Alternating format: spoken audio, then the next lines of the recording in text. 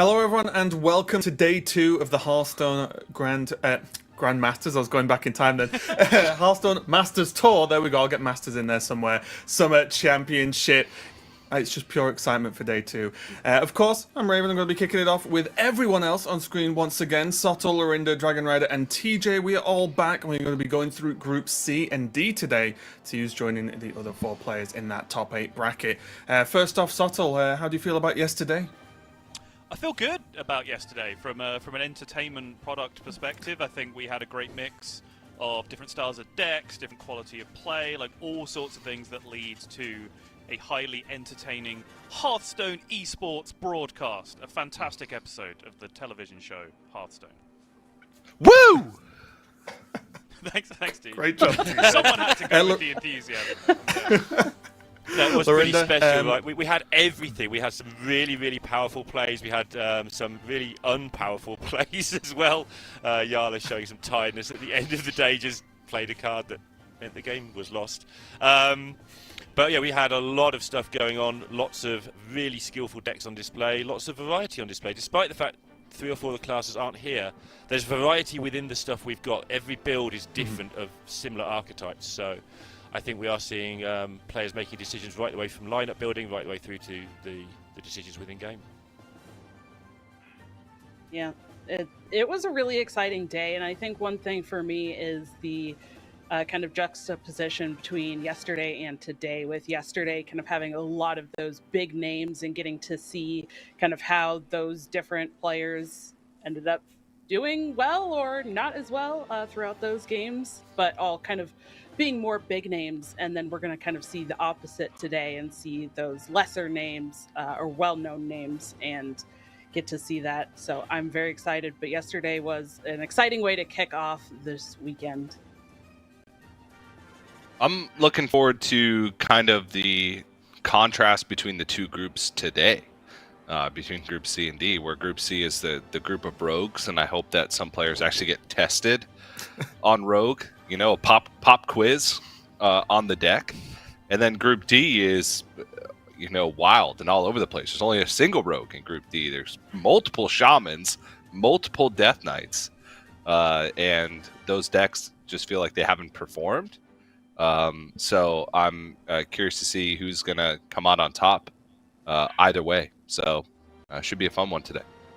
Yeah, for sure. I think the Shamans especially did not really look too convincing, at least from the games on stream. I think, Sol, you mentioned yesterday when we were talking about Nature Shaman that it actually won the first game off stream. I think when me and TJ were talking about it, so actually won that no problem. But it didn't feel like it was, at least to me, filling a particularly strong role, honestly, in terms of like the actual meta right now. Maybe I'm off with that, and maybe I'm just biased because of the games we saw. So we'll see if that can, or if Shaman in general can perform going forward. But let's check out just a bit of a recap. If you've only just joined us today and didn't catch yesterday, a bit of a recap as to what's exactly going on this weekend and what the players are actually competing for.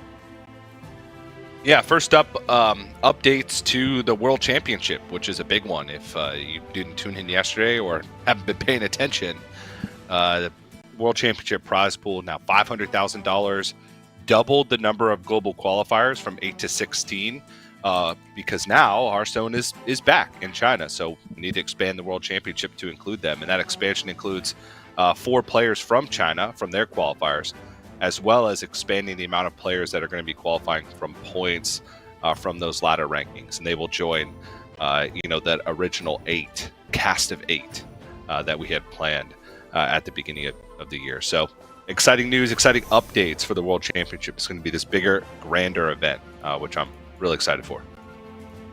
Yeah, and what we're seeing this weekend and what we saw in the spring is kind of how they get there with these Masters Tour championships for spring and summer, getting 16 players total, 4 from each region, plus the top 4 point earners total.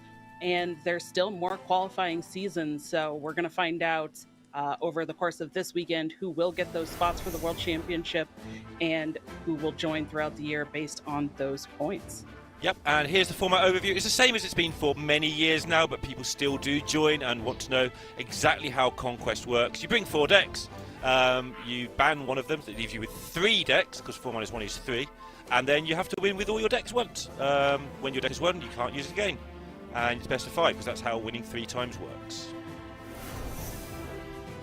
And here is what we are playing for. Those Worlds invites are worth a lot of money, $500,000 tournament or $500,000 season.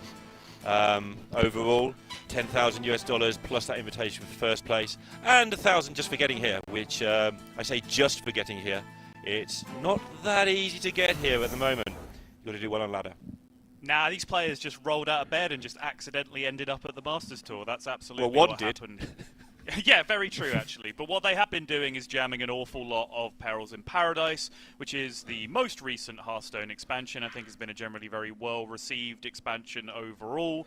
And I think for the sake of the competitive format, it's been great to have the format breathe as well. We've only just recently hit our first balance patch of the expansion, which came at a very astute time, I think, just as development had started to stagnate a little bit, and now we're seeing development kick off all over again, and we're at a tournament where the meta is still very much in a state of flux, with Infinity Rogue, for example, being a very late development over the last couple of days, sneaking into these players' lineups for this tournament. Great stuff.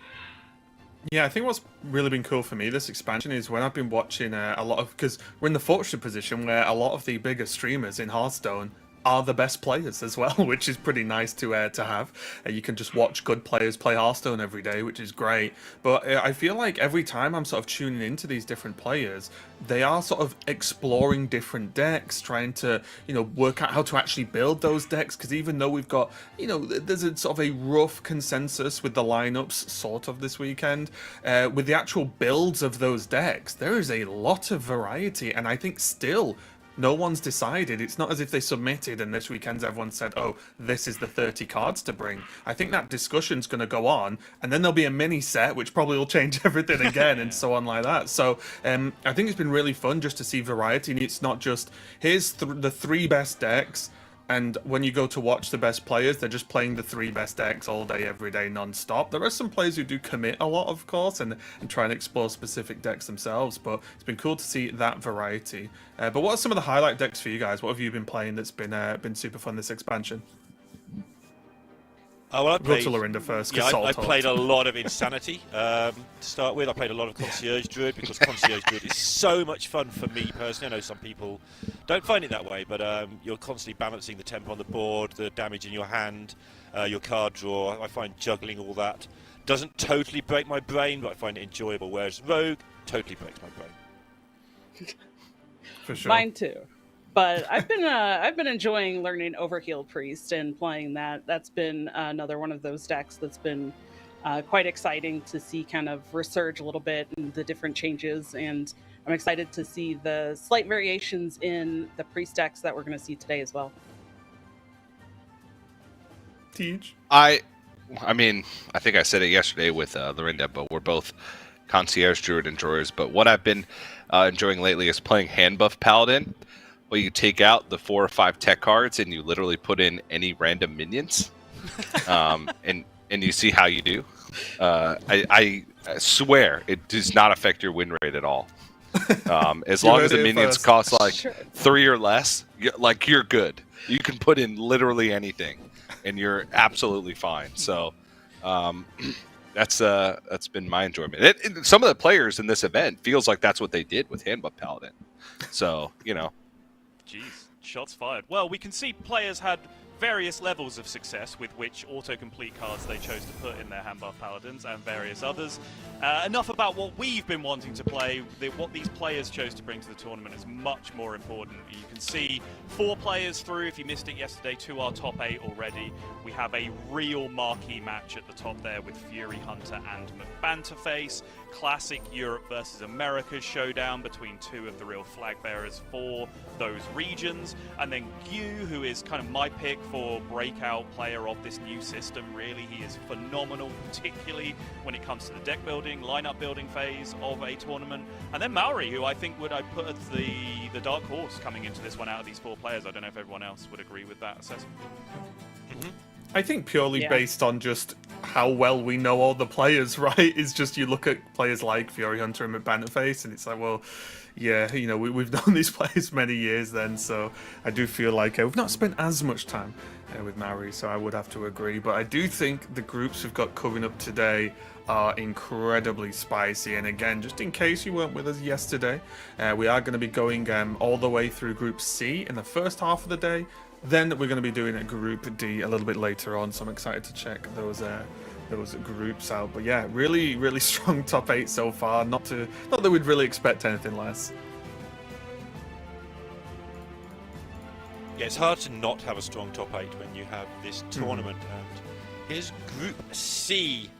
Some of it has already taken place. Obviously, the initial matches. We still get to see every player in the tournament, though, the way that the broadcast works. But Maxibon won the battle of the youngsters, I'm going to call them, but they're still both very experienced players. And Gamer RBG won the battle of American ladder players. You can't say young. I think youngsters is the only word you could say that makes you sound older than you actually are, and you managed to pull it off. That's incredible. Well You done. pesky kids, honestly. And then now you just sound like a Scooby-Doo villain. I mean, What's gone on here? yeah, guilty. So that is going to be Group C, as we just got very, very distracted. This is a bit of a recap of it was Gabby versus Maxibon. right. The match we were kind of watching it before the before the show was starting. Actually, No, 'cause this is Tiny Patron versus Undead Patron. Oh, sorry, apologies. That's Gabby at the top Yeah. on the Nature Shaman. You don't know it's Nature Shaman because I think in this recap you might see it do precisely nothing. Yeah, me and TJ saw that a bit yesterday as well. Nature Shaman not exactly getting work. Well, no, Be with Nature Shaman feels bad. the Nature Shaman games yesterday, like Dead Draw did a lot of things. It's just none of them ended up being particularly effective in the end. Whereas this series, Gabby just died turn 6 like every game. Just 3-0 in like 20 minutes. It was outrageous. And played basically no Yeah. cards. It was actually ridiculous. We were lucky enough to be able to watch it, which we don't usually get to watch the off-screen games ourselves. But it was just ridiculous. Raven went to have his breakfast. I or something and came honestly back and it walked ended. away. I said, right, we've got some time before I have to be on camera. I wasn't ready. People may think I'm still not ready by the looks of me, but I promise you, I walked away, put a shirt on, did my hair a bit, came back as the series was ending. I was like, what's happened here? I missed all this. So yeah, very, very quick games overall. So we may have some more quick games today. Who knows? But we do have our first match coming up very, very soon. But of course, we do need our group predictions. So Sottle, I'm going to be starting with you. Yeah, Group C is a real challenge for me because I don't. Oh, we're going straight through the game. Apparently, everyone else is gone. No one gets to predict. It's just us. Hello, Dawn. How are you doing? Hello. But yes. I don't know if you're hearing these names being shouted in, but Lorinda went for Gamer RBG. Raven went for Gabby. I'm also going to go for Gamer RBG for this group. Dawn, do you want to throw one out there? Yeah, I'm actually going to go for Maxibon. I think that he's been doing pretty well lately, and it's been exciting seeing him stream as well. So, top wild player, but also very, very good at standard as well. So, Indeed. and apparently it's an ice cream. I learned. Yes, it is. This is the thing. So I don't know for a fact that Maxibon is actually named after the ice cream, but if you are American and you don't know the delights of a Maxibon, you are missing out, I promise you. But yeah, Dawn, why don't you tell us a little bit about this first match that we've got coming up? Yeah, so our first match is going to be Maxibon versus Gamer RVG. And we did see a little bit of that recap of Maxibon taking that 3-0 over Gabby earlier. But behind the scenes, while things were playing out, apparently a 3-1 happened in the background as well. So we didn't get to see that one. But what do you think of both of these players that we're going to be seeing in this matchup? Yeah, so I mean, Maxibon is next up, right? He is the next, as 75-year-old Lorinda would say, the next youngster on the block, making too much noise and running around way too fast. There does always seem to be at least one, right? And I talked about this a little bit yesterday. You can trace this all the way back to the Young Savage, Amnesiac, and then like Pavel kind of usurped that, and then Gabby starts coming along, and then there's also like Lies and the likes of that when we got to the younger generation of EU Grandmasters through that era. And now we've got Maxi as well, and him coming in and just, showing that 18-year-old Gabby is completely washed by smashing him 3-0 off stream in 20 minutes before we even get to the broadcast. That's peak Maxi, I think, coming into this one. So I'm a big fan of Maxi. I think he's an incredibly strong player. I think he's just got that Zoomer energy of just playing a million games of Hearthstone and just absorbing data left, right, and center, which I think is a huge boon for these ladder grinders turned tournament players. But when I mention those players, the Amnesiacs, the Pavels, the Gabbies, it quite often takes them a tournament or two just to kind of adjust to high-stakes competitive Hearthstone, coming from ladder players. So I think that's kind of the final hurdle that Maxi now has to leap over. Yeah, and I'm kind of curious if that is another reason for some of these card choices as well, or if they're texts for what Maxi was expecting in this meta, because as we see, this rogue here is this Infinity Rogue that we've been talking about, but it's got even a couple of different card choices than what we saw throughout yesterday. For example, Valera's Gift, Manager, and Mic Drop. So a little bit of kind of different card choices than everybody else as well, which is very, very interesting. Yeah, so the USP of this Maxi build, and it is, I just believe Maxi, the one that's playing it, is it's Highlander Rogue, essentially. We just need to shove a Reno in here. There's only one copy of each minion. With the logic being that if you have two copies of minions in your hand, you generally don't ever need the second one, right? If you have one Pirate, one Naga, well, obviously you only have one Sonya, in your hand, then you're kind of ready to go off. So the minion tutors, the Elven Minstrels that dig for treasure, every time you draw one individual minion, you then remove that completely from the pool of things that Elven Minstrel and dig for treasure can then hit. So you get a range of minions in your hand quicker, is the idea. It does fall apart sometimes, in my opinion. If you have Scoundrel and Sonya in your hand, and you're looking specifically for the Naga for Typal Pupil at that point, that's when it becomes awkward, because drawing naturally through your deck, it then becomes harder to hit the Pupil. But it's an interesting idea, and I'm really looking forward to seeing how it plays out. Yeah, and on the other side, Maxibon's going to be facing up against Gamer RVG, who is not a stranger to competition, been doing quite a bit, and we see a Paladin deck there, that hand buff that TJ was talking about earlier. But Gamer, as we did mention yesterday, did a lot of preparation work with both Fury Hunter and McBanterface, who both made it through to the top 8 yesterday. So I have high hopes for Gamer making it through in this, but up against Maxibon after taking that very decisive, quick 3-0 against Gabby earlier, I'm not sure if that's going to be the easiest thing to do for Gamer. No, absolutely. I do think the choice of tech cards in Handbuff Paladin, as much as TJ was trolling earlier, is super important. I think one of the reasons...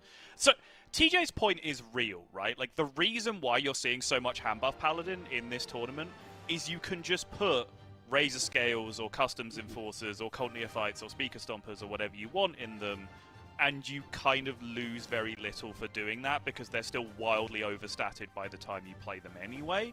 Obviously, they're less overstatted than other things could be, or they have less powerful effect. They don't have Rush or Cleave or other things that you want your minions to have. But in terms of disruption tools for the likes of Rogue, Druid, Warlock, even with the Crescendos coming out, like Paladin is one of the best classes at being able to do that, and I think everyone who's bringing Handbuff Paladin to this tournament has some level of spell disruption card thrown in there as well, which makes an awful lot of sense to me overall. So I think Handbuff Paladin versus Rogue is kind of going to be one of the decisive matches of the tournament overall to keep an eye on throughout today and tomorrow as we get into top 8. Which makes a lot of sense, and I think explains exactly why we are seeing a double Priest ban in this series here as well.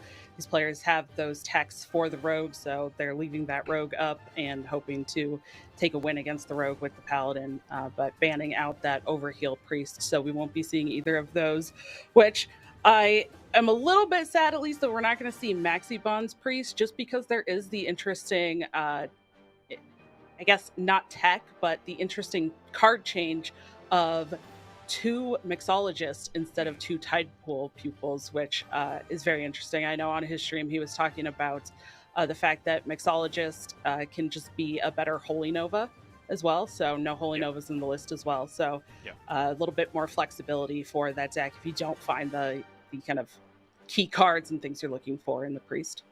Yeah, Priest is a hard deck to build because any minion that you look at and go, ooh, that might work in my deck, you pretty much have to cut a minion to bring it in, because as soon as your creation pool gets too bloated, then suddenly you're not hitting Hauler consistently enough when you need to hit Hauler, and the whole deck kind of falls apart, right? So yeah, it's an interesting build that Maxi's gone with. I do respect the double Priest ban. Both players playing Paladin Warlock combo, which I think leads you towards a Priest ban. There are some differing opinions in Insanity Warlock versus Overhill Priest. Personally, for me, I think as long as Priest hits a injured Hauler and can just deal with a Conductor early, there's very few other ways that they lose that game, apart from the standard 7 crescendos before turn 6 or whatever that sometimes happens that no one can beat. But I think generally Paladin and Insanity Warlock don't really want to be dealing with the Overhill Priest, so it's a ban that makes sense. Well, speaking of the Paladin, we are actually going into the first game, and we are seeing a Paladin mirror match here. This is real Hearthstone. That's what this is. Hand buff Paladin versus hand buff Paladin. This is how Hearthstone was meant to be played. I love it. I love it. Some people who know which decks I generally favor might think I'm trolling right now, but I actually do really like hand buff Paladin and think this mirror is super interesting. Well, it really is, and I was going to ask, how do you feel about the mulligan decisions here? Maxibon already did his mulligan and ended up with a couple of Muscleatrons, but Gamer RVG doing a full keep here with Instrument Tech, Tigress Plushie, and Leroy. Yeah, okay, so I'll try and be as concise as possible here, which isn't necessarily my strong point. Tempo is really good in this matchup. Sometimes if you go past into Instrument Tech into Coin Weapon, and they've gone Grime Street on 2, buffed minion on 3, buffed minion on 4 in response to that, you can just die, which makes the standard curve a little bit slow. But what Gamer RBG does, by keeping the slow curve with Instrument Tech into Weapon, he also just says, okay, I'm also keeping Plushie. So that removes the world where I just die to the first few minions that they play, if they get the quick buffs. And I can feel a little bit more secure playing that slower curve. Fortunately, he then molds straight into Drone Deconstructor as well, which means his start absolutely is not slow in any way. Yeah, and now he has the decision of whether to magnetize the Sparkbot and make a trade or just play the Instrument Tech here. But it looks like just go for the Instrument Tech on this turn because he did pick up the second Instrument Tech, so it could potentially just be the other Instrument Tech on turn 3 there. But on the other side, Maxibon did also have the drone, so... And Maxi has the opportunity to play the greediest Hearthstone you can imagine here, which is Forge Muscletron on 2, Forge the other Muscletron on 3, and then just coin the Magatha on 4, and then just have both Musclebots left to buff afterwards. But as I mentioned earlier, I think if you try and do that, you are just going to take an enormous amount of damage, and it would still be another turn after that before you're developing any meaningful lifesteal, right? Because you'd spend turn 6 playing double Muscletron, or turn 5 playing one Muscletron, turn 6 playing Muscletron number 2 and a minion. So it might be a little tricky for you to catch up from that point. So Maxi instead uses, I think, what most people would consider one of the best possible resources you can ever have in this deck, which is a Wind Fury Sparkbot, just to challenge the board super aggressively, which is really interesting with this much buffing power in hand. Yeah, and I think just it's really good as well against the kind of slower keep that Gamer had as well.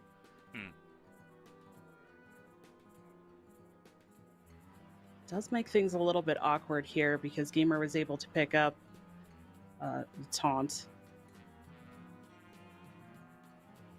So you could have a brief think about just leaving this board state as it is, and then say, well, if my 2/1 Wind Fury lives, because my Righteous Protector is guarding right now, then I can coin Tarim next turn, and I have a giant, I think 4/8 it would be with the single buff right now, Wind Fury, but you know your opponent's just played Instrument Tech, so they're playing Painter's Virtue next turn, so there's absolutely no way that 2/1 is going to live, even if you take no trades.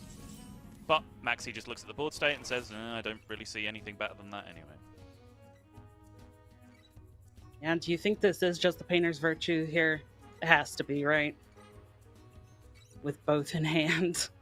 Yeah, I can't imagine it isn't. Let me think. Razor Scale has a tiny bit of merit just to block coin. In case your opponent is just trying to coin Tarim or coin Magatha, both of those plays are a little scary for you right now, as it happens, of course. Maxibon actually has both available, but nowhere near enough fear to stop yourself just playing the best card in your deck by some distance. Both Razor Scales picked up. They're not really doing anything in this matchup, unfortunately. But here we're going to see Maxibon actually get to coin out and kind of deciding between that Toy Captain Tarim and Magatha. But I imagine it's just the Magatha at this point. Like I say though, like tempo is really good in this matchup. Like it's the difference between 1/6/6 and 2/4/8. It's a big difference. It does kind of get ahead of the buffs that Gamer RVG is going to start building up with this Painter's Virtue too. Right. It would also mean so Plushie would have to be kind of full sent just into the 4/8. That's weapon attack, the buffed Plushie and the 1/1 just to get through the taunt. So it's kind of Gamer's whole turn in kind of a best case scenario spent dealing with half of what Maxi did last turn. It's a big edge. Yeah. This is such a bad feeling. When your opponent goes big Tarim and you're behind on board and you have to develop and fight into that, but you know any minion that you play can just be made a 1/1 immediately on the following turn. It can feel very, very hopeless. It can, but is that something that Gamer just wants to try to bait out a little bit earlier before things are too large? I think so, yeah. It's not getting any better. So I would imagine so. It also, you know, even though it is only a 1-mana thing, it can be disruptive for your opponent. As you can see here, like, I think Maxi absolutely does want to play Magatha here, and will. So even, you know, putting a giant, if you had some random 8/8 in your board, you can almost argue just throw that out there just to try and force your opponent to do less powerful things by spending 1 mana on doing the shrink. But yeah, I think Maxi's done this the right way around, right? Took tempo first, gained a whole turn just by being ahead. So now Maxi can take the slow turn, and actually when these 2 turns level out, they're probably going to be about even on board, right? And then Maxi can just go into the giant buff with Muscletron number 2, potentially. Still no Painter's Virtue on the other side, though, which is going to become a problem if this game keeps going long. And no instrument tech either to even try to find it. Right. So in the long game, do you think that because Gamer was able to find these Painter's Virtues, that this actually can just go kind of long and Gamer have the advantage with these large minions? Is yes if an acceptable answer? So Gamer still needs to hit a resource card, at least one, because as it stands right now, Maxi will just 2-for-1 all of his minions into Gamer's minions, stay alive because he has Tigress Plushie, and eventually just run Gamer RBG out of cards, right? Even though Gamer's cards are a little bit bigger. But as long as Gamer can find Magatha of his own, or the Amatus, so he can just click draw 2 on the Amatus, he will eventually just take over because of the Painter's Virtues. But there is still a distinct possibility that Gamer's hand runs out of cards with the draw that he's had so far. Yeah, unless he can find something like a Magatha, but Yep. at this point, not available.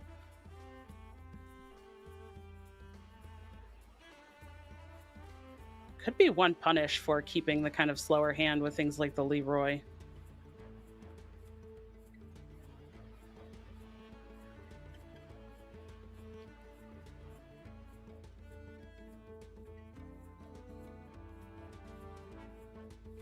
Maxi just working out exactly how he wants to get this stuff sequenced. Obviously, you're now in the spot where you have to make that additional decision with the Tarim mini as well. Like, do you just want to throw it out now while it's still a 1-1 for, you know, massive effectiveness as a defensive tool? Because once you've dropped a couple of buffs on it, you're then kind of at that point where you have to wait for it to get big enough to actually be a buff to your minions again for it to be effective. Although, in this mirror, you probably still get good value over shrinking one of your opponent's minions to a 3-3 or a 4-4 even a lot of the time, so it's not as bad. Although Maxibomb does have the buffs to potentially just even turn something like one of the 2-2s or a 2-3, right? Just turn the Panner into a 4-4 or 5-5 and push extra damage or make an extra value trade. And board is extremely important in this mirror match. So now Maxibomb kind of has control of the board a little bit, and it's just up to Gamer to see if he can actually swing it back in his favor. But if Maxibomb can use that for one of his minions and make a value trade, it could go a long way. Gamer's got a tough choice to make here because he can try and stretch this hand out a little further by, for example, forging the Muscletron this turn instead of playing the Audio Medic, just being a little bit heavy on tempo, just leave the 2-2 up on board, still be slightly ahead, but not significantly ahead. That would stretch his hand out a little bit further and allow him to fight on value for longer. But because he has this massive Leroy getting buffed in his hand as well right now, I think he's more in interest of just, I want some minions to stick on board so I can start to do some chip damage through potential like Tigress plushie heal, and actually just get there with this giant Leroy. And I think the Leroy's at, what, 10 attack currently? Should be 10 right now, yeah. It's not going to take much longer to get to that point. Got to see a heal come down this turn. Fortunately for Maxi, he has all the heal options in the world. You see the Grimace #1 come out from Gamer. He wants to be dodging as much lifesteal as possible.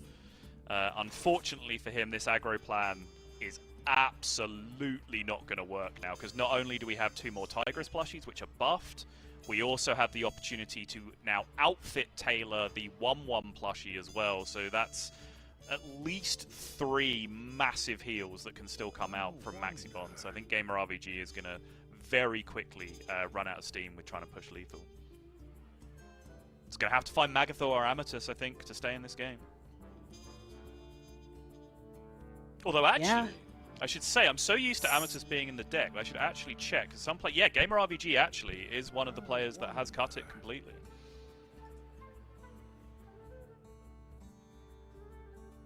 Do you think there's ever a world where Gamer can find the Salsi deckhand or his own extra buffs? I'm just trying to think how Gamer can get there at this point through all of those heals. It's difficult. What for is sure, out? Yeah. Like, I think absolutely at this point, Gamer is relatively unlikely to win massively on board. You know, this is kind of the last push at this point. Yes, just finding an outfit tailor and starting to buff that as well would be a big deal, but the best way to do that is just to rip Magathor, really. Because even if it's not immediately this turn, like, how many more buffs do you have left to even play on an outfit tailor or a deckhand to get that additional damage? Yeah, and I think this was talked about quite a bit yesterday as well. But at this point now, Gamer RVG not really having anything in hand, and as you mentioned, going through all those buffs, everything now that's drawn is just gonna be kind of a plain old minion, no buffs for them, so they're not gonna be as valuable or doing as much work that Gamer RVG really is gonna need them to be doing.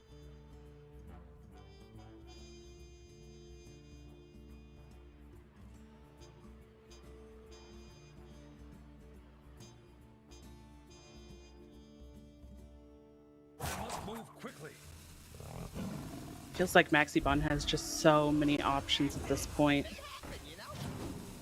Yeah, and you can count it out from here, right? With how much healing you want to use, whether you have to play the additional Righteous Protector, for example, whether you needed to go Outfit Tailor, whether you needed to play the mini Tigress plushie. You could count if your opponent had Leroy and Deckhand, and they had both been buffed. Well, no, so there's only one card in hand that could have been buffed from the beginning of the game, right? So you call that Leroy, which it is. Say it's got buffed 6 times, plus the tailor that's on board, so that'd be 13 damage max. And then that Deckhand, if that Razor Scale was a Deckhand, that can't be significantly buffed because that's a fairly new card if Maxibon is tracking the hand, which I'm sure he will be. So I don't think there is any possible way that Maxi can die here. And with tools like Amatus being removed from the deck overall, that does limit the ability to swing back from positions like this. So I think Maxi is feeling incredibly secure about his chances of just grinding this game out now. Yeah, speaking of dying as well, Gamer seemed like he was doing some calculations of his own to see if he was potentially going to be dead there, making these trades, clearing the board. There was already 16 on board before any potential Leroys, and again, as you mentioned, watching the hand, the 2 Razor Scales in hand for Maxibon have been sitting there for quite a while now, so those could be a Leroy themselves.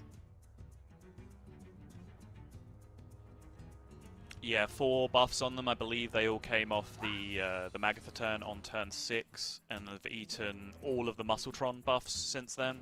So just 2 forged Muscletrons, or 1 regular Muscletron, a Grime Street Outfitter, and a forged Muscletron, I think is what's happened. Yep. So yeah, big damage potential from Maxi, but honestly Maxi is not even really the one that needs to be pushing at this point. He can just quite happily pick this board apart, minion by minion, and Gamer is going to have to assemble some kind of OTK, which I don't think is even going to be possible from this position. I guess the only potential hope for Gamer is that there hasn't been the Painter's Virtues come out, so maybe there just isn't enough damage. But, 10 cards left. Both Painter's Virtues and both Instrument Tech still in the bottom of that deck for Maxibon. But even still considering that, I don't see a way that Gamer can pull this out. Yeah, no, I agree. This is where Definition, was it Definition? Shows up from yesterday and just goes, oh, here's my ETC with a Keeper's Strength inside it. Now I blow up your entire board.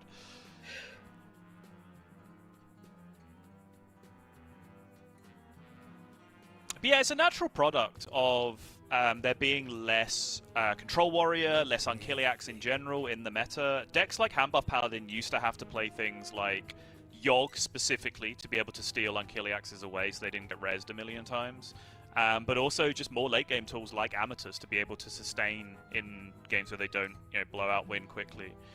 Because this is a very trimmed down, slim down meta, it's a very trimmed down, slim down deck list, and that does decrease your ability to come back in spots like this, because a Yogg would certainly be a card that would make this game winnable from this position, but I think absolutely the right decision from Gamer RBG based on the strategy that he has with the deck of just trying to blow out other decks that are too slow.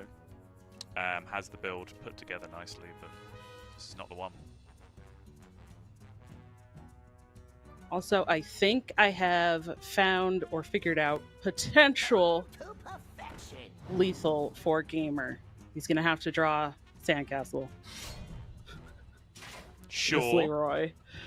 Is that going to be enough? There is a 5/5 Righteous Protector in play now, which does seem kind of a problem. Did I say 5/5? Sorry. Allow me to readjust. Is this actually just lethal coming back the other way, actually? Looks like it, we're just sending. Yeah, that's a lot of damage. It's a lot of damage, and I'm not sure that Leroy sat in hand the entire time, even though it did seem like he had a game plan, just wasn't able to pull it off for Gamer. So I don't know if that was kind of a punish for keeping the slower hand, as you kind of talked about, but could have just been a result of the way the game played out and what the draws after the mulligan were. So I think punish is a harsh word, right? Because I think against most players, Gamer might have just got there because he would have been ahead on board longer and pushed more damage in the early game. You got to go back to what Maxi did, right? Which was play a Wind Fury Spark Bot on turn 2 on his 1/2 just to get board control immediately. 99% of players don't do that because they just see Wind Fury as like a lethal card in this deck, right? And they hoard it and they buff it and they just try and land it on a mech and get it down for lethal. Even on turn 4 with the coin, right? Went for the hard tempo line with the 2 4/8s instead of the greedy Magatha line with a handful of buff cards, which probably would have looked more appealing to lots of people. So I think if Maxibon hadn't played so aggressively for tempo, then Gamer's board may have just been ahead for longer, pushed a little bit more damage, and then maybe Leroy gets there with an Outfit Tailor draw or a deckhand draw or whatever. But so I don't necessarily want to call anything that Gamer did wrong. I'd rather give credit to Maxi for understanding the kind of things that he lost to and managing to play around things with a hand that didn't draw Painter's Virtue for the entire game, right? Which is kind of difficult to navigate sometimes. So just well played to Maxi. I was talking earlier about how these young savages have to pass the test of high intensity lights and cameras in your face tournament Hearthstone. Maxi's doing a great job so far. 4-0 so far in game score in this tournament. Yeah, absolutely. And that does mean that he's just one step closer to getting through this group stage and making it through to tomorrow without having to play that deciders match, which the less games they have to play, the more that they can practice or rest or focus on what they need to focus on for that top 8. Oh, is it actually a Rogue Mirror, Dawn? Please tell me this is real. I want the Rogue Mirror so badly. Of course you do. Of course you do, Soddle. Yeah, we're getting confirmed it's real. So, not only do I want to watch Rogue Mirrors all day, because this deck is sick, but my experience of the Rogue Mirror in the testing that I've done with this deck, my discourse with other players when I've asked very, very good players about things about matchups with this deck, and my experience of watching Savor, who is currently double digits deep ahead on rank 1 Legend with this deck, is that Rogue Mirrors end up being pretty heavily decided by stompers a lot of the time.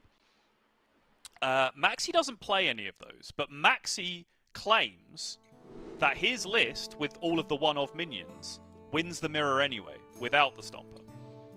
I don't know why. Maxi is smarter than me, so I'm not saying that's wrong, but I don't know why, so I am super down to just watch it happen and find out. I mean, I'm really interested in the inclusions of things like the mic drop, dealing extra damage, especially. The O Manager and Valera's Gift are also very interesting. I think we talked about that earlier. But on the other side, Gamer does play a Stomper, so I'm curious to see if that's going to be a payoff.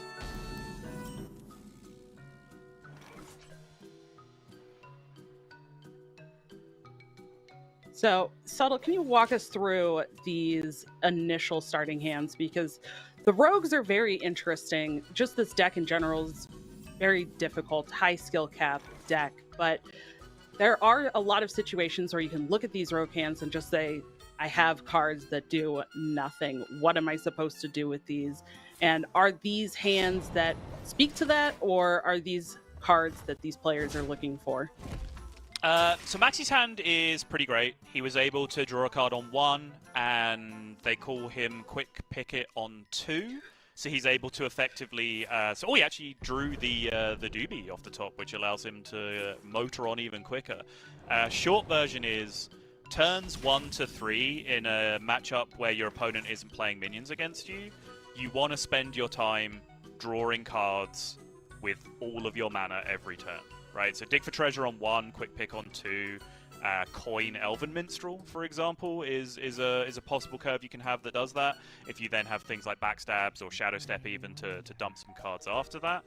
Gamer kept the Elven Minstrel, hoping to do something similar to that, but hasn't actually hit anything to spend mana on effectively up until that point. So I'd say Maxi is having a smoother curve through the opening turn so far than Gamer is. Speaking of Gamer, now we're looking at a discover option here. Trolley Problem or Pocket Sand or Lay Down the Law. As you mentioned, not a lot of minions, so Lay Down the Law might not be the greatest option. Pocket Sand does deal damage, which is something these decks are looking to do. And significantly with the quick draw, the opponent's cards cost more, so this could potentially slow down what Maxibon wants to do. Decides to just play the quick pick anyways, but not being able to go for additional draw there, as you mentioned, is kind of important in those first few turns. Gamer being at least a little bit saved now by that quick pick. Find something to do. Couldn't combo the Minstrel on that turn anyway, so this makes sense, just to be able to get something done. Coin Scoundrel for Maxibon. I think this is the, if you're looking to learn this deck, this is the easiest rule that you can possibly internalize. It's basically never wrong. If you can play a Scoundrel and you're not dead, you play the Scoundrel. That 1-mana Pirate going into your hand is one of the biggest activators in this deck for your possible power turns. That Tide Pool Pupil is full now as well. Has the Backstab, the Quicksand, and the Stick Up. Don't you just love it when the Hearthstone gods come together to demonstrate a point? What just happened to Gamer RVG here is exactly what Maxi's build of the deck cannot ever do. Gamer doesn't want 2 Scoundrels. There's very few situations where you want 2 Scoundrels. So that second Scoundrel in Maxi's deck, that could be Sonya, that could be a Naga, that could be whatever missing piece of the puzzle you actually need. Whereas Gamer still sat here with a pretty clunky hand overall. Yep, I think you got to step the Elven Minstrel. You got to find better cards than this.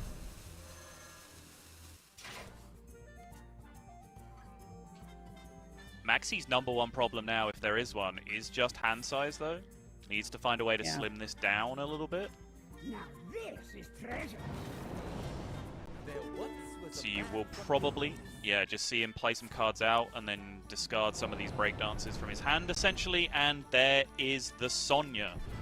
So anytime this deck has a Sonya, a 1-mana Scoundrel, and a Naga in hand, alongside a 1-mana breakdance, they are ready to go. So Maxibon can start doing incredibly powerful things, starting with next turn. Gamer is going to need some Stomper disruption to stop that from happening, or else I think he's way too far behind in this game. Yeah, and I like, as you mentioned, the hand size. We saw Maxibon just kind of throw out the Tar Slick previous turn, just deal damage to Gamer's face. Yep. Not that it's really relevant for the damage, but more so for the hand space there at that point. And drawing into the Grifta and Sonya is another reason why I also like the 1 copy of each minion. That just makes the Elven Minstrel feel even more consistent in drawing the things that he really wants to have. Absolutely, yeah. Okay, there is the Stomper. There were very peculiar worlds where you went just like straight for Prep Minstrel that turn, and then if you hit the Stomper, you were able to play it and then breakdance it because you'd be under the Prep still. But that would break the golden rule that I mentioned last turn about, are you dead? No. Well, in which case you play Scoundrel.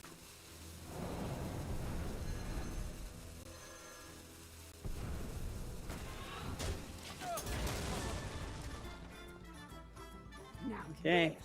Maxibon immediately, as soon as it's his turn, starts making actions, which I love this because one of the most difficult things on these pop-off turns is not only how many actions you have to make, but also the animations. The animations on some of these, like some of the breakdance animation, the Grift with the Discover choices, those things can take quite a while. The Sonya copying the spells, like there's just so many things that happen, and those animations take forever. So we're seeing Maxibon just expertly navigate this turn here, finding the damage from Grifta. Just be good at the game. That's all you have to do. Yeah, Gamer RVG with the round of applause. That is not guaranteed, obviously. I'm sure most of you know. I believe it's a 3 out of 7 to hit 6 damage from Grifta. Maxi had 2 shots at it, so you're entitled to hit it that turn.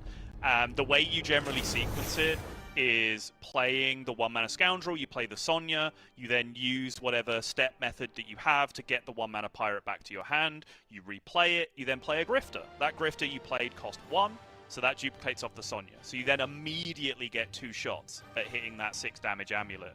And then if you hit the 6 damage amulet, you find a way to get an empty Naga back into your hand, which is trivial. You can just play one, it duplicates, you breakdance it back to your hand, you step it back to your hand, whatever. And then essentially you are looping that infinitely. You are capped on mana. There is no way to continue doing that without ever spending mana. But you are technically capable of doing more damage in a turn than any Hearthstone deck is realistically going to attain. So it is functionally infinite if you're able to get that going. The important thing, though, about this deck that we may or may not see over the course of this tournament, I'm sure we will, is even if Maxi had started that turn that we just saw without the Grifter in hand, there's kind of no reason not to do what he did anyway. Because it still makes the board, right? You still breakdance a bunch of minions. So all the stats that you play are permanent. They just stick on board with the breakdance afterwards. And you get all of those key cards, the Sonya, the 1-mana Scoundrel, and the Nagas, back into your hand again at the end of turn. So you can just keep doing that. And it forces your opponent to react to your board every turn, which means they can't then pressure you. They can't set up their own game plan, right? They're too busy dealing with all the minions that you put in play. So it is a disgusting deck when you really get to grips with it. It is very, very hard to learn, but I think when you start to understand the mentality of just do an infinite thing every turn, not necessarily like try and find a lethal combo and execute it every turn, that's when you start really getting to grips with the deck as a whole. But, hey, I'm very excited about Rogue Mirrors. I'm sorry, I've yapped too much. We can move on. That's all right. Well, we talked earlier in the 5 when all of us were there, right? About it's kind of going to be a day of looking at the rogues and seeing who can kind of pass that test and who can play it well. And we definitely saw Maxibon do that, and that does mean that Maxibon's up 2-0. And it looks like we're going to be seeing Maxibon now with his final deck, the Warlock, into Gamer's Paladin. How do you feel about this matchup overall? So I think even the most ardent Insanity Warlock supporters would agree that this matchup kind of sucks for them. Big minions coming down early is kind of the counter to Insanity Warlock in general. The reason why, for example, Painlock doesn't necessarily just beat the hell out of Insanity Warlock is that in order to do that, they have to go down to very low health, and then they can just die to like Encroaching Insanity Crescendo or something, coming back the other way. Paladin does that while also just permanently affixing the number 30 to their health total for the entire game, because they just have immense amounts of lifesteal. So Insanity Warlock has to find a way to actually deal with board and OTK throughout the course of a game, which is, it's very difficult to do both. You kind of have to pick one or the other a lot of the time, because setting up OTKs usually involves doing things like playing crescendos early for not much damage to get them into a Naga, which is, if that's something that you do against Paladin, then you're probably going to, tickle their board of 5/5s that they've made, and they're going to hit you for 20 the next turn, which kind of sucks. But the one way you can get out of it is by doing what Maxi's doing here and just having the board from turn 1. Yeah, and also the list is really interesting as well for Maxibon. I love Maxibon's overall lineup and all of the different tech inclusions, but in this Warlock, there are 2 copies of the Thornveil Tentacle, which we are seeing the first one come down right now, just take out that Grime Street Outfitter. And there's also a Domino Effect and a Reverberations, which could definitely help in this matchup once there are some larger things, but even though there's only 1 copy of each of those, the Tidepool Pupils can help get more copies of those, or can be used later to get more copies of Crescendos and things, depending on how the game kind of plays out.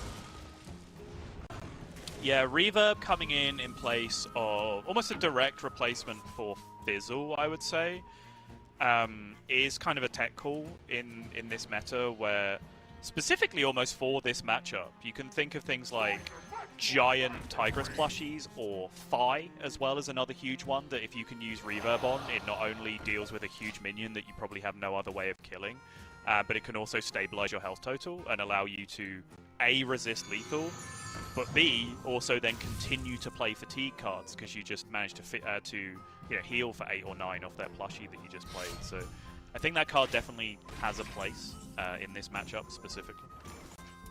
Yeah. How do you feel about the Symphony of Sins as well? That's another one that some players include, some players don't. It is included in Maxibon's list here, and we see it that could potentially be played next turn on Curve. I like it as a card a lot, honestly. I think Symphony is a card that whenever I play it, I kind of feel good, and whenever I see my opponents play it, I feel sad, you know? And that, to me, is the mark of a Hearthstone card that you probably want to put in your deck. So I think Symphony gets an awful lot of work done, personally, as a pretty underrated card overall. I also want to talk about the minion placement from Gamer RVG, the placing the largest health minion in the center. Very good placement against the Domino. Heck yeah. Again, another fairly miserable hand buff Paladin draw. No Painter's Virtue, no Muscletron even, just a couple of Grime Streets so far in terms of hand buff. But those buffs have both landed on a Ziliax, and this is the Ziliax that doubles attack at the start of every turn and summons a copy of itself. So in hand buff, this is a monstrous card that can just set up lethal by itself if it can't get cleared. So that is at least a little seed of hope that the Gamer RVG can plant for the next turn. You can just put these two big minions in play with the Ziliax and just hope that they stick. Very important when he does that next turn, to get the positioning right against Domino Effect, by the way. Yes. And this first Crescendo coming out from Maxibon just for 2 damage, but the Gem Tosser coming out clears the board. Those are exactly the hits that Maxibon was looking for with that. 6, 8 Ziliaxes. Here they are, going for that tempo. So this is lethal, right? Like, if these minions stick, the game ends. It is an incredibly punishing card, because these both go to 12 attack next turn.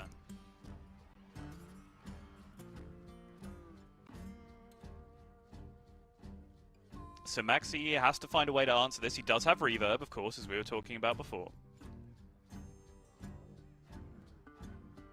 Even reverb Domino only kills off 1. He has, I believe the Crescendo did end up in the Naga, right? It did, yes. So it has enough mana for Naga, Crescendo, and Reverb. That doesn't clear up either. There's an Eat the Imp in the Naga, which doesn't particularly help. Yeah, definitely going to have to be at least 1 Reverb, though. But this is big damage, still. This is Maxi's whole turn spent dealing with this. Yeah.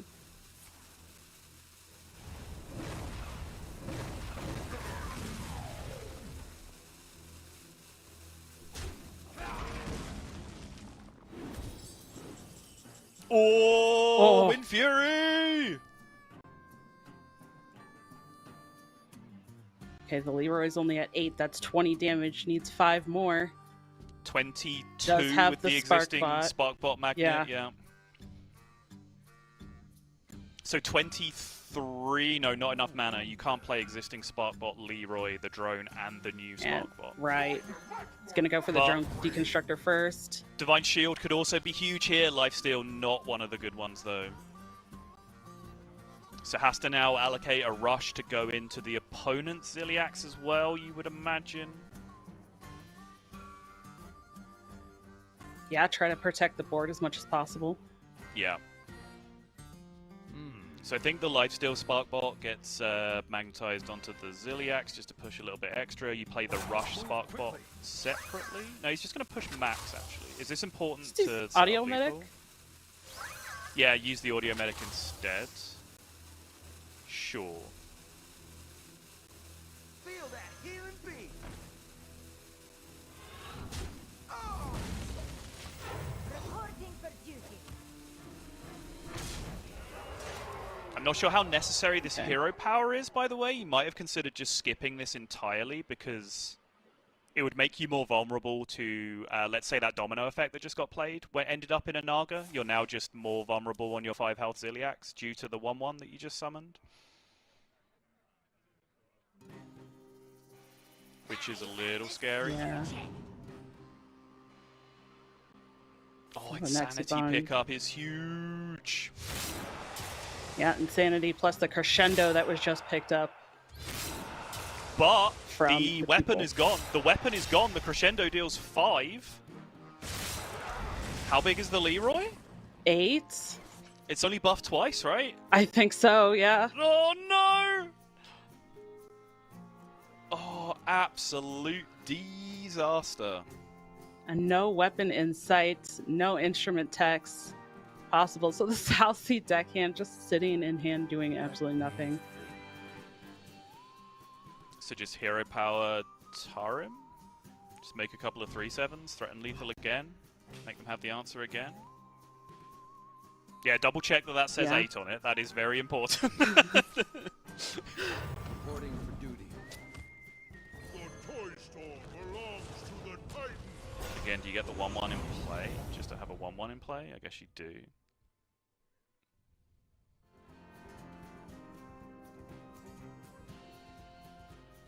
It makes sense to me, right? Like, if a 1/1 lives, that's pushing lethal, so you want that in play, as far as I'm aware. I think so. I think it also threatens the just a top deck Painter's Virtue as lethal. Yeah, sure. So more potentials, but I'm sure Maxi Bond figures there's a Leroy in hand at this point. Okay, does hold.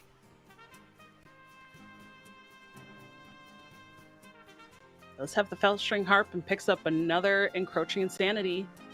Gain some health here, push a little bit more damage to Gamer's face. Yeah, no clear currently, though.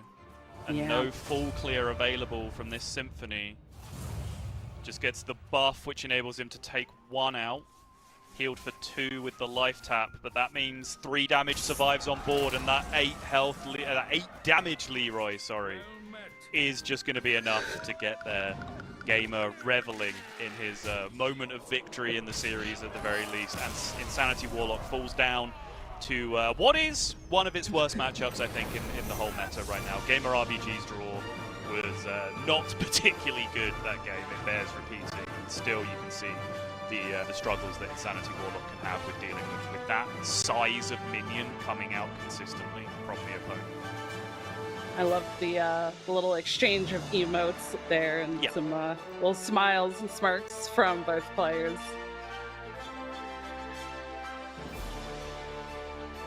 Yeah, still, I think Gamer RBG is a player that he's an old hat at this.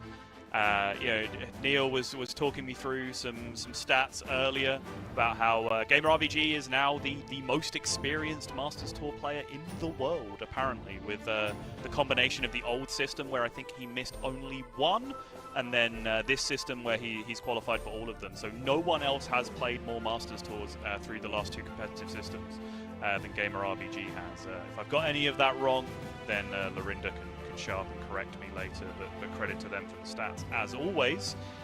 So, you know, Gamer's not going to get flustered by this kind of situation. You know, he's been around the block before.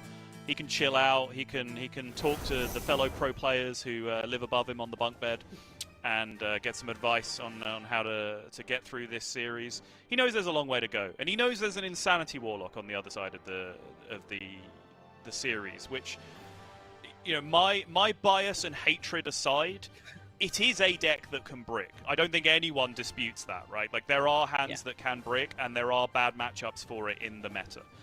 Those do exist, so I don't think staring over at a 1-2 series and just looking at Insanity Warlock as a deck that you have to beat with Rogue and a Mirror is something where you're going to feel like you're really out of it. Oh, absolutely. And even in games and series where we've seen less than those ideal matchups or even matchups, we've seen people reverse sweep and come back in series. So, you know, it's Hearthstone. Anything can happen. It certainly can, particularly when rogues are involved. Quite literally, just about anything can happen when rogues are involved. There's not quite the range of game that Excavate Rogue presents, for example, where literally anything can happen in a game of Excavate Rogue. But still, this is an incredibly flexible deck. The best players really enjoy finding creative routes through games with. Gamer RBG, I know, has put in the grind to pick up this deck.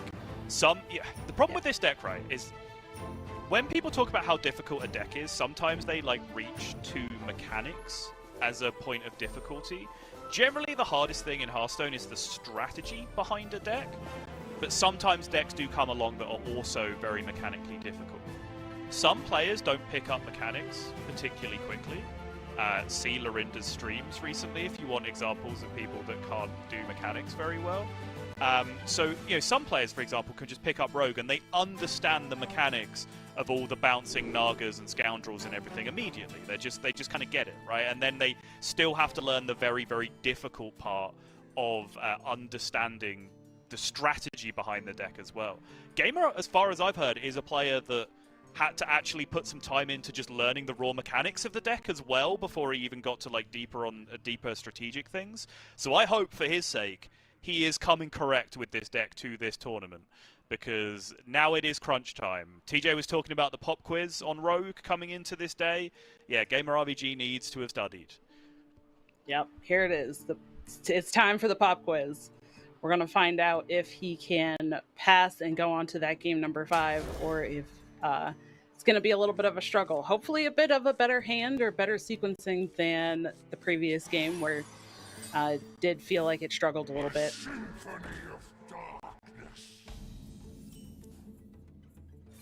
All right, a little bit smoother in terms of card draw here for Gamer RBG. Has the Minstrel that he had before, but also has that on coin, so it's a lot easier to combo. And on top of that, was able to play Dig for Treasure on 1, which is something not available for Gamer in the previous game. Yeah. And he actually could go for the coin dubious purchase as well. So lots of card draw potential, whether it's wanting to clear a minion and draw 3 cards, or draw specifically some minions, probably Shadow Step that Elven Minstrel back into hand as well. But now also picking up the Speaker Stomper. So there's tons of turn 4 options or coining on turn 3 next turn, but not a lot to do on turn 2. Does trade the Stomper, okay. Always a decision when you play Stomper in this deck, by the way, of... there's a bit of this with tradable anyway, of like, do I want to spend 1 mana trading this because it adds a card to my deck that I can redraw, right? That's why it's slightly worse bring a card. But specifically when you're going into an Elven Minstrel turn at some point, trading the Speaker Stomper back into your deck means that is specifically a minion that you can then draw that you couldn't draw otherwise. Gamer RBG just says no to any of that nonsense by just drawing the Stomper back immediately after trading it into the deck. And on the other side, Maxibon has just been kind of playing the tempo game. We keep talking about that all weekend, but the Void Virtuoso into an Imp, into just turn 3 Gem Tosser, push more face damage, and has the turn 4 Popgar if he even chooses to do so. I imagine this just has to be coin doobie, which it is. Needs to hit one of the bigger minions, does not do so. Does not. That is a lot of pressure.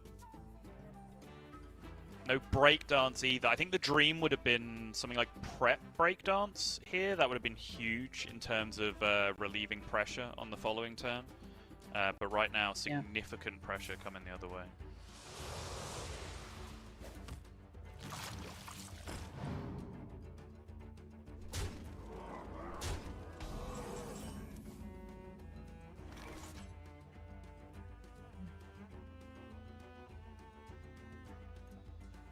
So Stick Up can find Heatwave, Trolley Problem, Misfire here. All of those are very solid. No Naga that it's going into though, so no hope for turning it into a Gaia Worm later, which is I think something that you would absolutely want to do at this point. Doesn't hit any of those options either. Oh, it's not going great.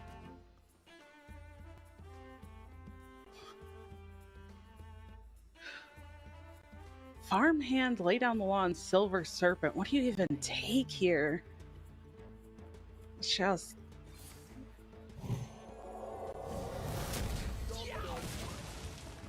Gamer RBG just has to do something to stem the bleeding a little bit here from the board. And Yeah, just put makes sense. something together, but... He kind of threw his hand up a little bit too, like just, okay, here, this is what I have, this is what I gotta do.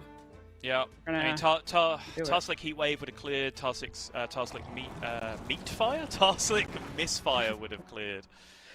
Didn't Yeah. hit either of those. Trolley Problem, of course, just contested board really well as well.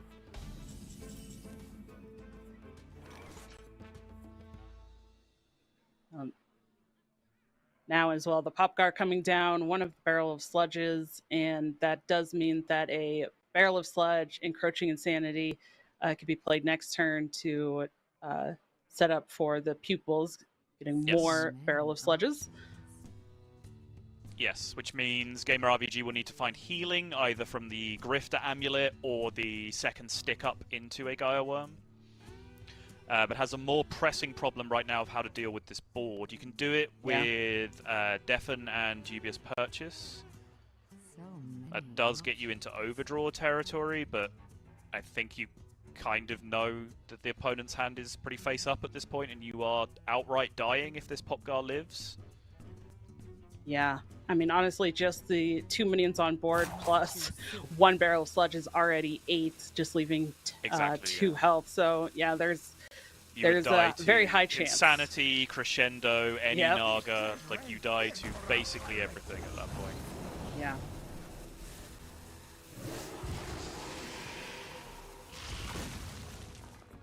Well, Gamer does clear up one of those. Gonna hope that that is enough to turn the game in his favor. Set up for It's the next turn with the Scoundrel, but how many don't- spells are in the Naga? Is a spell in the Naga? I yeah, believe there is, one, right? There's at least yeah. one barrel, right? Barrel. So you yeah. can go barrel, that kills the minion. Encroaching Insanity deals 3. So you're then pushing 5 to face. So you're 1 off then with Naga into another barrel? Oh, that's unfortunate. Yeah. So yeah, I think Maxi 1 off that turn.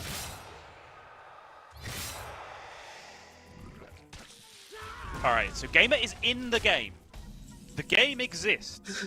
Okay, both options are available now. Grifter into 12 healing amulet or the stick up Jaya Worm root, sorry.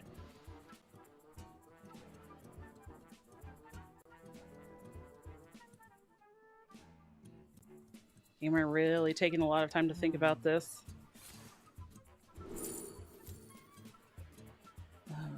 Yeah, No don't Gaia Worm. think there's any reason why you can't check both because you have the Scoundrel. Yep. To be able to cheat as much mana as you need. Who could put a price on such Lay Down the Law does answer the Popgar. I could. 07 doesn't get it. No healing, no damage. Can try again though.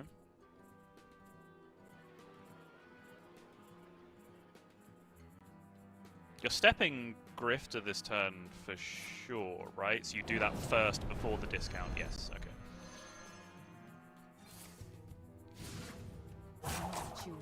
And even Go, though go, Gamer go, is go, go, taking go. a little bit of time on this, does show just the amount of practice. No! No healing.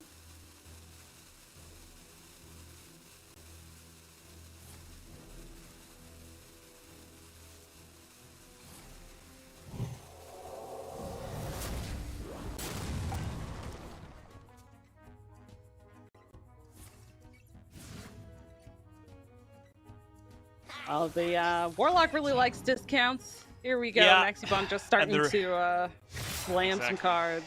The reduce by 1 now means that both Yep. Insanities are playable from hand by Maxi, and that means that Gamer RVG is going to go down 3-1 in this one. He does at least put a scratch on Maxi Bomb, which is something that Gabby failed to do in the opener, queuing up Nature Shaman 3 times and falling 0-3. But in the end, to be fair, we built that up a bunch at the start of like, oh, can Gamer RBG pass the Rogue test?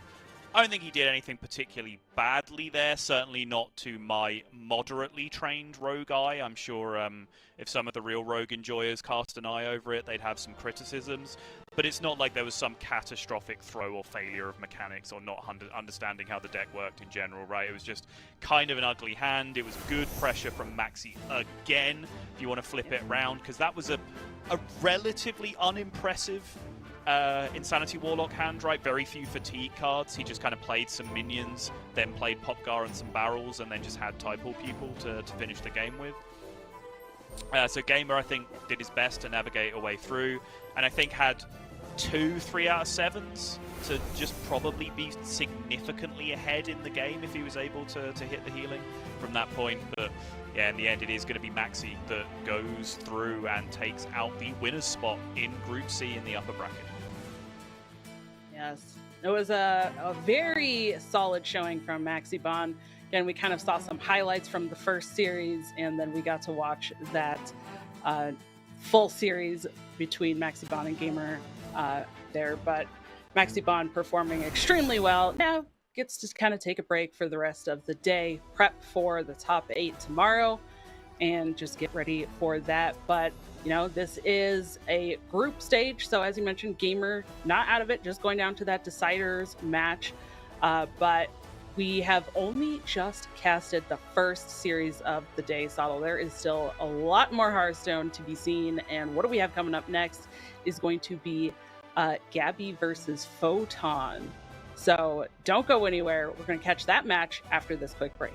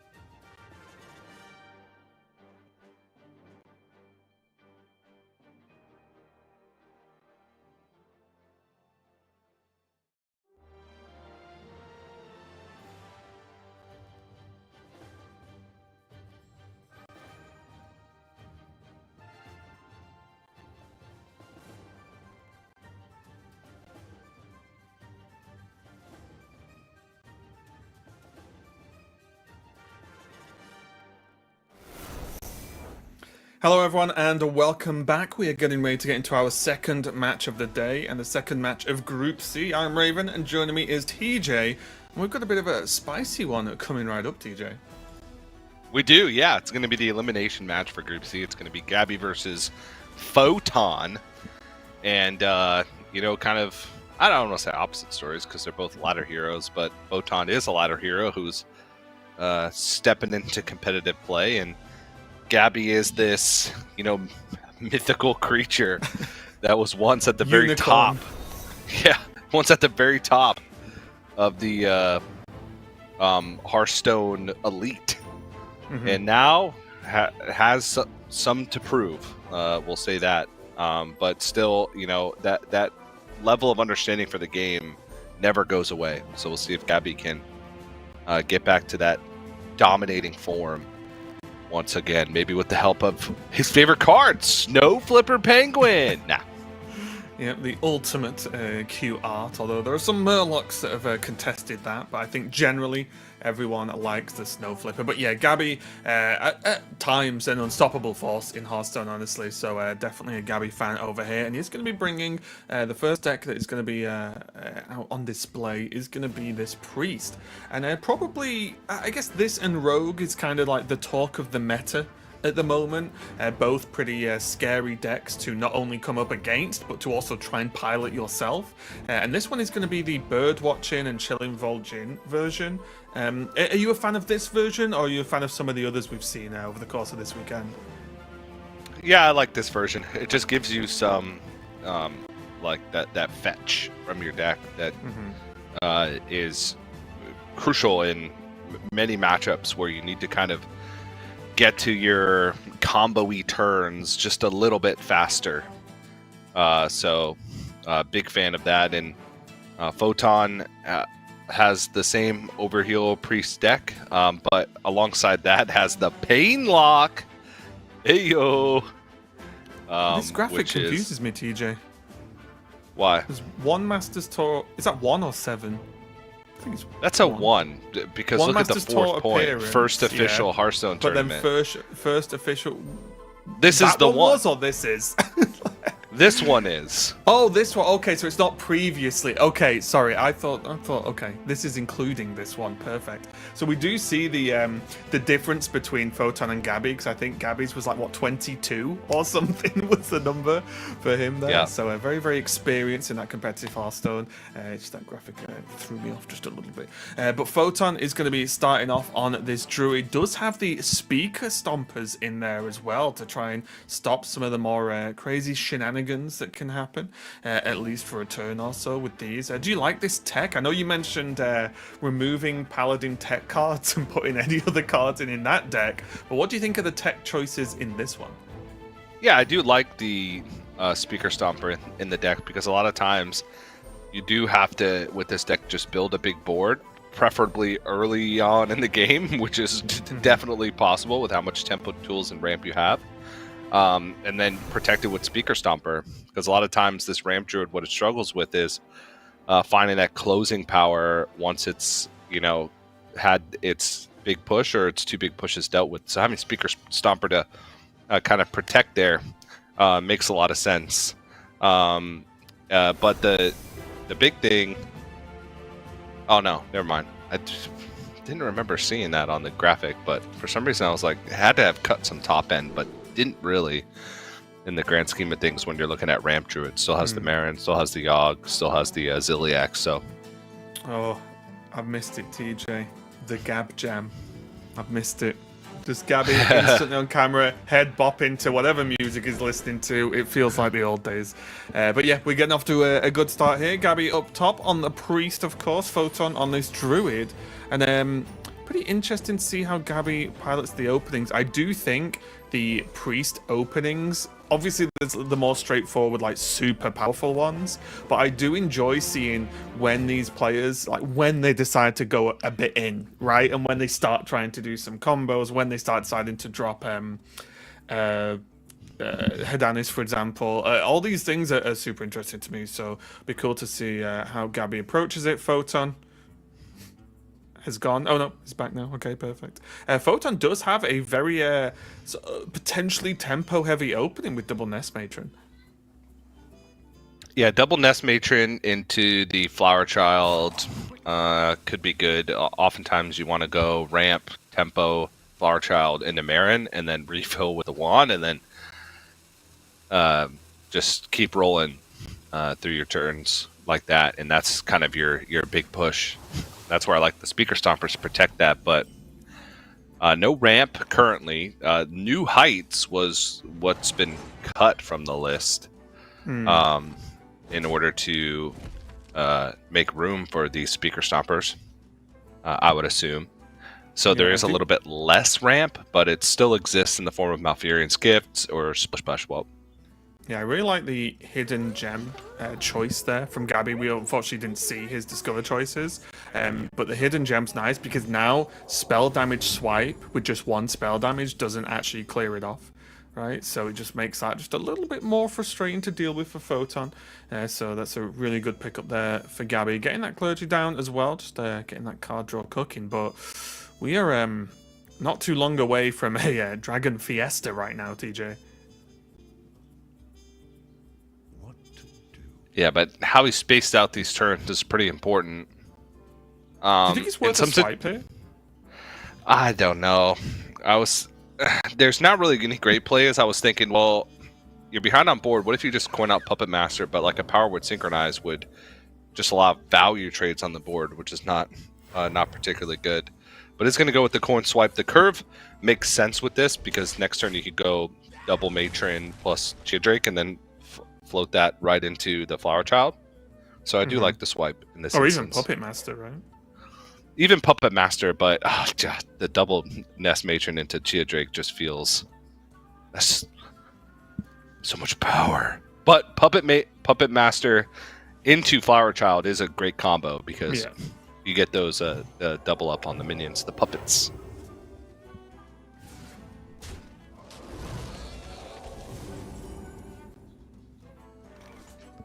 Well, to no one's surprise, we're going to see double Nest Matron come down. It's going to be Puppet Master coming out here. I do like this, though, because although we just saw Ziliax draw, this is just going to hit, it will just hit unless it gets killed this turn.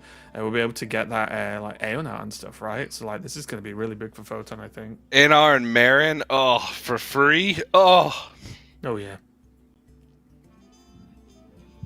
Doesn't look too bad to me, TJ. And this is the problem of...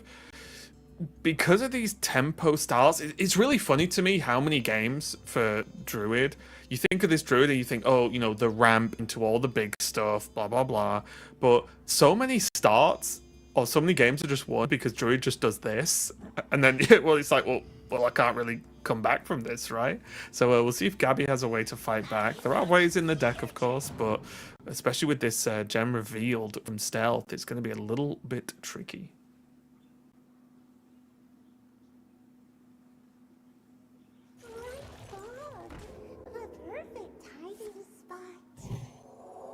This tempo is pretty huge because you can keep trading with this hidden gem and then heal it right back up. Now the doubles are on the board, which means that it's not going to get hit. But here we go. Got Anar, Fi, and Marin.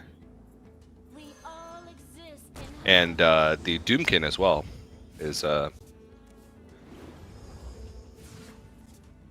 in the deck, which can be pretty potent, but does hit Anar and Marin, which I think is just the most raw power in terms of the high cost cards left in the deck. So Puppet Master putting in some work.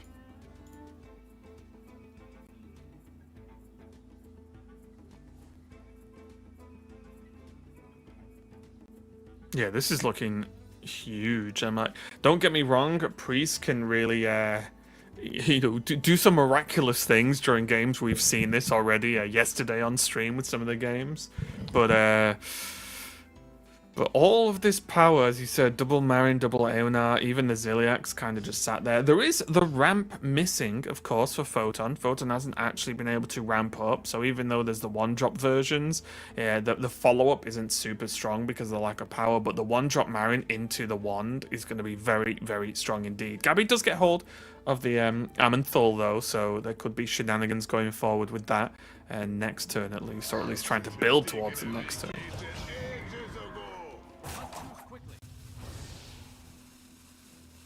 Okay, going to make some cleaner trades. Probably going to get rid of that puppet as well. Yeah. Very important. And this holds on to a ton of tempo. And now, with the Amanthul, has the way to deal with the big stuff. So, would be very beneficial at this point to find that second clergy. I'm going to go for the one. No surprises here. You gotta go for the alpha play and just rip the legendaries. You'll get the Do you wand actually eventually. Actually think that. Okay, yeah, he's gonna go Splish Splash first, Aeonar, then refill, I imagine, into wand. It's kind of going for legendaries. These are, these are definitely some minions. A lot of the big stuff's already been pulled from the deck. The best draw there would have been the Doomkin. Waits for no one. We all exist Just to block Amanthul potential. Yeah. I guess Yogg-Saron would have been quite good as well. Not bad though. Fire gonna come down and help clear up some of this. These minions are being a little bit pesky, the gems, so getting rid of the slightly bigger one is gonna help. This is trading off. Could have held on to the Innervate and gone the free Chia Drake and then 5 without using the Innervate to get the Fi out. Since a minion was being traded anyway. Yeah, is he saving it for specific reasons? Wanting to hold the spell damage potentially? Yeah, free spell damage, but there's not much left. There's a swipe. And I guess there's gifts as well. But has already used a swipe. I don't know. It's just now the option to go to innervate Yogg-Saron is gone. Right? Yeah. Which would have been huge here. So This is pretty big though, right? Because the Amanthul's on board. It's not been copied, but it did get a Reska. So... and hits the innervate anyway. Yeah. It's... Getting the Reska is probably about as good as it gets a lot of the time, or at least on average for Amanthul, so it's not too bad, but this Yogg's going to do a little bit of stealing, a little bit of thievery.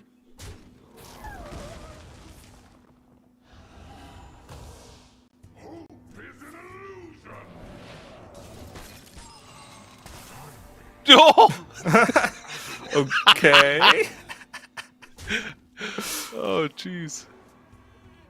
Does instantly unfreeze because the Amanthul didn't actually use an ability. An ability classes is like kind of, it's like an action, right? Freeze stops you attacking, but it also stops actions. Let's say. Yep.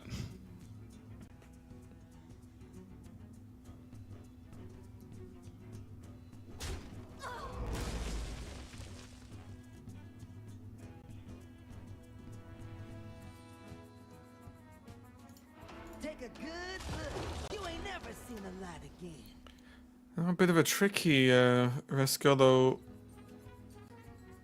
There is Rest in Peace as well for Gabby going forward, so there are options, but it's just going to be into one of the Amanthuls. I think you kill the Yogg, right? Yeah, Gabby got an Amanthul, which is going to be nice. Going to be able to regen some mana as well. Oh, I'm going to go again now with the Reska, right? Yep. And then copy it. Oh. Gabby's played this game before. Okay, low rolled. Got both. Okay, Oh my gosh. Not bad. And then gets to summon as well. Not a great discover. It looked like he may have, like, I don't know. We didn't get to see it, so I don't know if that's the best option regardless, but it looked like he was frustrated because he might have, like, been spam clicking and insta-clicked. I don't know. Yeah. Yeah, because that choice got tell. made quite quickly, right? And normally you're not snap picking Finley. It's not the one you expect to see picked up. We are going to go for Marin number 2 though. Now that Photon has to spend real mana on these cards as opposed to paying 1. Yep, and wand, and now there are 2 crowns in the deck. So honestly, that's probably what we're looking for here, because that's the last gift. remaining bit of power. Crown, There's okay. one. Oh, and Kobold. Greybow makes things real tough. Yeah, I was gonna say Greybow. Even though I like big stats, Greybow actually looks all right here. Yeah. What if it's just Kobold, TJ? The Ziliax is still there. Is the only. It's really the only card I want. Exactly right, and that's one of many cards in hand. So, can I tempt you with a load of random legendaries?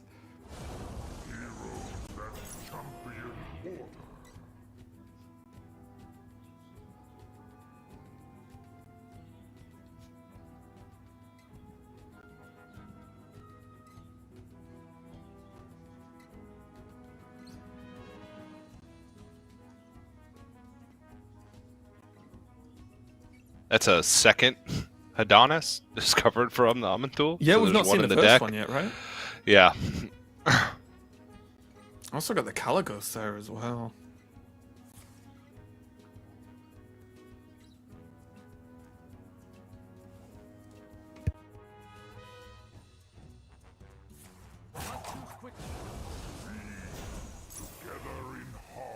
And then probably end turn with, yeah, the Amantul.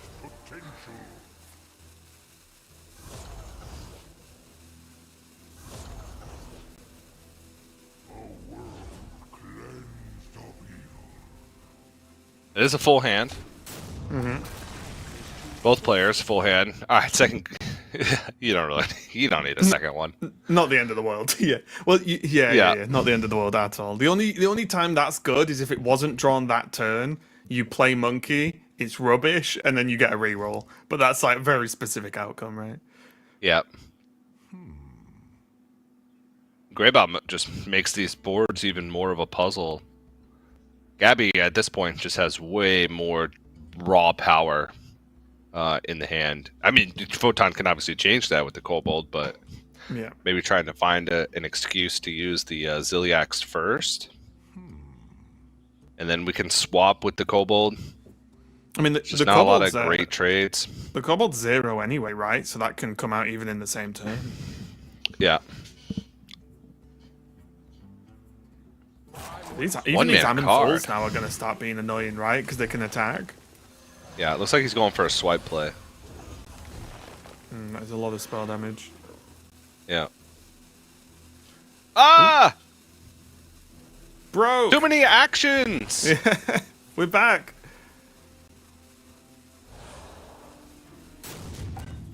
Even Hearthstone can't handle Hearthstone sometimes.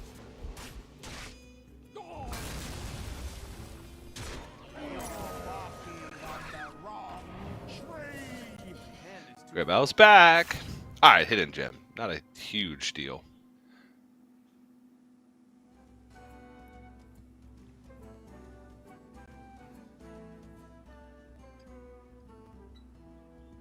Still that Caligos in hand as well to maybe get away with some shenanigans. Yep, Gabby gonna go fishing. Though we don't know what for.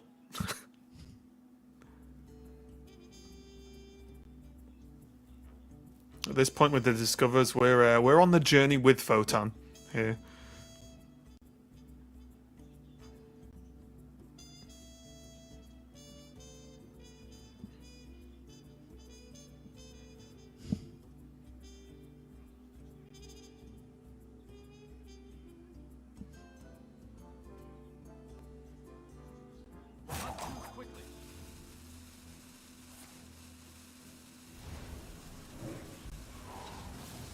Just wants to Okay, make more things awkward Greybell. with a million Greybells, I guess. It's that old taunt druid all over again.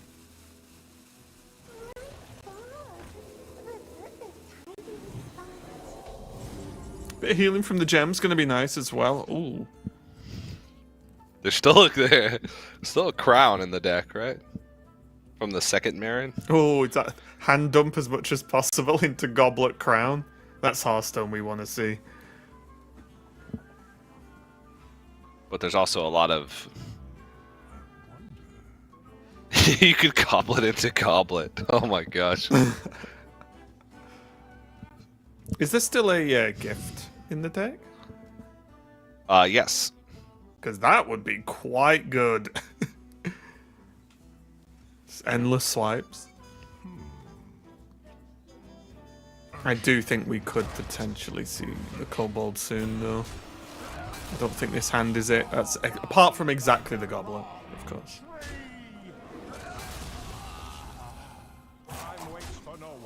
Okay, gonna start killing off the minions to reduce some of this Greybout annoyance, but of course Gabby is gonna have access to a little bit of refill. Does have that first spell costing 0 effect from Caligos still active, of course, so gets a little bit more freedom with the things you can do this turn.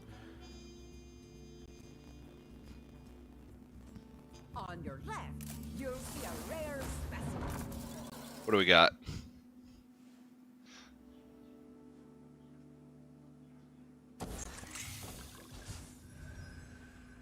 That's the prison. Yep. Yeah.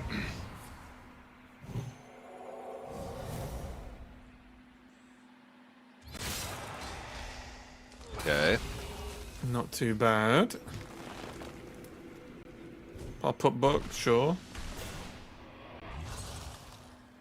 It would have been TJ.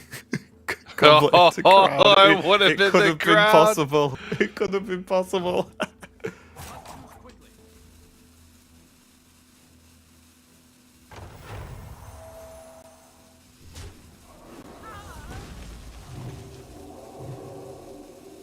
Our work now shapes life as we know it.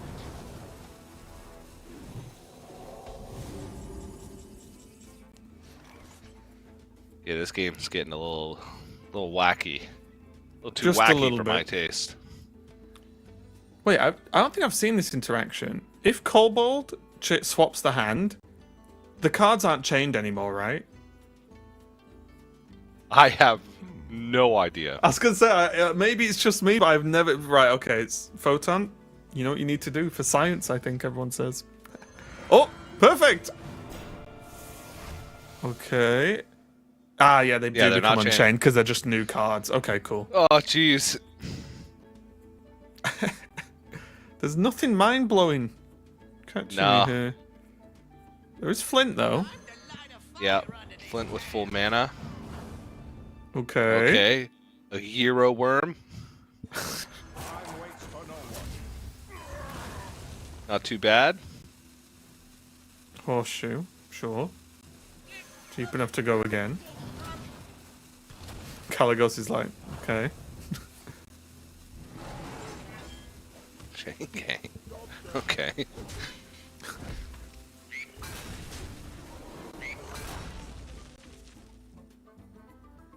There is still the 2 Hedanis here as well in hand, so that can actually... We're getting to the point where that could just be enough, honestly, with this gem. If we can heal them up with the holy waters. Yeah, because there's Flash Heal also. Yeah, There's yeah. also just sit them on board. There's also now. a hauler. So you try and clear the board with hauler. I need to find a new gig.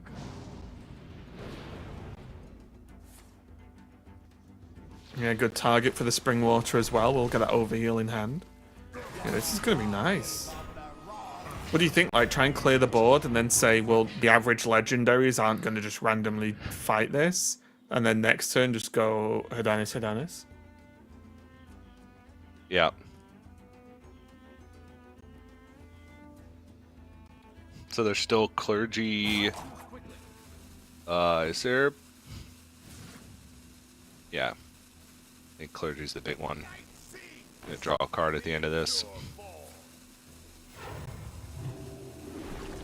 And this does clear everything now, right? It'll clear it all at the end with the gem. And then that'll Yep. stop the Grey Bow being a pain as well. A really nice clean clear there from Gabby. That's really Yep. what you want to see. Just dissect the board with minimal frustration. And now The rest here's in the peace problem. is still Resco, right? Yeah, it should be, right? 'Cause it takes base mana, doesn't it? Yeah. And here's the problem for Photon now. Like, any given legendary does not deal with this board. Therefore, Gabby can sort of just do whatever he wants next turn. Yeah, can't even make a board space by doing the dance floor. Mm-hmm. Is this worth going like a Stargazer here? Stargazer gift? Yeah, I don't know what you're looking for. Draw. Well, there's still another crown, isn't there? Nah, that was the second crown. Oh, was that the second? That- Oh, sorry, my bad. Okay, then yeah, that's not as good. Yeah, a the plan first then, one yeah. was for the gray bows. Oh yeah.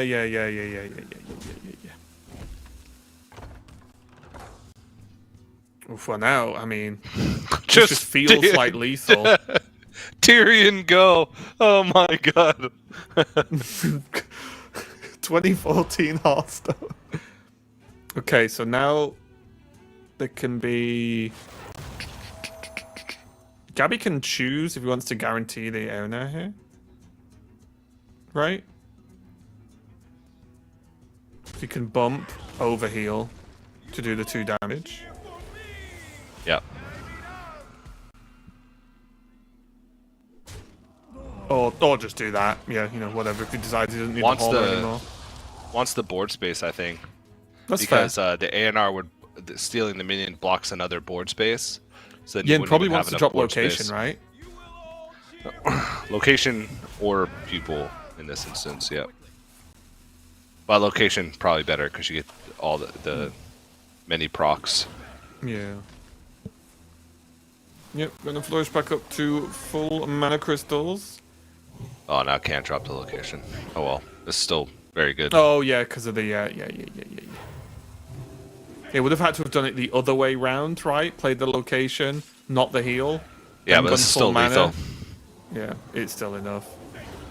Yeah, really good win there. Really tricky mid game as both players were sort of scrambling with sort of weird resources. But that again is the strength of Priest. I know Salt was talking about at the start of yesterday, where Priest has the ability to pop off early and win, and then play really long, drawn out sort of games based on creative plays from you, and Gabby made that work. I think the really clean board clear with the setup was really nice there for Gabby, and I do think that Photon got just a little bit stuck, honestly. Had a really good start with the Puppet Master Dragon opening, but once that was dealt with, it just never really felt like it was good enough, and this was huge though. The Reska being generated so that then the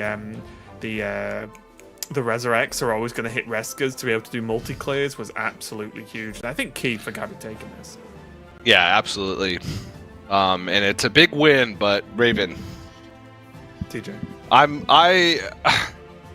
Gabby cannot be satisfied if this Nature Shaman is still without a win in a series. That the deck just has not performed over the course of the weekend thus far. We saw a dead draw with it yesterday, even though was able to get a win in the first series with it, and the series that we saw on stream really struggled, and then we got a quick glimpse at the highlights of Gabby's first match, and it just lost 3 quick ones in a row versus Maxibon. So it was not the best. Not the best, yeah. So we'll see if it's going to be better suited here, which it could be. I mean, we have Pain Lock on the side of Photon, which Yeah, so can go maybe fast, but it's board based, so you maybe can Nature try and Shaman find can ways. win against the Pain Lock if it does nothing for a few turns, like we saw, but the Pain Lock's low enough to just lightning bolt them on like turn 5 and it's over. Maybe that's the maybe that's the grand plan there. But yeah, we did see very briefly Gabby struggle with it in the previous matchup, and again we didn't really touch on this too much because we sort of dove straight into game 1. But this is an elimination game, right? This is the lower bracket match in Group C. So the loser of this is just done and will not progress to tomorrow. The winner still has to win, a little bit more going forward. So, yeah, really important matchup here. And if we see that Shaman sort of struggle again, we will have to start asking some questions, as it's not look like the most impressive thing in the world on stream. But we are going to see Gabby now on the Druid, by the looks of things, and Photon on that Warlock. And we've spoken a lot, TJ, about Insanity. But what do you think about Pain, Warlock? I mean, it has some very high highs and some very low lows. We'll just put it that way. Yeah.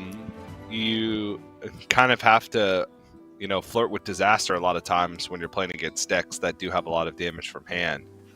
I kind of wanted to see Gabby try and get the Nature Shaman out of the way, just because if he does lose this game, and the Pain Warlock gets through, I think that might have been his best chance to win Just with the saving the Nature best till Shaman. last, TJ. Yeah, but maybe he doesn't care what his final matchup is on the Nature Shaman, has more confidence against something else, because Pain Lock can go very quickly. But that is quite the start. That is On the play, I would too. say close to perfect, yeah, because Gift Wrap Whelp is going to contest the early push from Photon. Splish Splash is going to kind of help do that, but also ramp. And then your Battery Dragon is going to be Fi. And if that gets reduced, that's one of the key cards that can help you recover from one of the very aggressive openings that Painlock aims to do. So yeah, ticking a lot of boxes here for Gabby, at least in the opening. Innovate, TJ. Can Splish Splash on 2. I wouldn't even be surprised here if Photon just coins out a Spirit Bomb. Yeah, I think this Yeah, is... just go. Yeah, I like this. Protect the board, just go. Imprisoned Horror is already lined up for next turn. You could even fit into mass production with it. Like, we're cruising towards a Molten Giant real quick. Yeah, you want to get this out. Yeah. To not only to ramp, but just contest this Flame Imp as well. Force a trade. Mass production gonna come out here, no problemo. Get a little trade off. Okay, got the Sheriff. That could come in useful as well. If Fire's gonna contest, can maybe lock it away in jail for a little bit. Yep. For crimes against Warlocks. Ooh. No hits. Yeah. Just gonna have to use the mana on the old hero power, gain a tiny bit of armor, Yep. and hope for the best.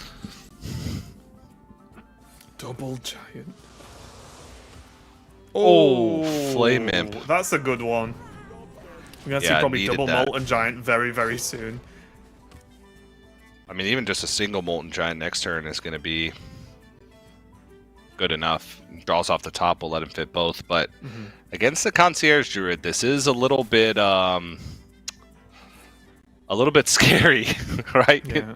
You could just freeze the 4/2 Pupil. Yeah, this is huge because there's just enough for Pupil to be active, right? So it's like Yeah. just enough to lock it in. It's gonna go for the hero power to take down the Flame Imp. Just remove that minion, that threat off the board. Okay. Yeah, we're double Mountain Gianting. Well, you put a lot of power on board. This is a 2-turn lethal setup. Oh, I think if you're not, I think if you're not doing this, then you're not playing the deck. For me personally, anyway. Maybe I'm a bit overzealous, but I just think if you're not going like kind of making these all-in board plays, then this is not a deck you should be bringing to a tournament. Because this is how you win, right? Like, this is how Yep. the deck wins. It goes super low, plays everything on board, and says, that is good enough.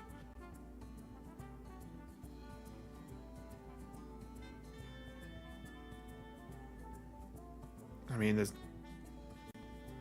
not really too many options here. Gonna go for the hero power, gonna pass. So there's 24 damage on board. It needs 2, so there's multiple Symphony of Sins.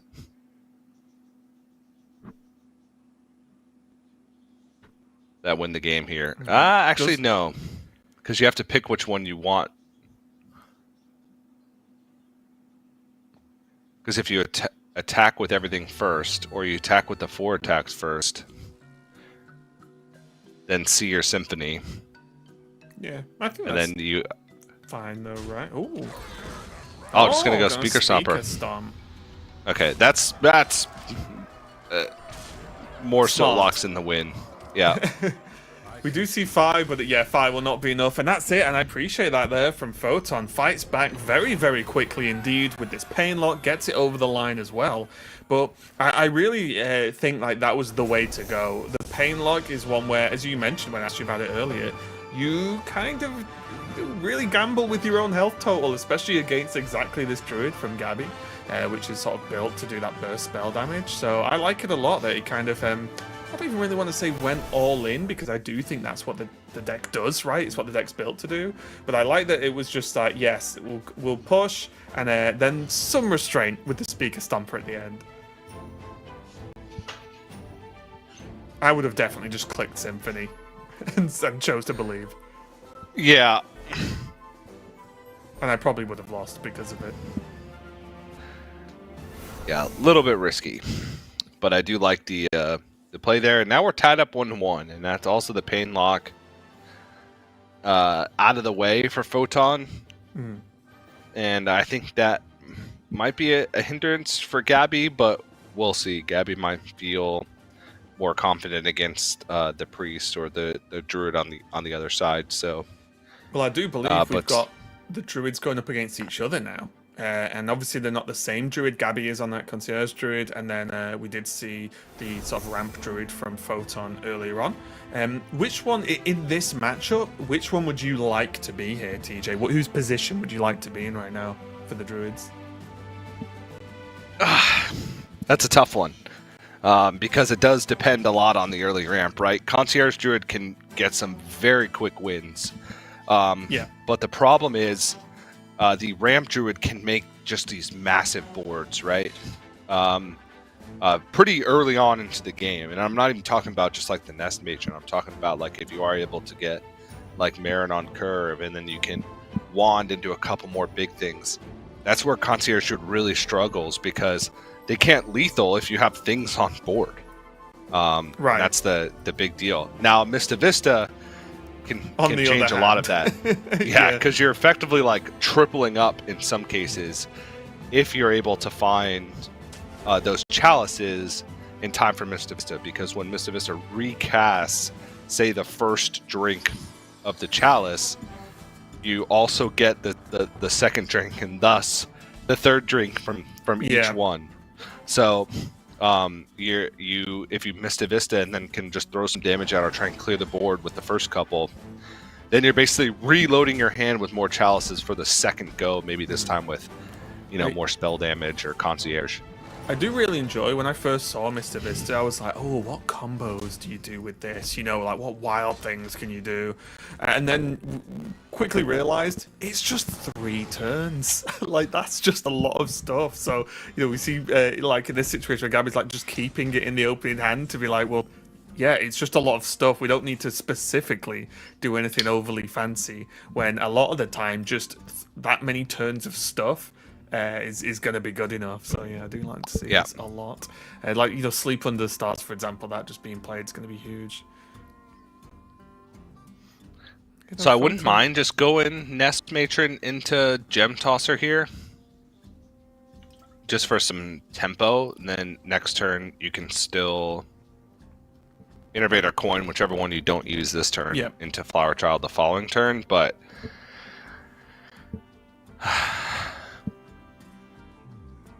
but sigh. But you're sacrificing the ability to maybe get one of your more expensive cards out a little bit sooner for tempo. Actually, it's just going to rip the Flower Child now, so...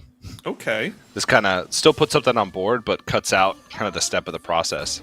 The only problem with this is that you don't get the opportunity to, like, Nest Matron into Gem Tosser next turn, because doing it this turn, it only pushed 3...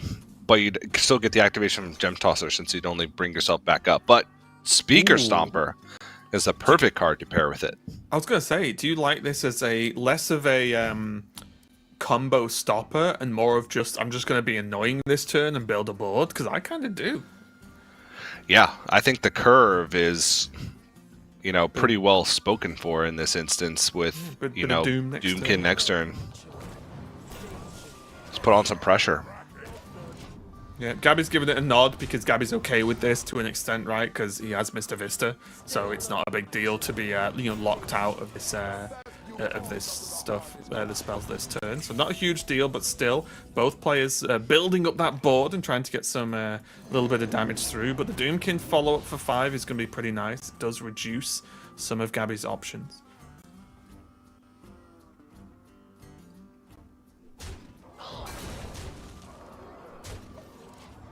Yeah, into Mare next turn, into Wand, into build a big board. Yeah. It's looking pretty good. Ooh. Okay. Did get the Chalice pickup as well. I wonder if you just unload now. Yeah, the spell damage with the location, swipe, Chalice. Like... Yeah. I like it. Because it gives up more options for next turn as well. At worst, there's Splish Splash Whelp into something next turn, right? This also is likely to push the 5 to face. Never mind.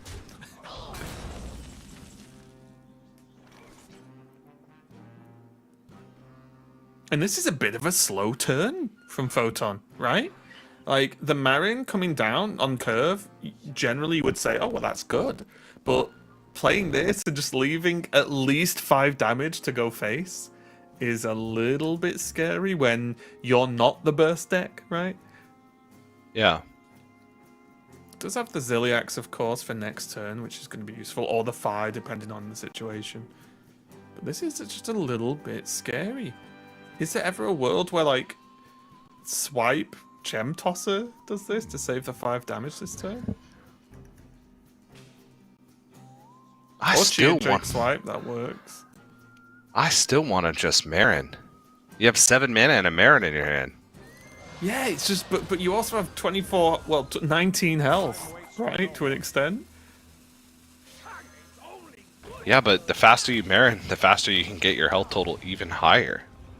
But do you not think, sure, I'm just thinking if Photon plays Marin, then next turn is Photon not extremely likely to play Ziliax, which means the one's not getting played anyway. Yeah, but then you still have 7 mana that you have to spend to get Marin down at some point in the game. True, true. But that's like, maybe, that's an Aeonau turn, right? That's like turn 10, Aeonau, Marin, Wand. Yeah, I suppose.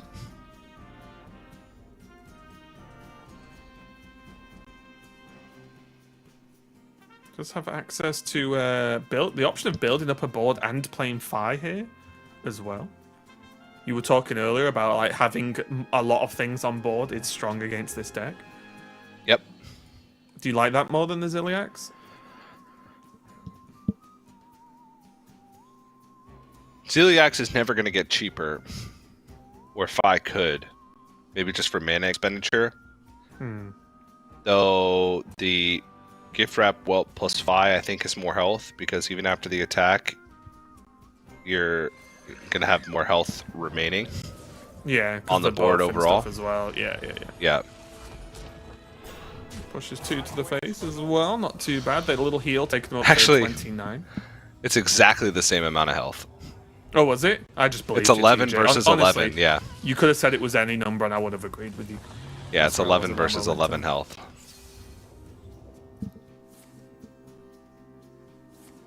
Gabby probably going to go dig in now. Wants to get hold of some spell damage. Does still have Tide Pool in hand. Does have the Concierge as well. Needs to just not die though, because that's quite important. Yeah. So with draw 2 cards, you can still refresh twice, hit Tide Pool, get the last one. It's still a lot. So we have a last drink, 2 drinks, and then a Tide Pool with the 3 drinks left. So we're looking at +2 spell damage with 6 total. So 24 damage worth of juice. So we'll need the second Tide Pool or an additional spell damage or swipe, I suppose, because that can also take health off the board.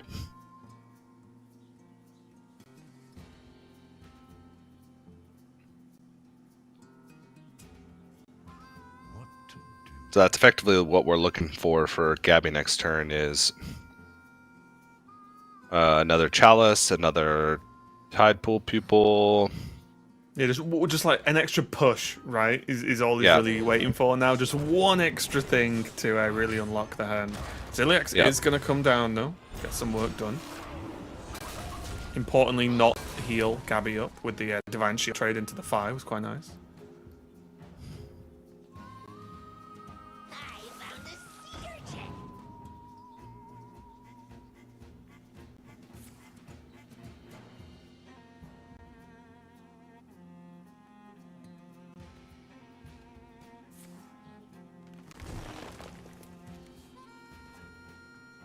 I'm gonna go for a lot of card draw. Gonna go for some regen as well, of course.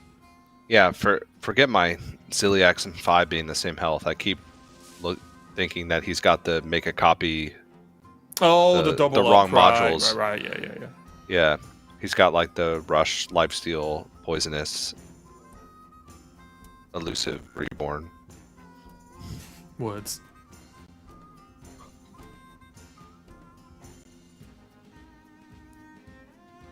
Dang modules! Time waits for no one. I'm gonna go for swipe to clean up a chunk of this. This is putting it into the tide pool as well, though, so it's not, all lost.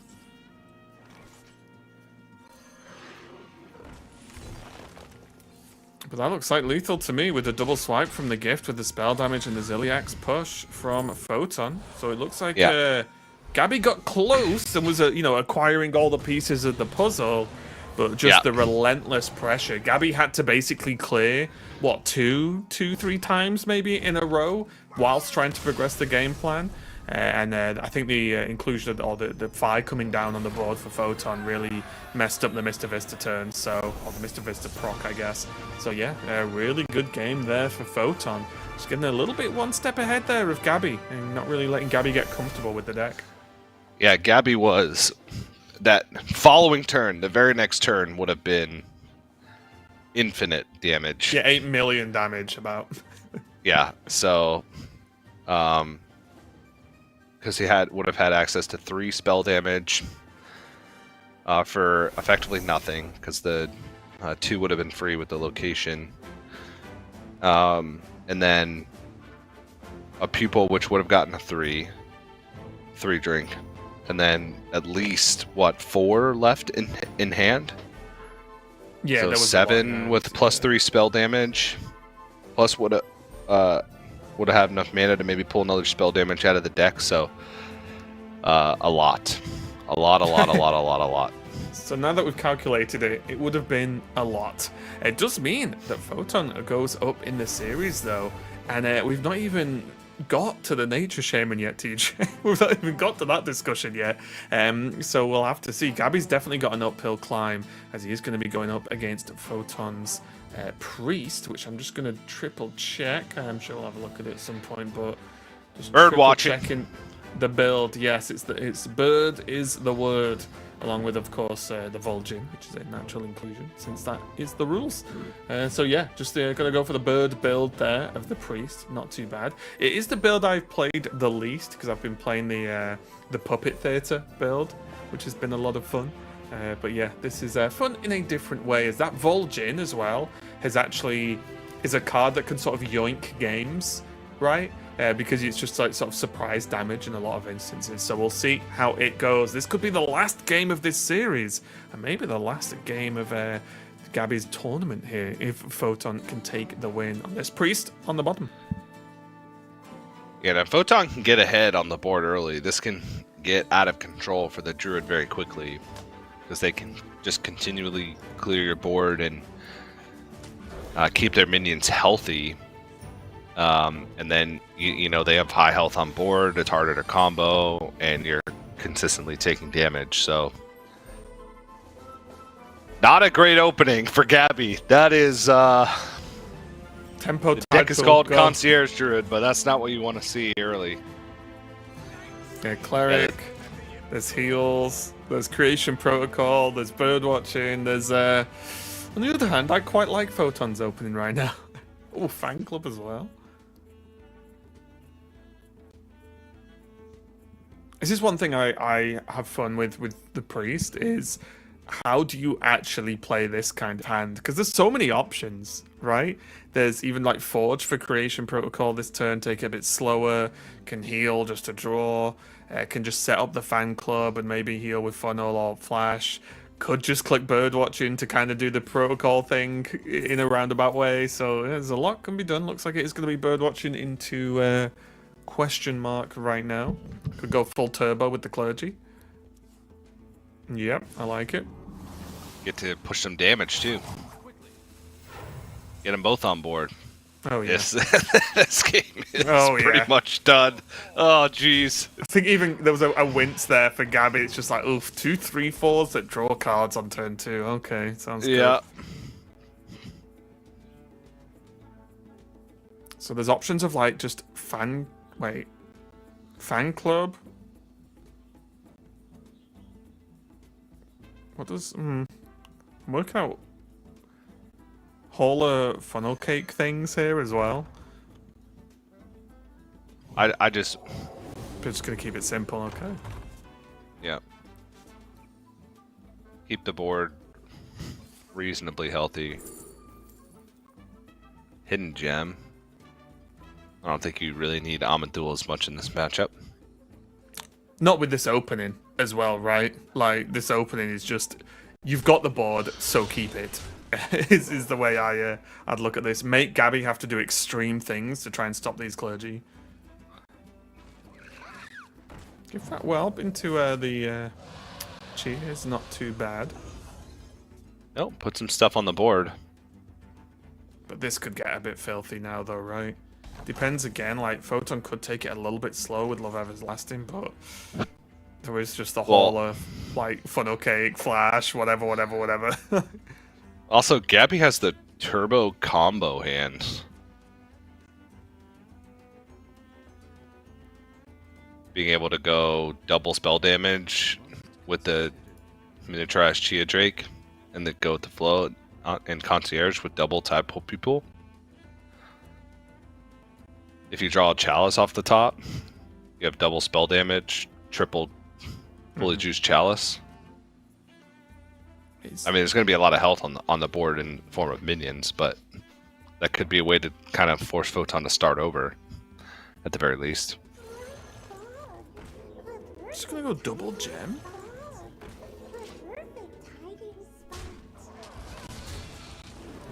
Okay, just going absolute turbo here with the draw.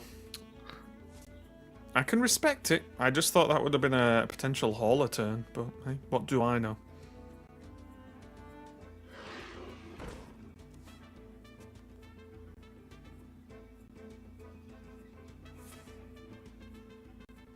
Oh, this is... Oof. Oof. That's all I've got, TJ. It's my casting analysis. Oof. Very good. Very Double solid gem's turn. gone. Yeah, basically the threat's just pushed out. This is where, in a roundabout way, Photon Light is rewarded for going turbo draw, because there is just a handful of stuff to sort of react with, and there is the hauler that can be able to like, clear this board up. But there's not. I feel like the support cards are now gone from the options, right? Because like double gem gone, double clergy gone. It is just hauler and a dream right now.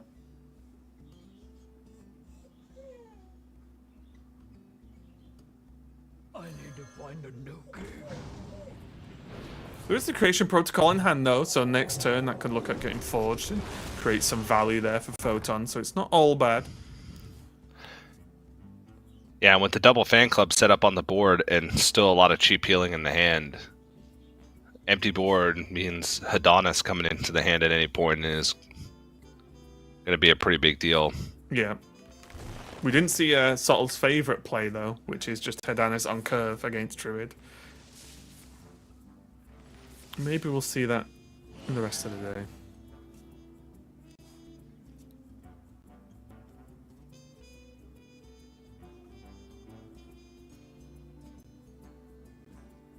I've 100% lost track of what's in Gabby's pupil right now.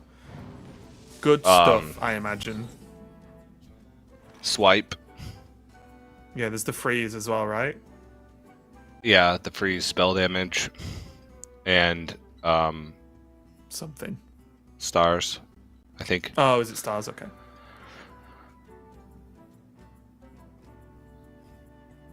Is this the time to maybe go a little bit slow, get Love Everlasting down, maybe forge the creation protocol and go from there?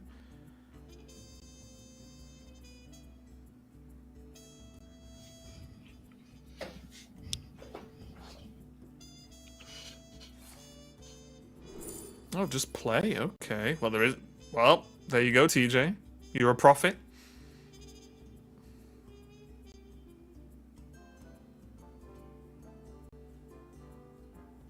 Probably got to be saved for next turn. Oh, you think? Yeah, he's got flash heal, funnel cake, I guess. pupil. I guess. I want to see. You can love it now. everlasting, so one of those things is free. I do feel that Photon's just taken an approach this game of, you know, I'm not going to try and go even remotely slow. There's been no forges on the creation protocols. It's just go, go, go. We need to end this quickly. Because of the Druid deck, of course, that Gabby's playing. Not really going to be able to rely on some healing here. Yeah. And we get into the stage in the game where I look at Gabby's hand every turn and go, lethal, question mark. Because that's what it feels like. Maybe not quite yet with this hand, but you never know.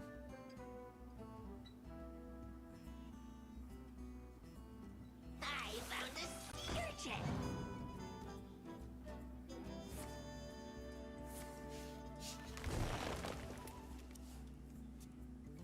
Gonna use the pupil here to go for the draws.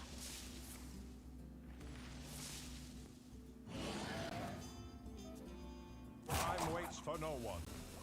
And gets gift wrap both 5. I don't think there was even that many dragons left, so a lot of health being put on the board here, which is a pretty big And deal.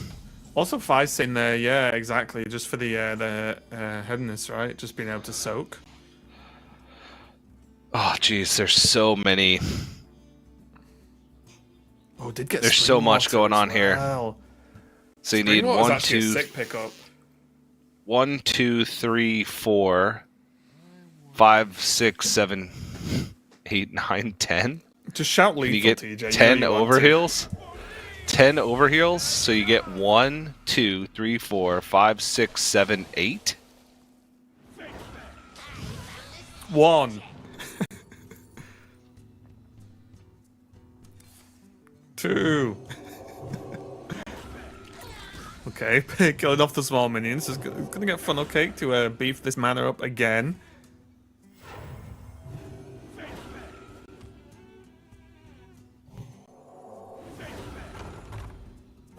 Wait, is this potentially one off? Yeah, but then you leave the Fi up.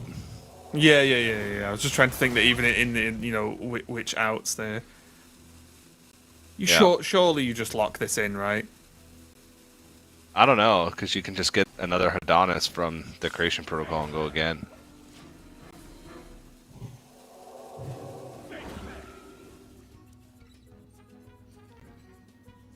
Oh, Gabby already starting to lock stuff in himself, though. Yeah, I mean, Photon's out of cards, so Gabby just kind of has to go pop off here and then Not die. and not die. Yeah, so you can go concierge. Might just be concierge swipe, and then There is the innovate there as well. yeah. Oh, Oh, hit Chalice again. All right, there we go. okay. Well, let me just do a quick count on there.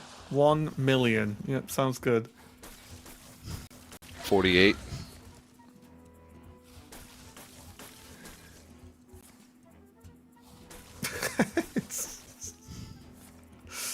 But is there time to lock it all in? Yeah, sometimes the animations can be weird, especially if you haven't cast any yet, and the game has to show you that, hey, look, I'm a tourist. Drinks. Yeah, oh yeah. In Pops the- up to say yeah. hello. Yeah, it takes Hey, like I'm 5 still seconds. Yeah, Because like, they you get gotta upset, explain. I know this. That he's playing a druid. This may look like a mage card, but look, I'm a tourist.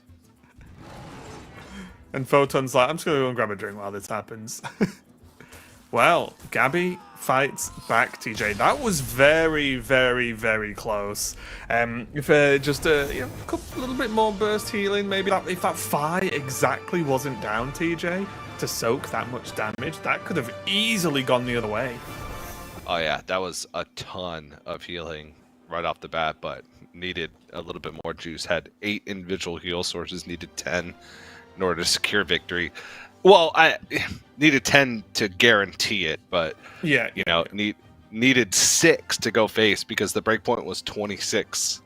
So 1 over one of the 5 breakpoints, which is like the most awkward amount of health to be on, because they may as well be at 30 in that instance. So But now, TJ, it's time. time for the nature shaman. it's time. Is Gabby going to be able to achieve anything with the Nature Shaman before he may or may not die? We will see. Nature Shaman not been doing too well, at least on stream, that we've seen so far. And on the other hand, a lot of players put a lot of respect on the Priest. The Priest has multiple ways to go. Although stopping burst damage is not the priest's like big strength, right? They can AoE boards down, they can heal a bit, they can do a lot of late game shenanigans. But if Gabby does get hold of, like puts the pieces together for some big shaman burst, then a lot of the time there's not too much the priest can actually do about it, or at least in this build anyway. So it will be pretty interesting how this goes. But we've seen time and time again that if Shaman's like forced to use a lot of this burn to remove early pushes, it can fizzle out a little bit. And we just saw in the previous game, early pushes are very possible with this priest. So let's get to it. Final game, everything on the line for these players. The loser goes home, or I guess stays home, and the winner gets to move on through the tournament.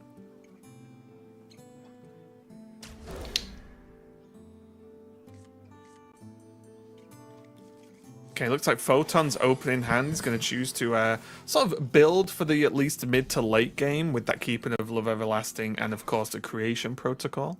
We'll see if he goes for a Forge or if he continues the theme of, nope, I just want to get the card. No clergy, and he cheered. Like, that's how... Yeah, that's important. how big that is. Yeah, and this is a very good hand. Can curate this hand in a lot of different ways with Jazz Base. Into draw with Ancestral Knowledge, Flow Rider Right. when you're overloaded. This totem's not going anywhere. The world is Gabby's oyster. If he loses this game, I don't know what to think.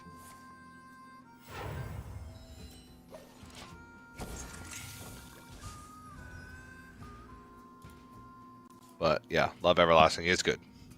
Very good.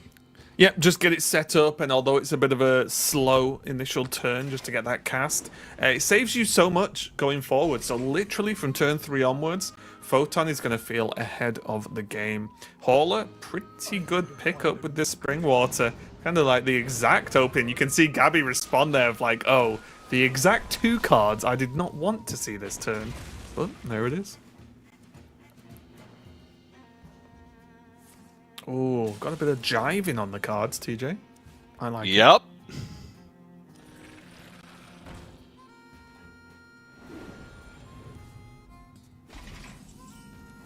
Gabby just going to keep building up the resources in hand. But Photon is able to set up a few things himself. I think Forge Creation looks pretty good now with the fan club follower. Maybe can hit a Clergy as well and choose to go that route. The subtle play, is that good in this one? Just hit Hidanis and slam it? I don't hate it, honestly. just say all in. Nah, he's gonna Forge. He is gonna get the Clergy.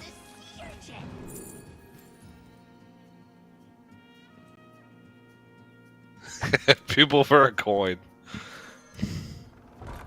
Hey, look, you've got to spend money to make money, right?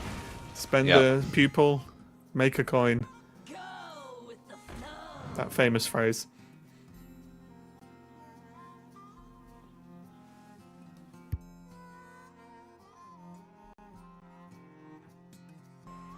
I'm trying to think what I would be specifically looking for here.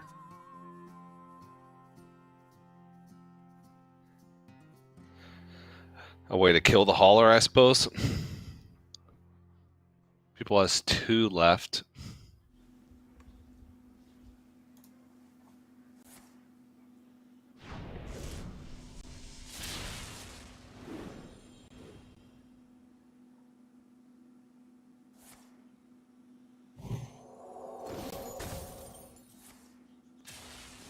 Overdraft gonna help out a little bit here, just to progress the turn.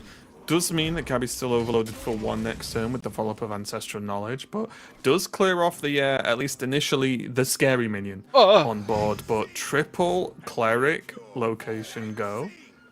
And the impure fall. And the impure fall. Gabby's just eye close at that as the Clerics came marching out. Oh my... Would you like to draw your whole deck, TJ? Because I think Photon would.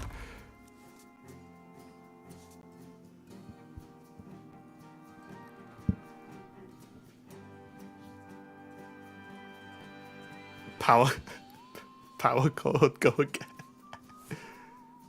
He's just gonna go creation. There is coin hidden gem available. However, Yeah. they can only hold so many cards in hand. There was a shake of the head from Photon there. Was Photon just trying to like just go for a raw Hardanis there? Because Yeah, probably. there's not many That's all he other really minions you needs. can find. The Amanthol's already in hand. Yeah.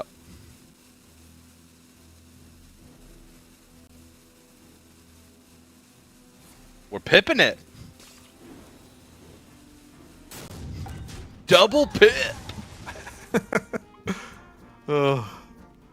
Just this is where if I don't often get in this position that Photon's in, Connectivity pop-up. purely because I know I can't handle this many cards and this many Yeah, options. I'm a straightforward gamer. Just I'll point things at the face and hope my opponent explodes. Yeah. Gotta be fist pump there. I'm guessing because this gives options to clear the cleric, but it is pretty expensive because you'd have to use conductivity pop-up book with the. Wait a second. Wait, what's in the? Is it ancestral knowledge? What's in the pupil? I'm rubbish at this game. Remember? Do you just go? Could you go Zapper, conductivity, pop-up book, conductivity, swing, jive? If you can, I think Gabby should. That's my answer, TJ. Oh no, there's not enough mana. That would be 6 mana, right? Well, the good thing is, with a hauler already gone. Oh no, it is. Oh, is it enough? It is enough mana. Yep. Nice. Doesn't use the first conductivity, just goes double pop Oh, up. you could just swing on the. Okay, yeah. Gabby just raises the arms like, well, die, insect. Okay, well, this game escalated very, very quickly. Oh, there's it. There's Adonis. But the locations are on cooldown.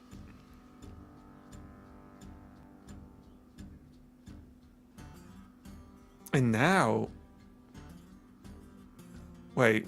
This is fine, right? Yeah, just don't coin first. Okay, yes. I was going to say. Yeah, Holy Spring Water to go up to 14. Coin Amanthul. Yeah, Gabby knows it. Get rid of 2 Ragnaros. And then just say, there we go. It's going to have to do. Yeah, I was so scared that Photon was going to coin, because I know it's something I would do. Oh yeah, just coin it out. Yeah, no problem. Oh, who you liking here? Raza looks like the go-to.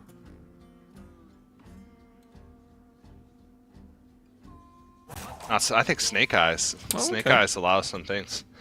So there's still... Oh no, he's got 0 mana.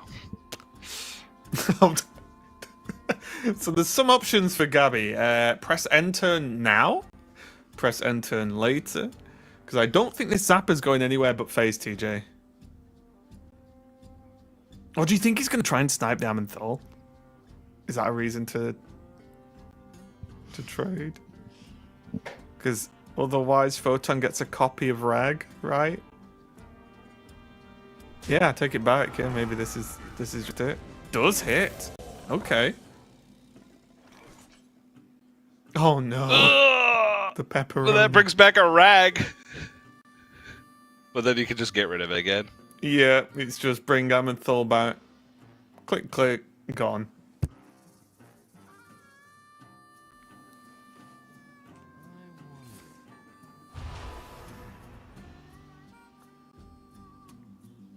Oh, no, wait. it removes it from the game. Duh. Yeah. Yeah, I was with you there, TJ. Yeah.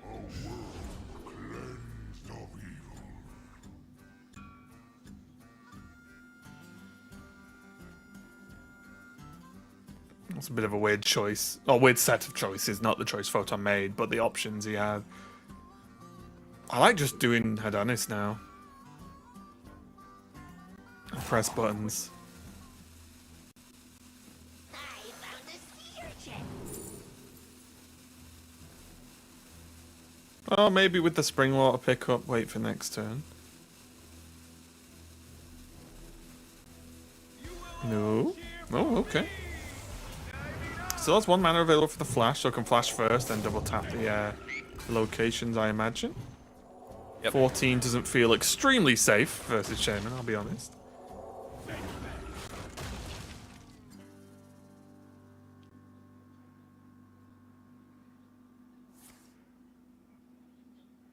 Hex.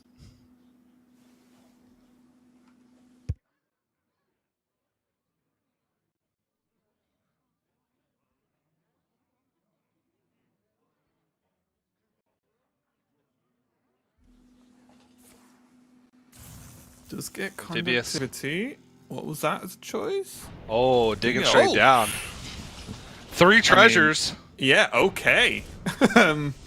That's definitely a plan. Does have the lightning bolt as well to clear up the Amanthol. Okay, not looking as disastrous right now. Still not the best spot to be in, but still. Snake Eyes. Double 4, some more Herdonises. 3. I didn't even see the other one. Ooh, Observer of 6. Mysteries is pretty cool.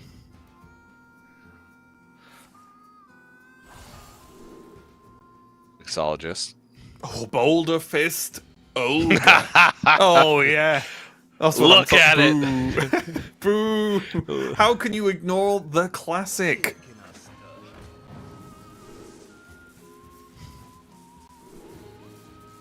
Ooh. Someone I ran think in that front was of me that res. died. Yeah. Yeah, I mean, you definitely go for that, right? Surely. It's gonna go for Mix again. I think he's just gonna heal.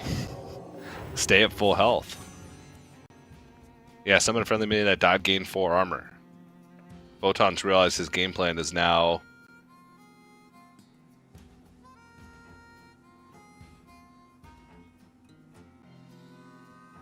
win by attrition.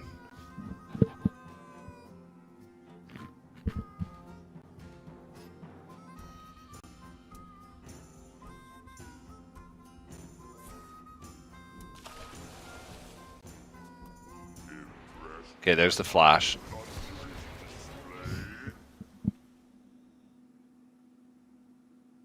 I found a sea urchin.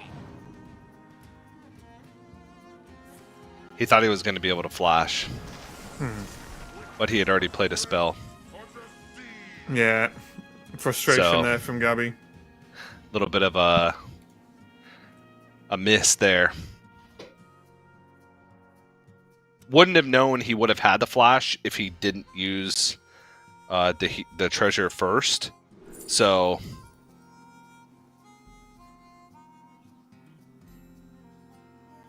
you know, it's order of operations, but at the same time, like,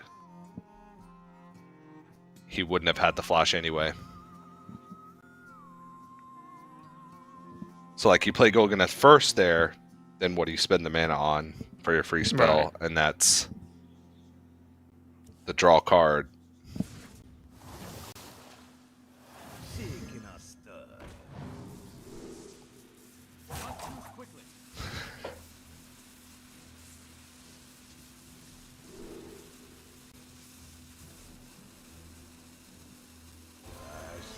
Photon is going to be able to make use of the Vol'jin, though.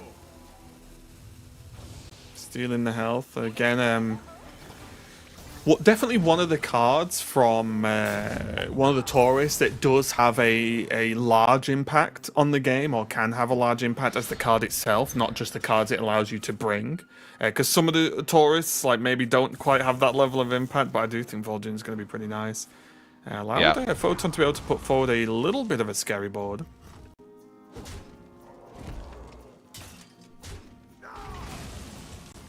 Okay.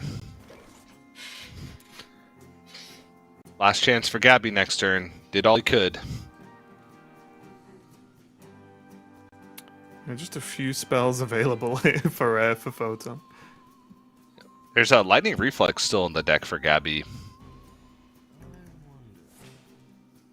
Be Gonna spend 1 and then probably gonna look at how to utilize the pip again, right?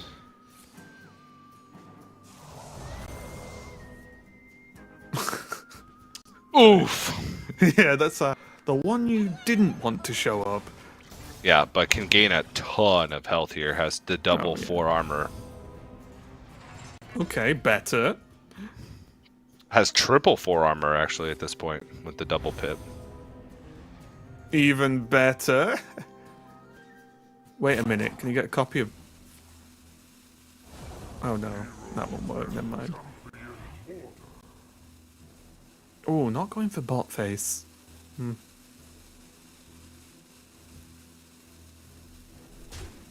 looking too bad here though. Yeah, for I don't Photon. care about the minion anymore. Yeah.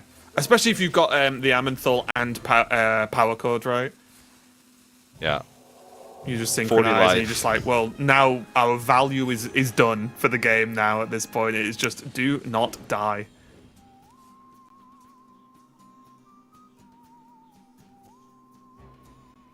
Oh, he's got to go. Connectivity amphibious. That's first.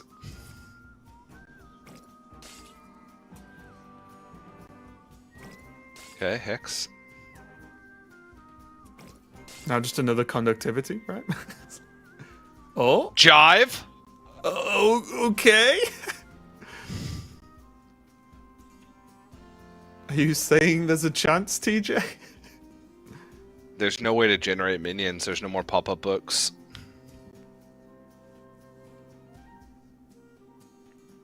Go with the flow. Always little time. Hold.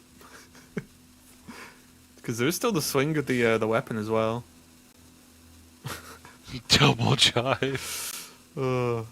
Does have a hex for at least the initial Amenthal.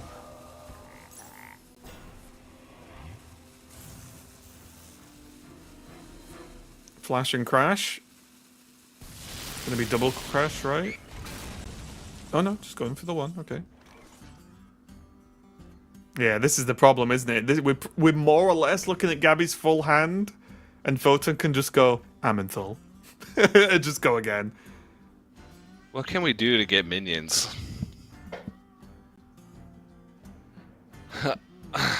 Azurite chunk into Gorgonzola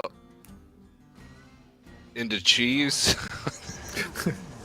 These are 3 definitely minions. words. These are definitely words.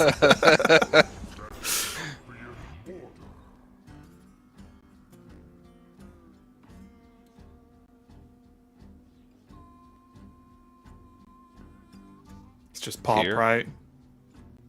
Here can bring back Adonis. Oh, true. Is pop not just way safer? Yeah, because you also bring back.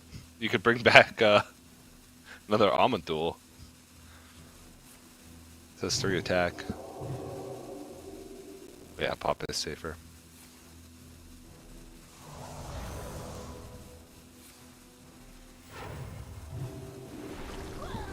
All right, how much overload is there? I don't think there's that much. I'm almost out of cards. Well, there's still the weapon swing as well. Lightning reflex. Okay. There's pupil. Can get another jive. It's another minion. Zap into lightning storm. Okay. Things are at least happening. There's still obviously the crash on the lab.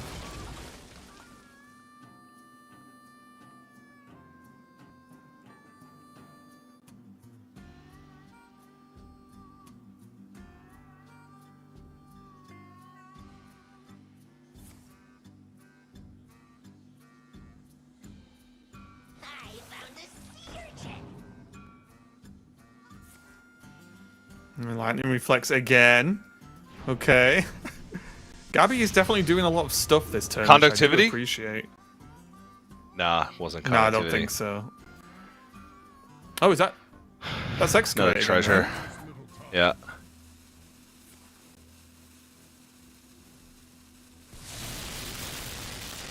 I mean, Gabby's doing a lot with a little here, to be fair. Like, this was a pretty good turn, all things considered.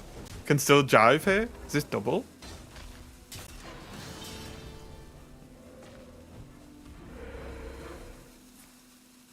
Gets the drive down. Oh, I mean, it's better than what I would have done. I'll tell you that. That's free. as that's that as that's good a of high a bar. turn. Yeah. And also hitting the deal 3 here, but he's gonna have pop to just clean it up. It's so good. And then Photon basically just says, "Okay, do it again." And no, it's not going to be the case here, Gabby. On the last card, a bit of a wave goodbye. Fantastic effort getting this far, of course, but it is going to concede to Photon. And what a last game.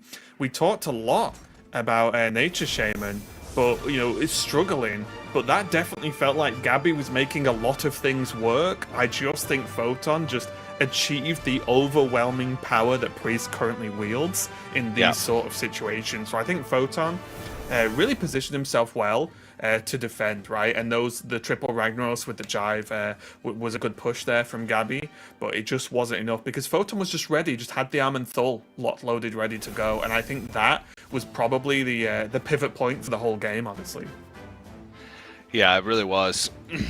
I'm just surprised after all that, like, Gabby still gave himself an out to win. It was still so good. Yes. Like, at the end there, if that second discover from the lightning reflexes was a conductivity, that's game over, right? Like, the Photon has no way to clear all the rags. Right. So, but I think Photon played that exceptionally well, understanding where the game pivoted from, all right, I need to win by just overwhelming my opponent or killing them, to I need to win by getting my health total as high as possible, winning by attrition, and make sure that I have a board every turn so Gabby can't just have a free turn, right? So, and even that was very well done.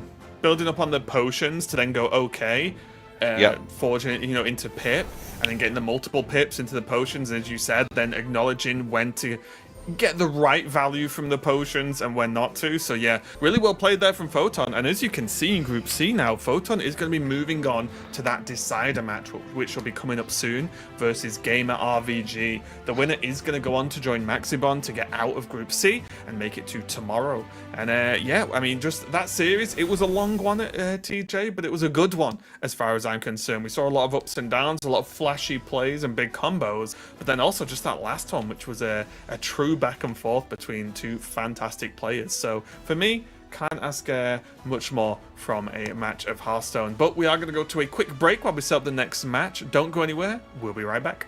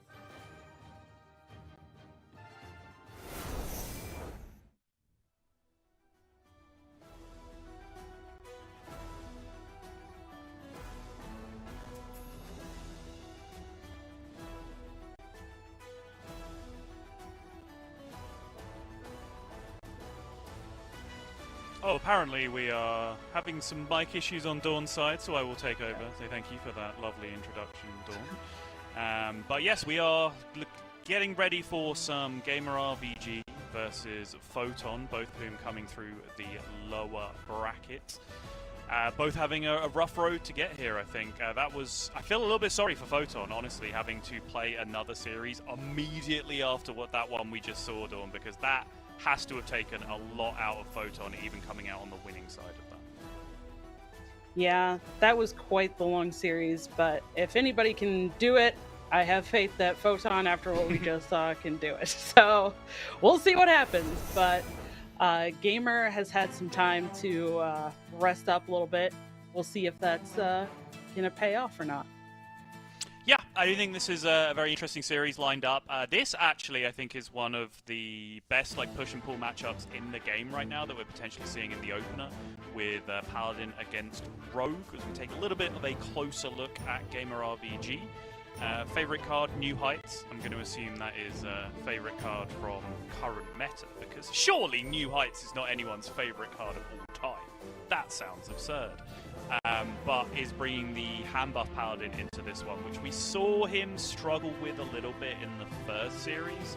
But as I think I mentioned during that series with you, Dawn, this is kind of the deck that people have brought to this tournament teched out to gain percentage against Rogue specifically. So I'm always super interested in seeing that matchup play out and whether they were right to put as much faith as they do in this deck's ability to get on board and stay there against Rogue.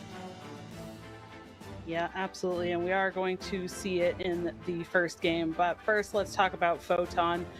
A little bit less known, but we did just see a pretty strong performance there, bringing in these Overheal, Painlock, Ramp, and Infinity. I think the kind of interesting talking point with this one is that the difference in deck lists a little bit here from kind of everybody else. The Rogue is actually the kind of more shuffling infinite Rogue instead of just the kind of Infinity Rogue that we've been looking at most of the weekend with these Playhouse Giants, as well as the choice to bring the difference in Warlock decks.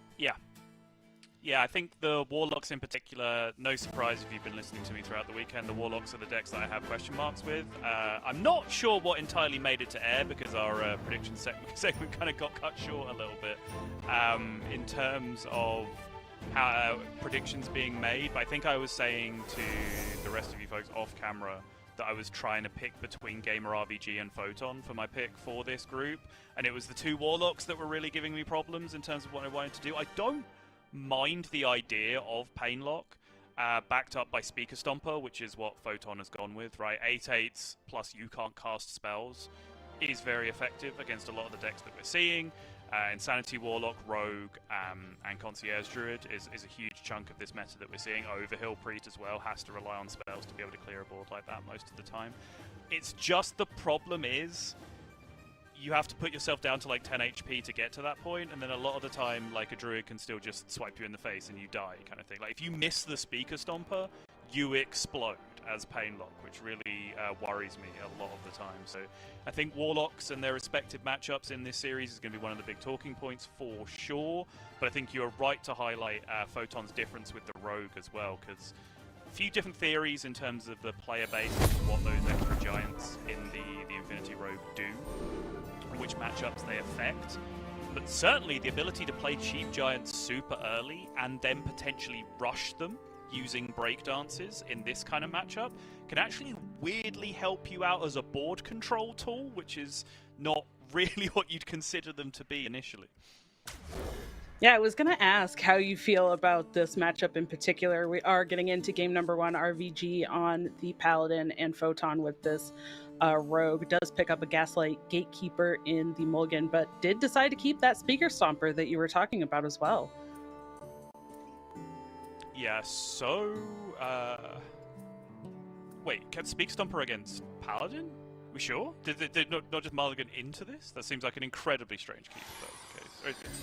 Just a tradable on 1 to increase card draw, maybe? But I'd be a little surprised. We shall see. especially with Dig for Treasure in hand, but I don't know if that was mulliganed into afterwards. If there was nothing else to do on one, I guess it kind of makes sense. Well, we'll have to wait and find out, because Photon's just AFK'd for turn 1. Alright, we're back. Yeah, okay. Trades a Stomper on 1, sure. Yeah. It did look like he had kept that, so that's why I brought it up. But on the other side, the Neophytes in the Paladin, you talked about how much the Paladin is teched out.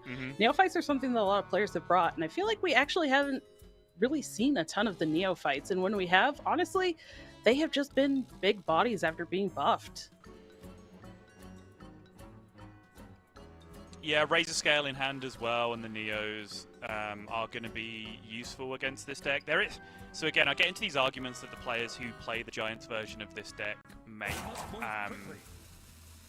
Some will say that it helps them win the mirror because they can just play with an 8/8 every turn. I don't necessarily buy that personally.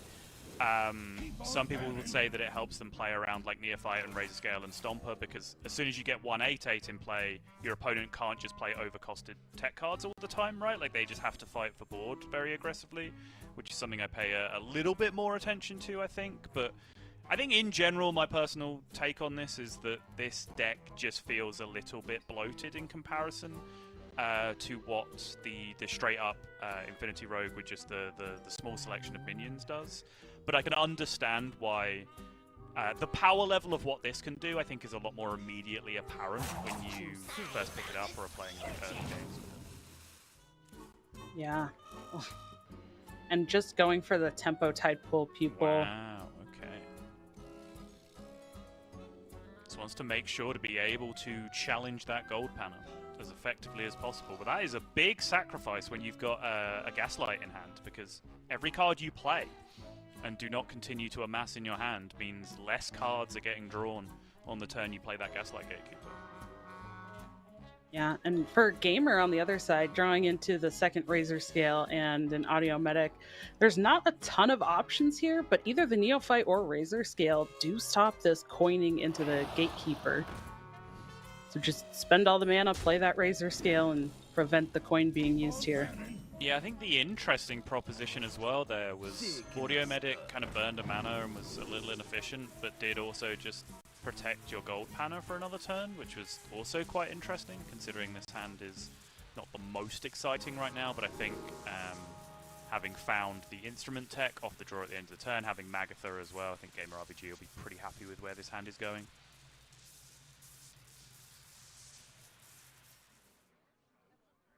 Photon going for the Mixologist, getting a spell. It's unfortunately still not going to cost 1, but there were some interesting options in there. Deal 2 to all minions, deal 3 damage for the second choice, so it could be beneficial to start clearing some of the board since we're already at Gamer RBG's turn 4 and no buffs have been played yet.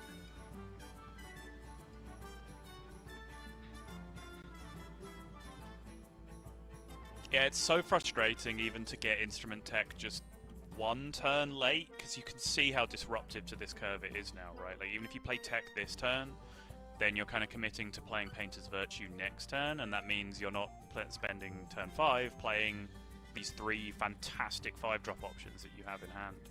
And this comes up more often now. Like Sandcastle became such a natural fit in this deck because sometimes the deck does just miss something generically powerful to do on turn 5 after the weapon swings have started coming down. Tarim is kind of it in terms of mass tempo. Magatha is a great resource play, but doesn't, massively impact the board the turn you play it. So Sandcastle kind of came into the deck and was like, this is perfect. This goes exactly in the slot where I want something else powerful to do. But when you draw all 3 of those cards I just mentioned in the same hand, it can start to get a little cluttered.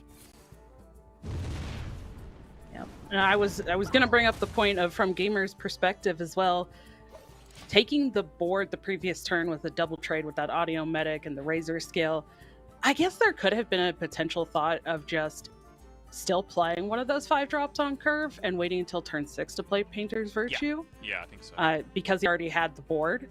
But as we saw with our Caster Vision, Photon just had the answer of the Mixologist spell to deal 3 to face and 2 to everything, clear the board. But second Razor Scale coming down now for Gamer RVG. So this coin in Photon's hand and all of these spells still really expensive. Oh, no option that kills the Razor Scale is kind of devastating here. Gamer RBG working really hard just to keep a disruption card in play, just making the huge swing turn as impossible as possible, if you'll excuse that awful turn of phrase. Photon choosing to divert here, even from the Gaslight, just to be able to go to stick up. Lots of options that could have dealt with the 2-4 Razor Scale this turn. Did not hit any of them. Yeah. Does Photon just want to go for the farmhand and get a minion on board? There's not a ton of options. I guess. But even then, it's not like you can just discover like a really cheap one and tempo it out here because Yeah, the Razor no. Scale prevents it. It's so irritating. Yeah, everything just felt really awkward there. And with the coin and prep both costing 2, it's just disrupting everything in hand. Yep. For Photon. Yep. Yeah, so what was it like? Trolley problem, dehydrate, lay down the law, misfire, all cleared? Well, all cleared the Razor Scale at least.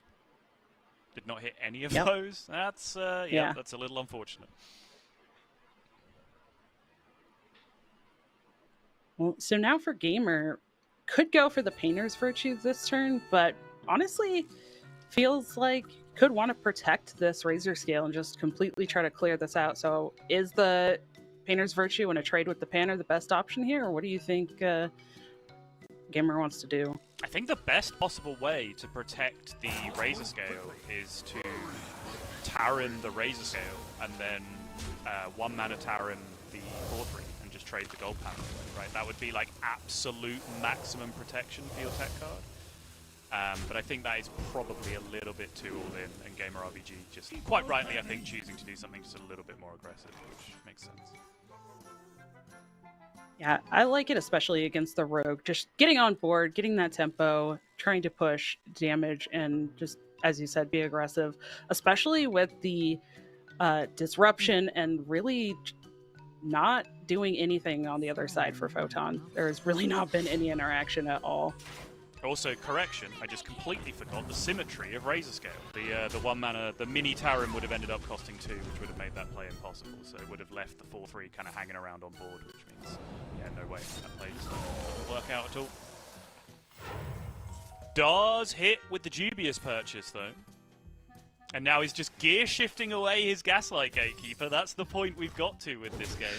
And can actually drop in everything everyone... Oh, draws the other one back as well, making this a huge turn in the end.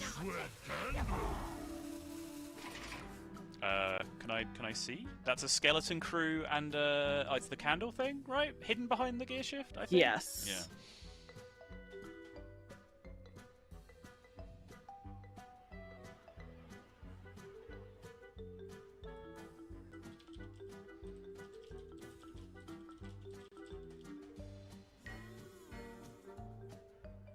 That is a massive turn from Photon. You can see the Playhouse Giants are becoming very, very cheap now, and both Razor Scales have been dealt with.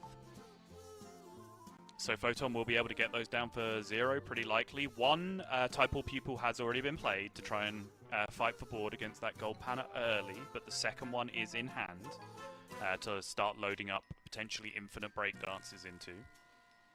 So I think Gamer RBG has a real uphill battle from here. Must move quickly. Yeah. This has been a very slow game, and Gamer has been able to get a couple of boards out, but every time it's actually been able to be answered, which was looking really awkward for Photon at first, but ultimately Photon able to piece together some turns and still be able to kind of cobble something together, and that last turn, as you mentioned, was absolutely massive. Okay, there is the breakdance. This mana issue is a much more temporary problem now with the Cult Neophyte.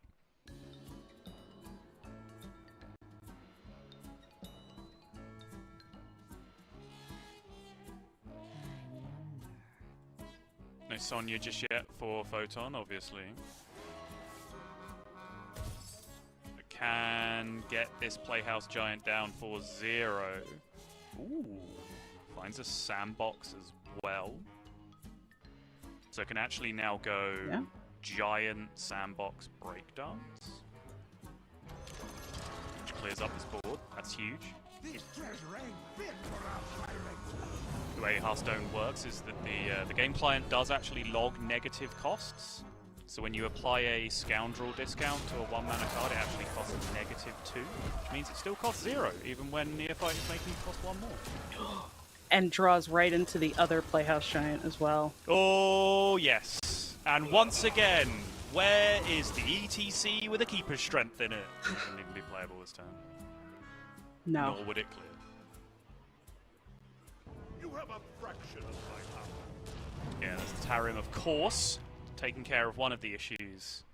But there are many, many more issues to come. Not enough mana to play the Grime Street Outfitter and the Ziliax both in this turn for Gamer RVG. Either can try to put out just more taunts to make this awkward, but no, he's just gonna give it up and say, I can't do anything about this, and Photon will take game number 1 with the Rogue. Very, very weird game. Gamer RVG's It was. Paladin draws have not been in this tournament. There is, I don't think there's, well, actually, there was the game, so he did specifically go Instrument Tech into Weapon in the first game that we saw in the Mirror, right? Which was a conscious choice to keep that hand with the Leroy as well.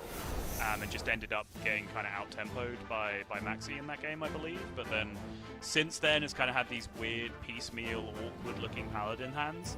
And that was so weird because it was 2 decks that are kind of considered to have very linear game plans, right? Paladin, play your weapon on 4, buff up your hand, start playing big minions. And then Gaslight Rogue, which is build up your hand, play a Gaslight on 4, see if you hit the Giants or the Everything Must Go, and then go from there. And both of those decks did neither of those things. On Photon's side, much more willingly, he actually had that route through the game available, but then just threw a Tidepool Pupil out on board to fight for tempo against a Gold Panna on turn 2, which completely changed the outcome of the game. Because all of a sudden you saw even Photon later on gear shifting the Gaslight Gatekeeper away. And just going that way through with the card draw instead, still getting to 0-mana Giants, which is something I have gained a little bit of respect for recently. I don't like Gaslight Gatekeeper, Clockwork Giant as a combo. I haven't really enjoyed any of the decks that it's been in. But it does become more apparent when you get more used to it. That's not the only way you can get Giants down to 0, right? Like, quick pick, dubious purchase, gear shift. Suddenly you're like most of the way there at that point already, plus the natural card draw that you get at the start of the turn. I just realised I've been calling them Clockwork Giants this entire time, haven't I? Yes, yes, you have. I'm really good at doing that. I'm just going to keep doing it. So yeah, it's a deck that I have gained a large amount of respect for over time, and I think Photon there just showed some of the flexibility that you do have available to you to problem solve in interesting ways, right? Which I think is generally what makes Hearthstone decks interesting. Yeah.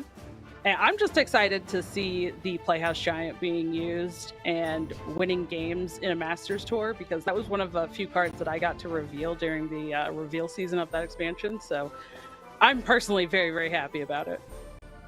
What you just heard there, by the way, dear viewers, is a little bit of broadcast chops, where Dawn deliberately said the real name of the card, just in case she needed to remind me, who's been using the wrong name of the card the entire time, what the name of the card is. So thank you for that. You're welcome. Continue calling it Clockwork. I'm going to. You can't stop me. I can't, and I won't. Very few people can stop me doing anything, honestly. Well, we are going to jump into game number 2 now. It is the Warlock versus the Warlock. Now, as we mentioned, and you were talking about Zottle earlier, that this is really interesting because these Warlocks are kind of the big talking point, and we are seeing them in the mirror here. Yeah. Not a full mirror, just a class mirror, because these are the 2 different deck lists, as Gamer is on the Insanity Warlock, and Photon has brought that Pain Warlock. Absolutely right, yeah. And this is...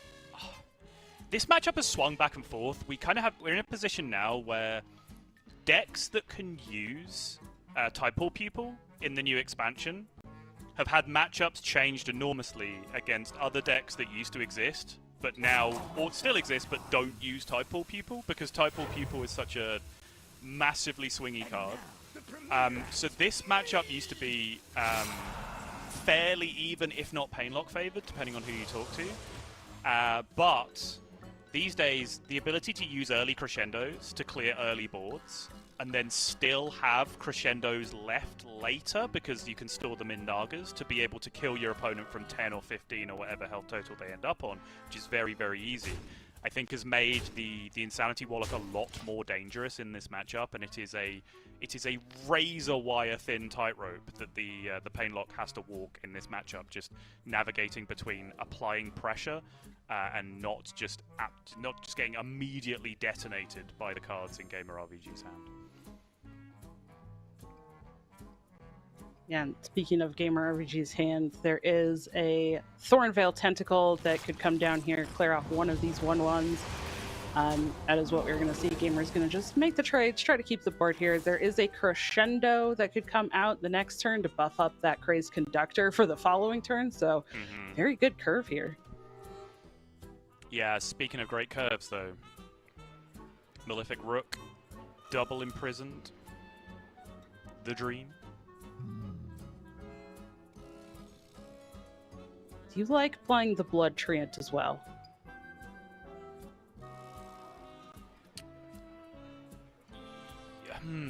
Yes, but I am already getting terrified.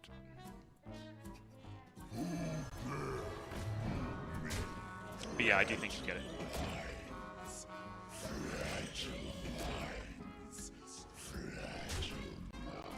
Oh, okay. Photon disagrees. says- Interesting.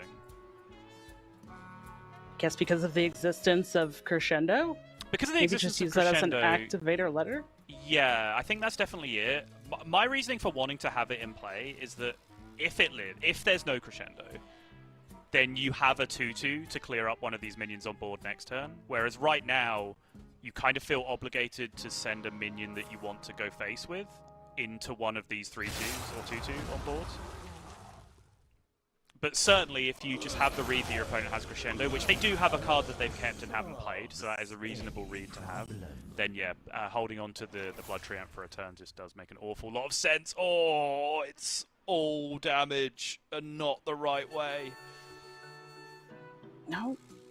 Could. Double Treant does allow the Ziliax Deluxe to be played here, correct? So that could be something. It does feel like it's kind of going all in. And as you said earlier, right, setting your own health to 10 or sub 10, not the greatest feeling sometimes, especially after you've just seen the Imp and already won Crescendo from the Insanity Warlock.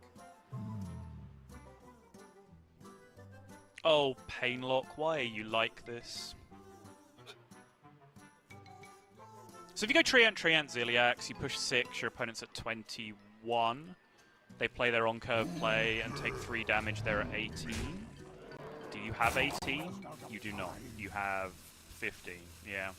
So it wouldn't even set up lethal. They'd still just basically be allowed to play Crazed Conductor, and then you'd end up having to trade into their stuff anyway, which feels kind of miserable.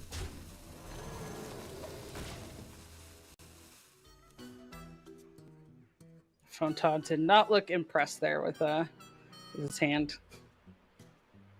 The overture is upon us.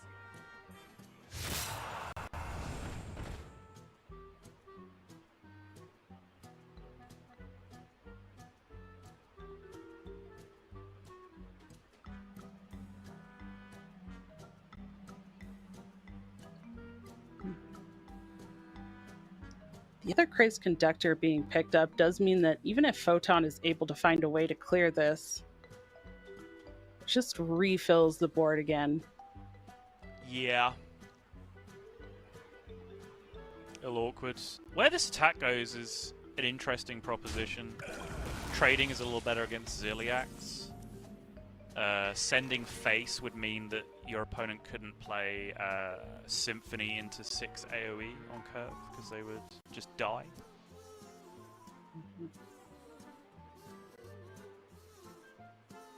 So I think that's a very real debate Gamer had there about face or trade. Obviously, we're past the threshold either way where Molten Giant considerations are a thing. Molten Giants would be in play now if they were around. Yeah.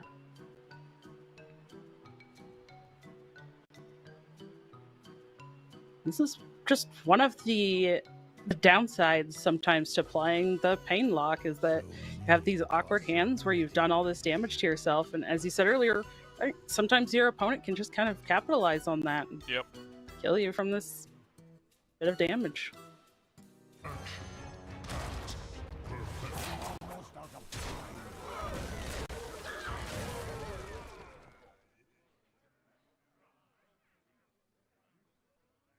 Yep.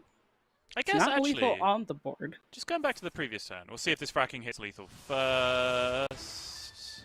Of course it was a does. pretty insta pick. We're playing Insanity Warlock. Of course we hit Crescendo. Yeah, but go back to the previous turn. I'm not even sure if the trade even plays around Ziliax.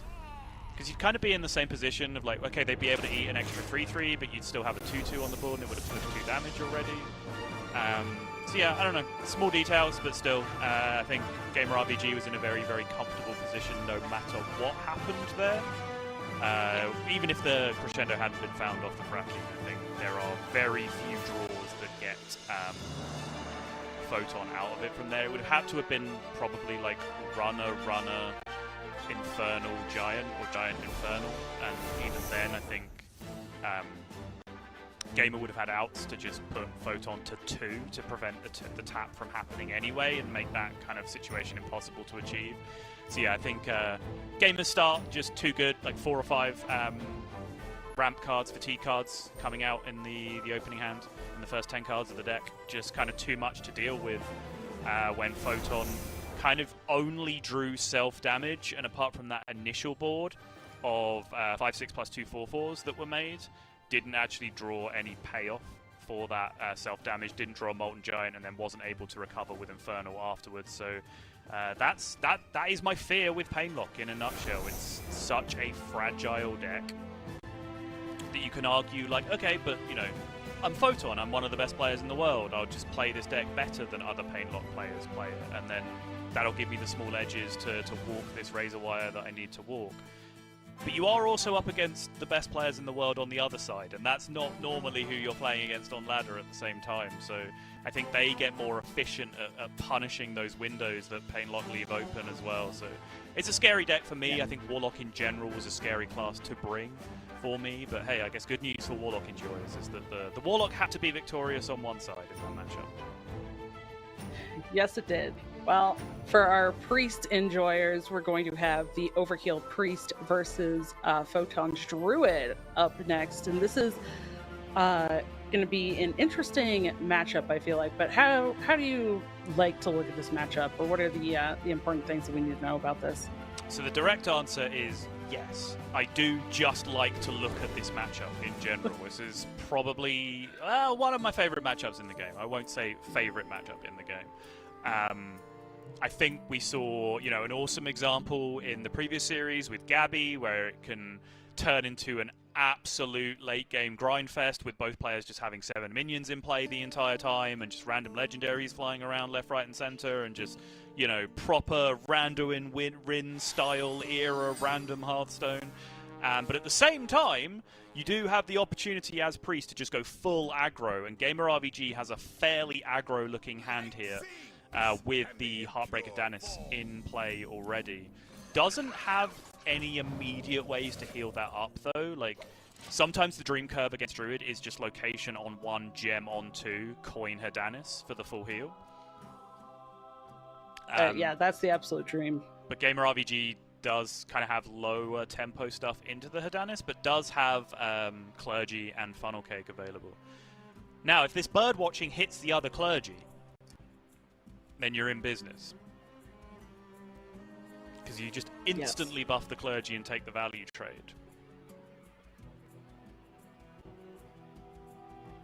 Is it going to be the Clergy? Seems like it probably isn't. I feel like he likely would have taken it already, unless there is something else that he wants more. Holler, probably. I think if you saw a hauler here, you might just consider giving up your clergy and taking the hauler. Yeah, I think that's very possible. Yeah. It is. But we'll never know.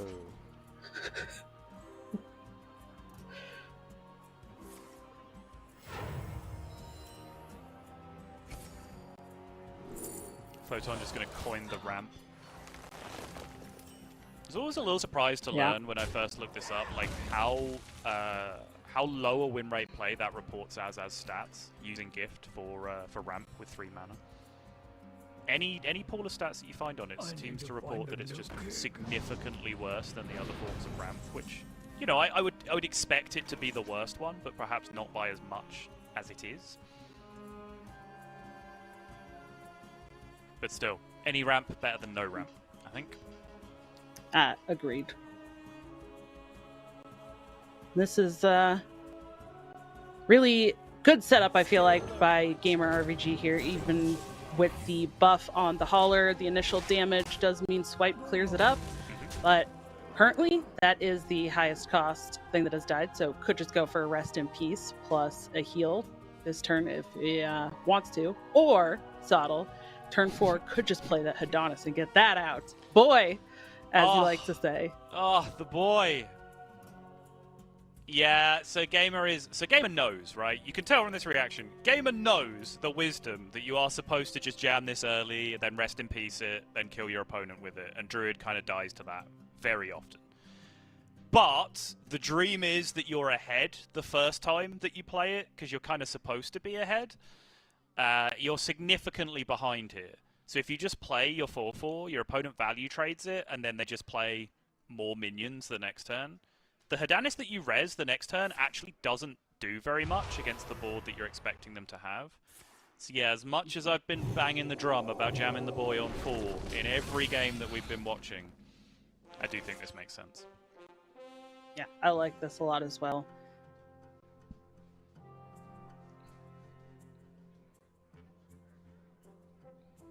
Now, no additional dragon to discount the Fi, and delayed even more if... Okay, just take all 5. Wow. I mean, sure.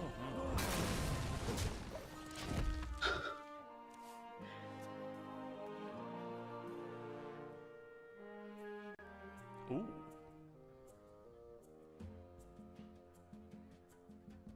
Ooh.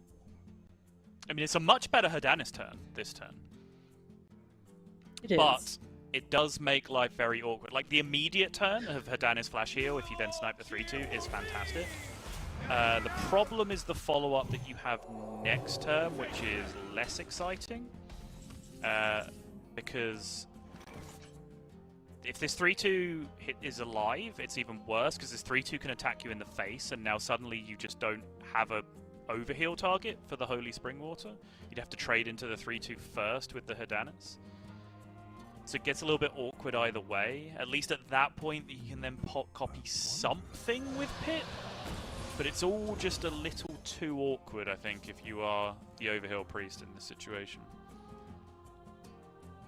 Needs some resource generation very soon, I think. Yeah.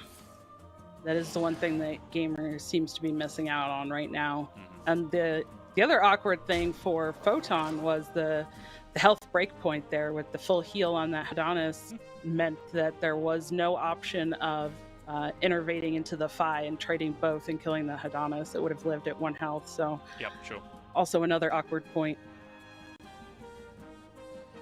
So Gamer here has to decide whether to start with the Thrive or whether he's just going to commit to the Holy Spring Water Pit line instead.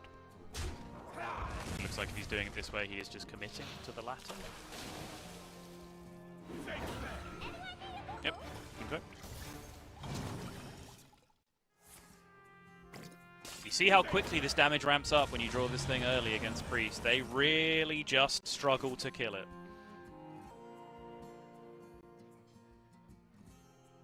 Yep. Okay. Against the Druid, right? What did I say, sorry? Against the Priest. Oh, okay. Yeah, so I was like really confused for a second. Like, Yeah, and especially after seeing no answer for it the previous turn when there was already something on the board as well that could have traded.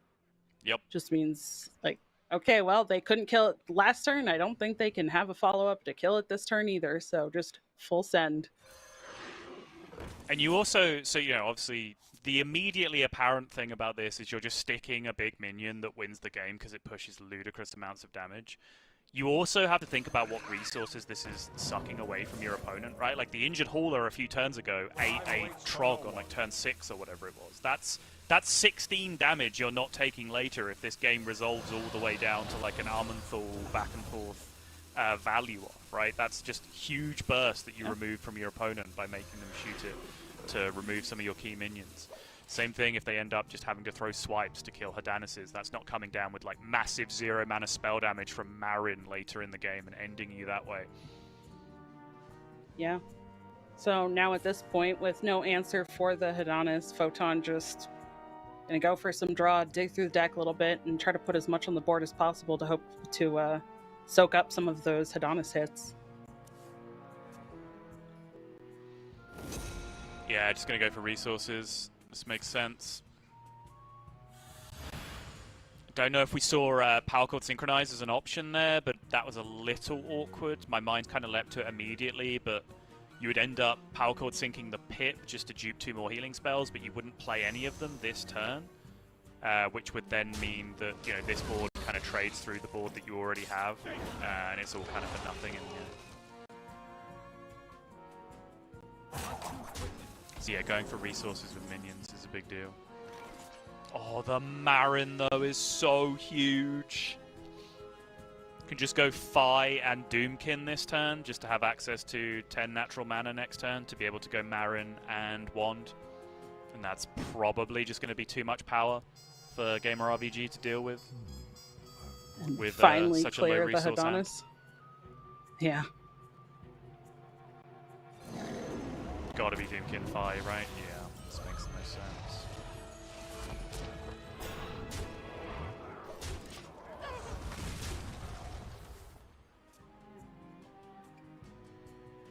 Okay! Well, I mean, I think that's kind of the only card that wins in this spot. yeah, Amandul, a fantastic pickup. Yep, can Armenthal the 4-8 and the 3-4, trade into the 4-2. It means if your opponent does go Marin this turn, they have to hit off the wand, or your Armenthal just lives. The time I think it's the only play available. potential. Yeah. You can also find some absolute dream outs here, even if it's just one legendary. You find a Tyr, you find a Sonya, something like that. There are so many utterly broken random legendaries that you can find.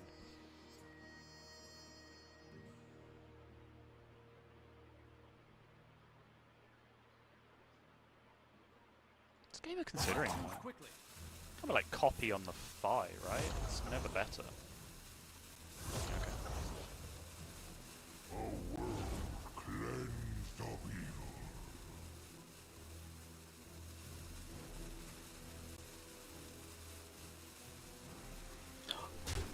A Vulcan. A Vol'jin? Okay, I mean, that's just a card you play in your deck. Fine. Yeah. Relaxation for all. And all. All right. Yeah, Here it Photon is. Photon does need to hit here. There's lots of hits left in the deck. Photon hasn't drawn any of them yet. Okay. So the hits still exist, but Photon still has to find them.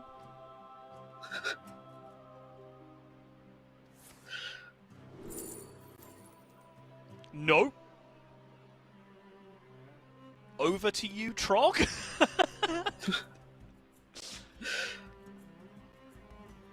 Oh.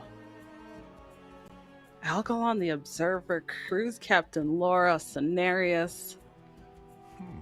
Awkward. Yeah, I think it's just Cenarius because they're the biggest. For no one. Yeah. But it does mean this Amanthal's living, and I don't think Gamer RVG was necessarily expecting this outcome going into this turn. Power Chord synchronized, but not enough mana to play. filthy, not enough heal procs. If you had a funnel cake here, you could like play a hauler, copy the hauler with the Amanthal, even a location or a gem, right? You could start to look at clearing this board. It's just not there for Gamer.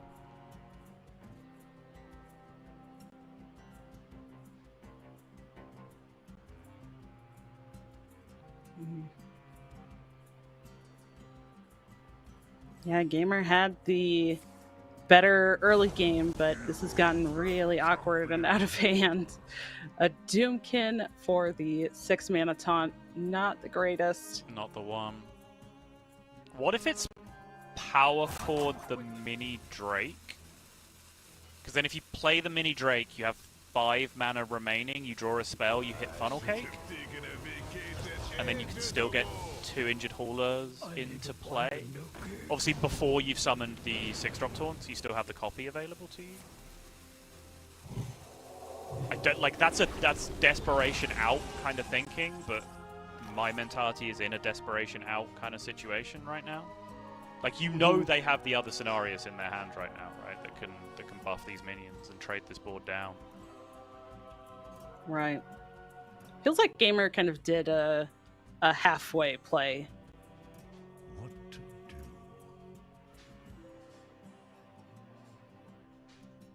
I was really surprised not to see the power chord there.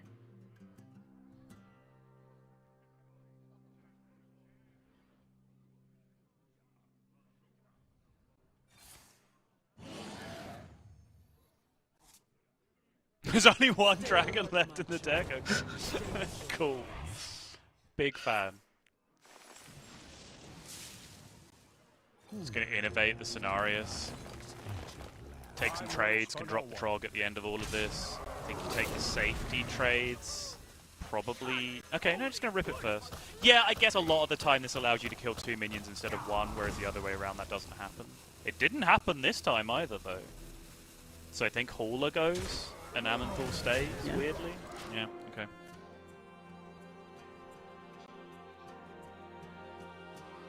Okay. Hauler Fan Club does clear a couple of things, but really not Together in harmony.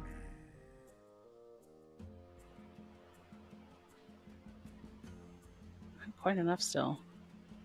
Yeah, it's only 1 heal, right? So, you know, even if you got the Haulers in play and copied them, Yeah. you're only getting 1 activation off 1 of them with the hero power. It's not good enough. Needs some weirdo legendary outs. Just synchronize the Amanthal and try again. Yep. Or create more taunts.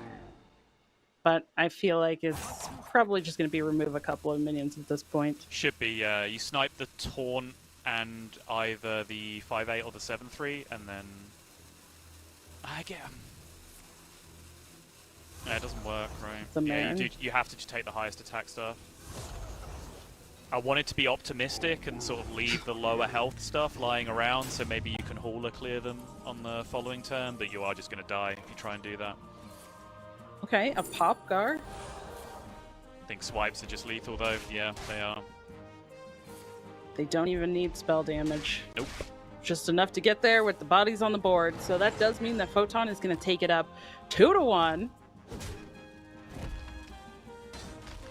As we wait for these animations. Oh, they're happening. Don't you worry. Oh, I wasn't worried. They were just slowly happening. Fairly straightforward game there in the end for Photon. I do think that Marin draw right in time. Like, Marin's such a key card for Ramp Druid in general. It just set up the perfect turn with the Doomkin and Phi to be able to clear up the Hadanis, which was representing all the pressure up until that point. And then that perfectly ramped into the Marin wand. And honestly, considering the makeup of the rest of the deck at that point, it was a pretty unimpactful wand. Like, yes, 3 scenarios came out of it in the end, but that was far from worst case scenarios, as our friend Lorinda would say every single broadcast at length. because it's the one joke they know. Because, there was still an ENR in the deck, still a Yogg in the deck, still a Ziliax in the deck. Like, basically all the big hitters were still in the deck at that point. I think Sleeps were still in there as well, which when you gain a 0 mana Sleep is just +9 mana to your turn. It's basically a second ENR at that point, which is disgusting. So, yeah, really just shows how powerful Marin can be, even when it misses in spots like this, just because of the pure resources that it generates. Yeah. Well, now looking at the next game that we're going to have, Photon, one more deck left. Saddle. It's going to be that Warlock. It sure is, yeah. Warlock remaining You to win sound with. so enthused. Yeah, I was just sort of glancing over the matchups. We've got Overhill Priest, which is a matchup I have played a huge amount of from the Priest side, very little from the Warlock side, and then the Paladin as well, which I think Warlock against Paladin, Photon will feel okay. Painlock is one of those decks where if it hits, it just does too much too quickly for Handbuff Paladin. Handbuff Paladin will be considered an aggro deck by some people, but it kind of AFKs until turn 4 or 5 a lot of the time. And by that point, Painlock just has, 20 power in play if they've done their thing. So you can get run over pretty effectively, I think. Obviously, the Razor Scales and stuff can come into play in that situation to just stop Molten Giants costing 0 if need be, but that's kind of desperation stations at that point. Priest, on the other hand, I think is a tricky matchup for Painlock to navigate, because as long as they hit Hauler or a card that discovers Hauler, Birdwatching, or mine's gone blank. I'm not doing well with card names today. What's the Forge Discover card called? Creation Protocol it came to me.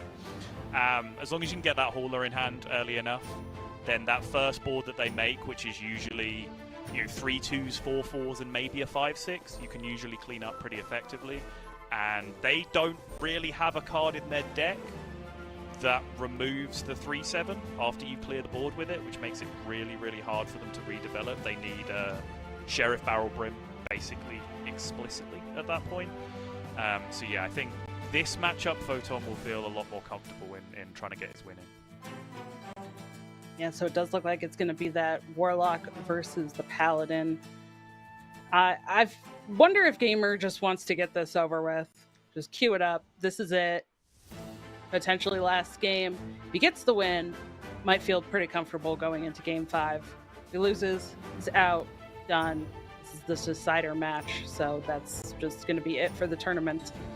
Oh boy. But you know what I see? I see a Painter's Virtue in hand. I don't know if Gamer's going to want to keep it, but I think this is the first game of the Paladin we've seen where it's actually been in hand before turn 5. Gamer just admiring the art. It's like, wow, I've never seen this card before. Look, it's like a hammer with a paintbrush on the end. Wow, it's the first time I've laid eyes on this card in my lifetime.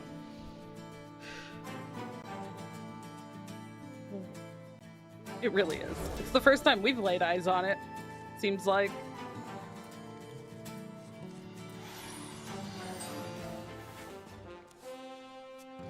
Another reason, by the way, I really like the Paladin brings to this tournament. I've talked about it a lot as it, being able to play neophytes and stompers and razor scales and customs enforcers, whatever you want.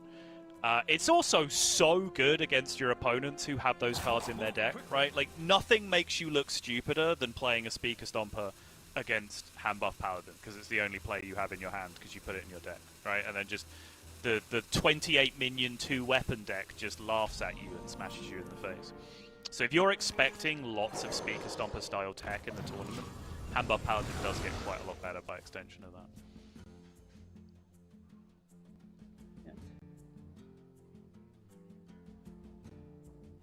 There's another thing we did not see previously is that Infernal coming into hand now for Photon. That would have been quite helpful in that previous game with in the second one too, with this deck, but no damage.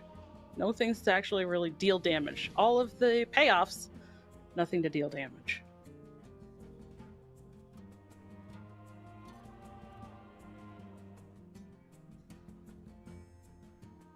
Photon now left in a position, I would imagine, trying to decide between tradable and coin tap. Coin tap, of course, very useful in dealing 2 extra damage to you that turn. You could theoretically get those horrors down to guaranteed 0 next turn if you wanted to.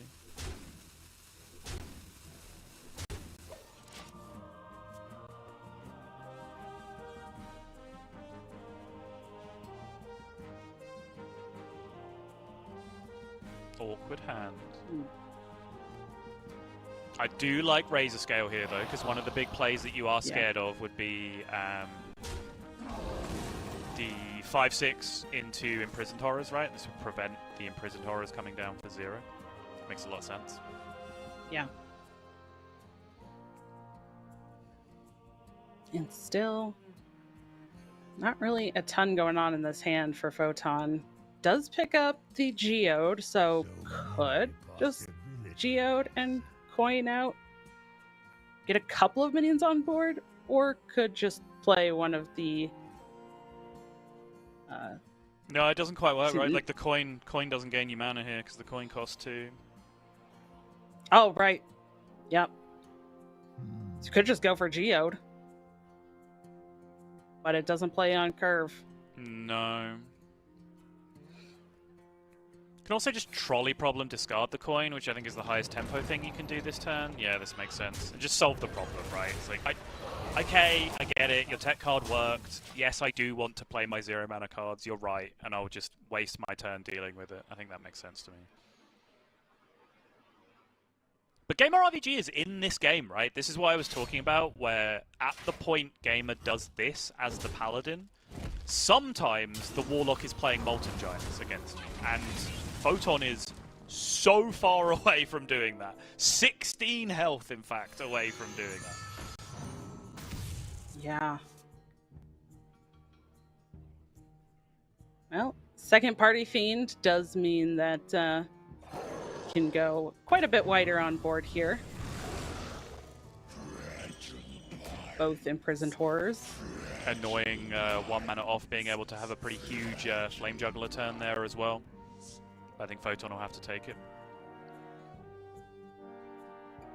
About as good as it's going to get for the time being. We're almost in the position where, like, the play that you absolutely never see anymore was starting to look like the best line. There used to be a thing where before mass production was released and found its way into the deck, that sometimes you actually played Infernal to damage yourself down to 15, and then played a Blood Treant afterwards, so that you went down to 10, and then you could play your Molten Giants because you didn't have as much consistent self damage. But now with like Party Fiend and with mass production in the deck or whatever, you damage yourself so quickly that never ever happens. And we almost got into a position where it was the fastest way that Photon could deal damage to himself. Yeah. Luckily did pick up a couple of those damage cards. Couple more here. Spirit Bomb does help answer a little bit of this board now from Gamer. Oh, this is a scary turn, though. You could theoretically just, fire off with Spirit Bomb, Flame Imp, Flame Juggler, Molten Giant. But you'd just be saying, okay, if you have any charge in your hand, you win the game. Which is a scary prospect, for sure. The alternative involves just not getting your big cards on the board, which feels like losing anyway. Man, this is a tough call. Yeah.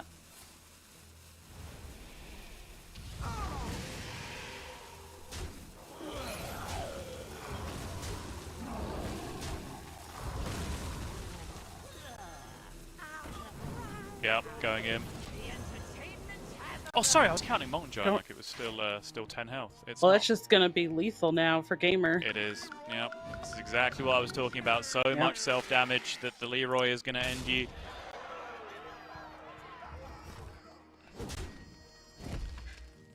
Gamer RVG doing less damage in order to do the polite thing, as some weirdos seem to think is the case by showing your opponent the lethal immediately, as if those 2 seconds really matter an awful lot. But hey, it is squared up the series 2-2 now, and we are going down to what I was going to imagine would be the crux of this series. And suddenly, I think the momentum of the series has swung enormously, because I think that was the scarier matchup for Gamer RBG.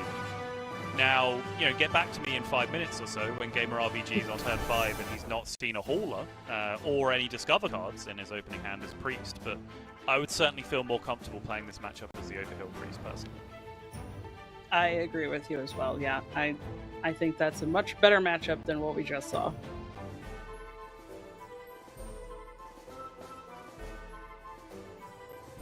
I'm just looking here. All right, Gamer has the bird watching version.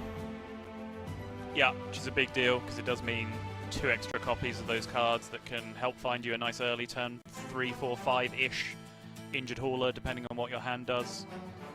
But Photon is going to be needing a much more explosive hand than we've seen him have so far. We've seen 1 game of Painlock where it was all self-damage, no payoff. We've seen 1 game of Painlock where it was all payoff and not enough self-damage. We saw double Infernal, Molten Giant, Flame Juggler, and just not the damage just came in too slowly, really. With Gamer RBG disrupting a little bit with the Razor Scale as well. Photon's going to want some real early 4/4s coming out here. That Malefic Rook double 4/4 for 0 curve is what we're going to be looking for Photon, and just cross fingers and say that the Hauler is not there on the other side. Otherwise, this is a tough matchup. Yeah. I guess there could be the potential of, depending on what's found, of some damage stuff and then Sheriff Barrel Brim to answer something from Gamer's side. But we're seeing a little bit of damage here with the Flame Imp that is being kept, a Geode coming into hand, and mass production as well. So finding the self-damage needs the payoff now. Yeah, good hand. Good hand for Photon to be able to start powering through some early pressure. Should point out as well that Photon does play the double speaker stomper in his Painlock. Pretty common these days, but no surprise to see that in there from Photon. But again, that's a card that is a luxury, right? If you get the early start with the Malefic Rook and the 4/4s coming down, if you get an early Molten Giant down, anything along those lines, then the Speaker Stomper can lock out the game for you and prevent that injured Hauler AoE coming back the other way. But if you don't get that early pressure, it's all for nothing. Gamer did do what looked like a full mulligan? Ooh, yeah, it was a full mull. And this Flame Imp is so huge. Because this Flame Imp means that Gamer cannot go Clergy on 1, Power Chord Sync on 2, which I think would just about end up ending the game with this Funnel Cake in hand. Is it too slow to try to do it next turn? Ugh. I think you do still do it next turn, but the turn slower that it ends up being could make all the difference for Photon's chances.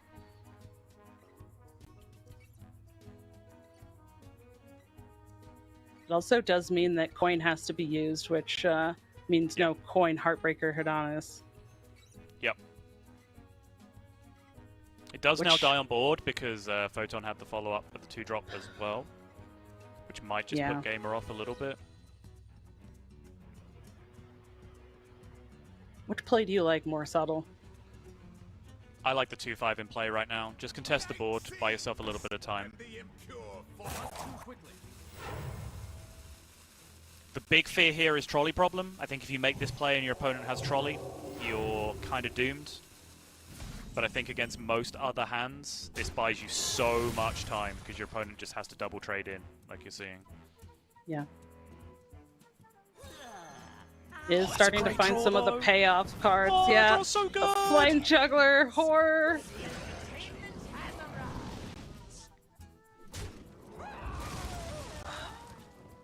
Yeah. Need some juice.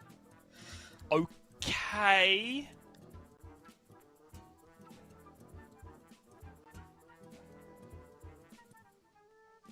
Technically an out, but it doesn't really do anything next turn anyway, even if you hit the hauler. Yeah. The weird spot where Funnel Cake doesn't actually gain you any mana next turn anyway, because it wouldn't overheal the injured hauler. Mm-hmm. Oh. Well, we were talking about the better chances with this priest deck into this, but this has been a very good game so far. A very good start for Photon. Yeah. Yeah, Photon's draws have lined up in the way where he's got the good draw in the matchup where he needed a good draw to win. Gamer RVG does find the hauler, though.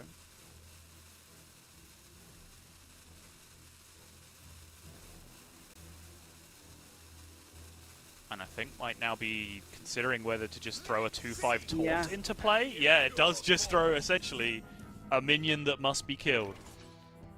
It's a speed bump.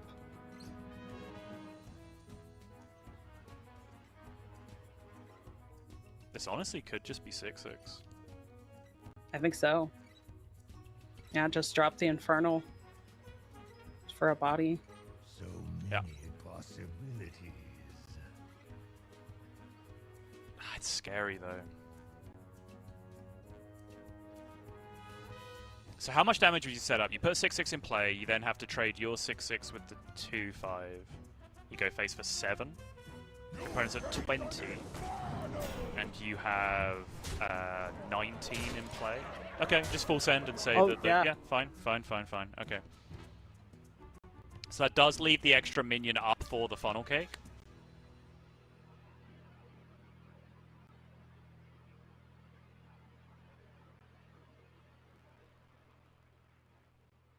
But yeah, I guess with no location, no hidden gem in play, this does actually just make sense. You really do not have to respect this clergy all that much at all. I think this is very, very good recognition from Photon. You can see the worst case scenario is, okay, it's an extra minion there for my opponent to have Funnel Cake.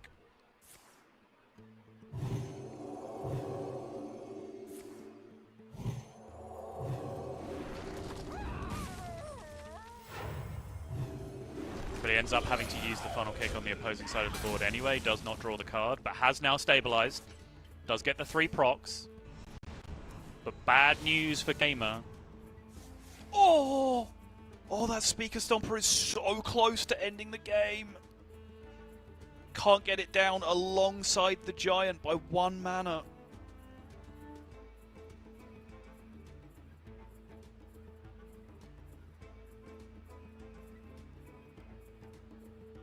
Oh man, it's so close.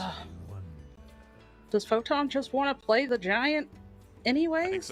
I think so, Yeah. yeah.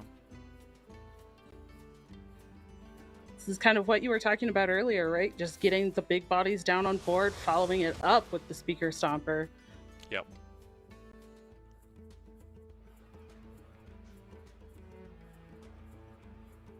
But it does mean, like, Spirit Bomb, trade, play the Giant. You don't actually have lethal set up on board next turn. So your Speaker Stomper might not necessarily be pushing lethal, depending on what happens here. Gamer RVG saying, okay, is that it? That is it. But what kind of turn can Gamer RVG have here to stop that Speaker Stomper ending the game?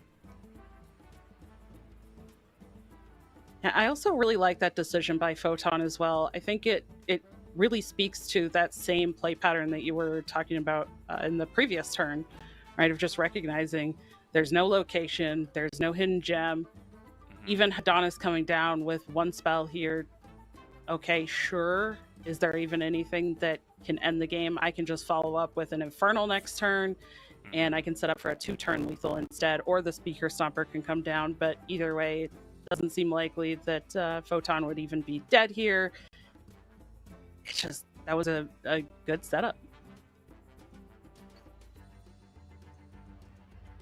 And I think this bird watching means that no matter what happens... Oh, they both hit the hole? Okay, that's funny. I think I've ever actually seen both copies of bird watching just hit the same minion.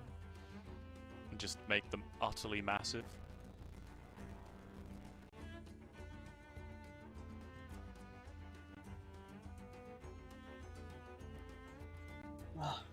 The Sheriff Barrel Brim being picked up that I mentioned earlier. There's so many options for Photon. Yeah, I think Barrel Brim ends up being a little quote-unquote safer than the Stomper in the end. Like, if you played Stomper and went face, you could still theoretically, as Gamer RVG, play 2 1-mana spells to overheal, clear the 4/4, and then your 7 attack guy finishes off the rest of the Molten Giant, and you live. You could also use Location, for example, as you just saw drawn there, which wouldn't end up being a spell. So yeah, I think the Barrel Brim off the top actually ends up being the dream scenario for sure.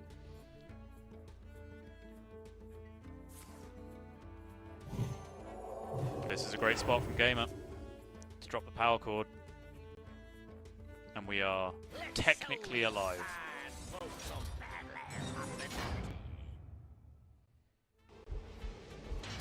And now we've got some Armanthals in play. Geode can still hit Symphony, which can still represent lethal. Yeah. Or the tradable with Speaker Stomper if he really wants to go that route for 1 less mana, but not necessary for that specific out. That's fair. The problem is, like, as soon as you hit your out for miss your out for lethal, you've actually then got to start thinking defensively, right? You have to think, okay, do I actually have to now spend my turn playing Infernal so I don't just randomly die? Yeah. This is the nature of Painlock. Man, was it? I go back to that last turn. Like, Barrel Brim versus the Speaker Stomper. So Stomper, they can play Location, they can play Gem. Both of those things are unaffected and heal up the Hauler that would still be in play. But man, when I look at the outcome of this, of like what Power Word Sync did to you in this spot, all this hurts.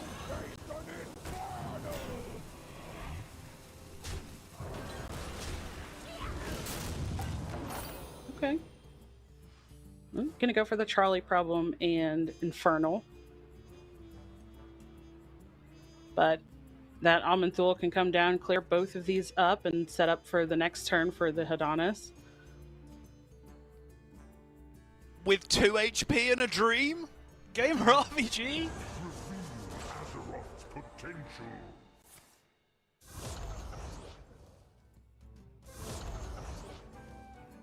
A world cleansed of evil. As soon as he can stabilize, he has the Fan Club and Hero Power to be able to pull out of range of any of the Symphony outs. Both players, of course, get access back to the jail next turn.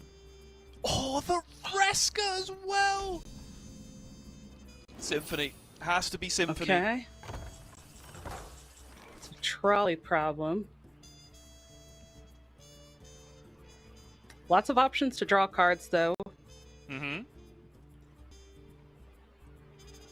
It's a matter of which way a Photon wants to do it if he's going to go for that out. I feel like you just either go for the tap or the geode here. Just 15 if you're looking at Hedonis. 15 doesn't matter versus 13 health.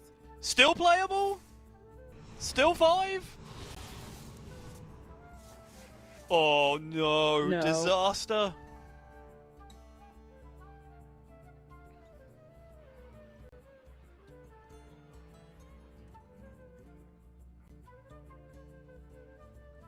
Desperately trying to get a big minion into play here as well. Can do it with the Flame Juggler, takes a lot of damage this turn. Problem is, the jail is just waking up on the other side anyway. Popgar as well! Oh, And the with Symphony 2 drawn for HP. next turn.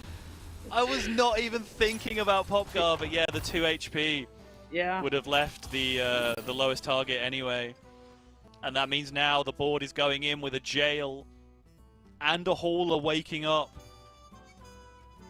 And now Fan Club can just start to pull Gamer RVG out of range.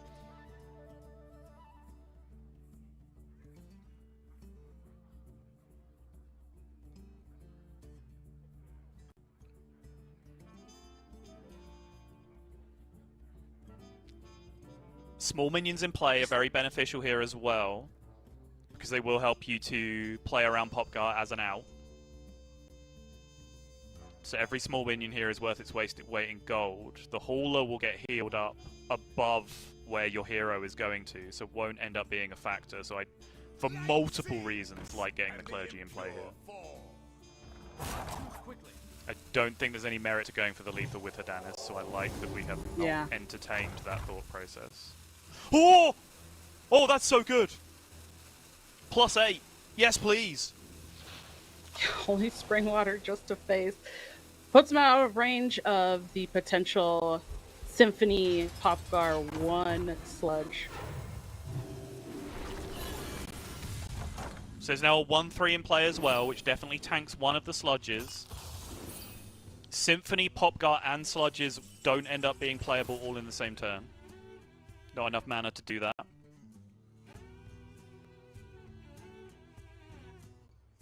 No jail activation, but the Molten Giant does wake up again this turn. And no locations active for Gamer RVG on the following turn either. Oh, suddenly out of nowhere, Gamer's looking like a big favourite. Gamer RVG just drew 2 mana heal 8 off the top and it ended the game. Like,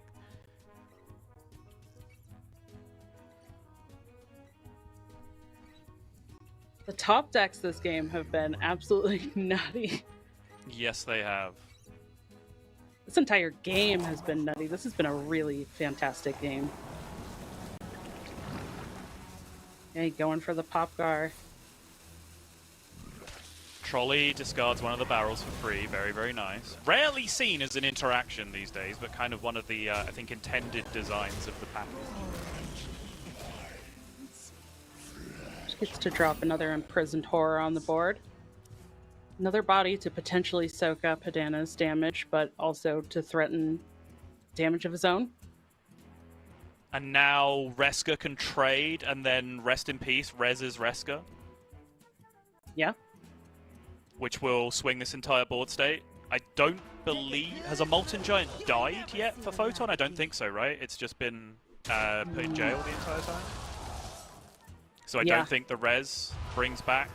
Yeah, just a 4-4. Yeah, perfect. That's a full clear.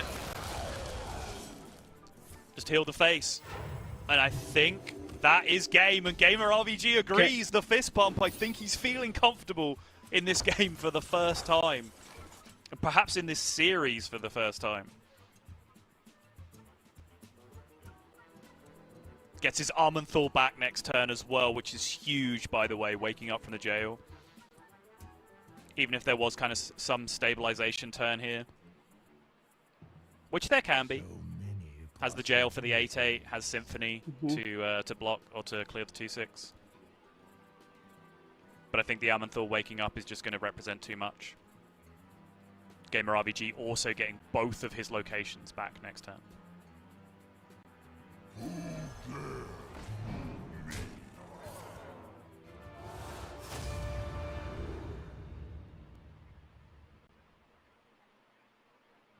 Well, a 6/6 with taunt, taunt. right? Yeah.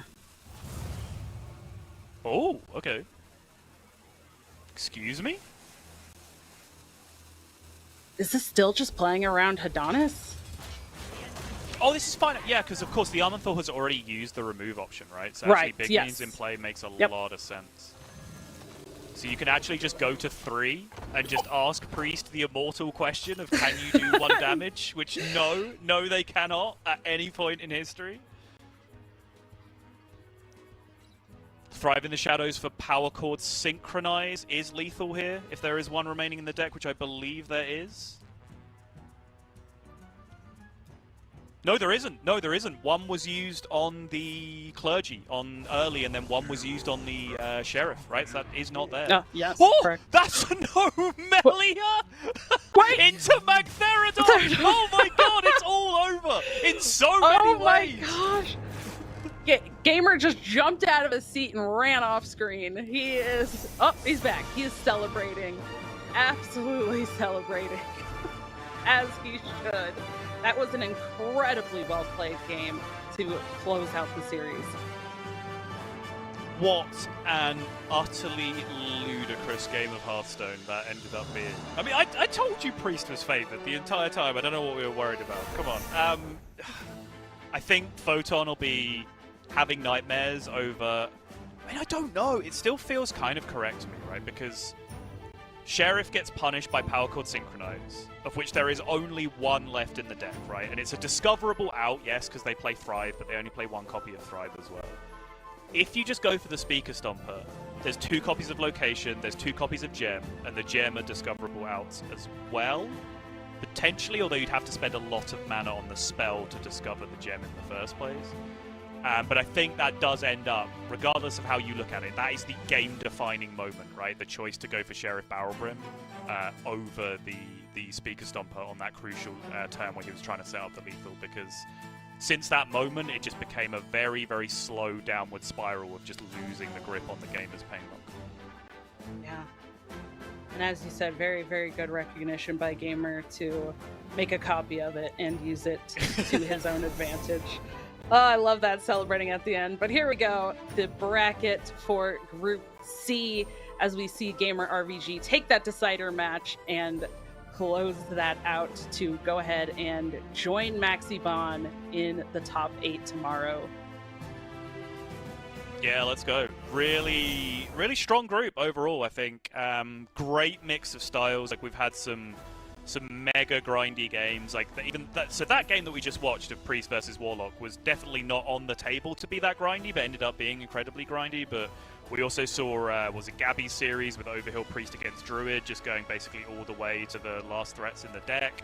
And then we've also seen some combo deck showdowns. The one thing we haven't necessarily seen is just any board aggro so far, but there's an awful lot of Death Knights to come in the remaining group that we still have to cover. So I think we'll get that chalked off as well before the end of the day. So I think great variety, really exciting group overall. A couple of absolute banger games thrown in there as well. And Gamer RVG making it out, which means I am now 3 for 3 on group predictions throughout the weekend so far. So give myself a little pat on the back for that. That's right. Well, there is still an entire group left to go, as you mentioned. So still a ton more action to go here at the casting desk today. So don't go anywhere. We'll have more Hearthstone action for you right after this.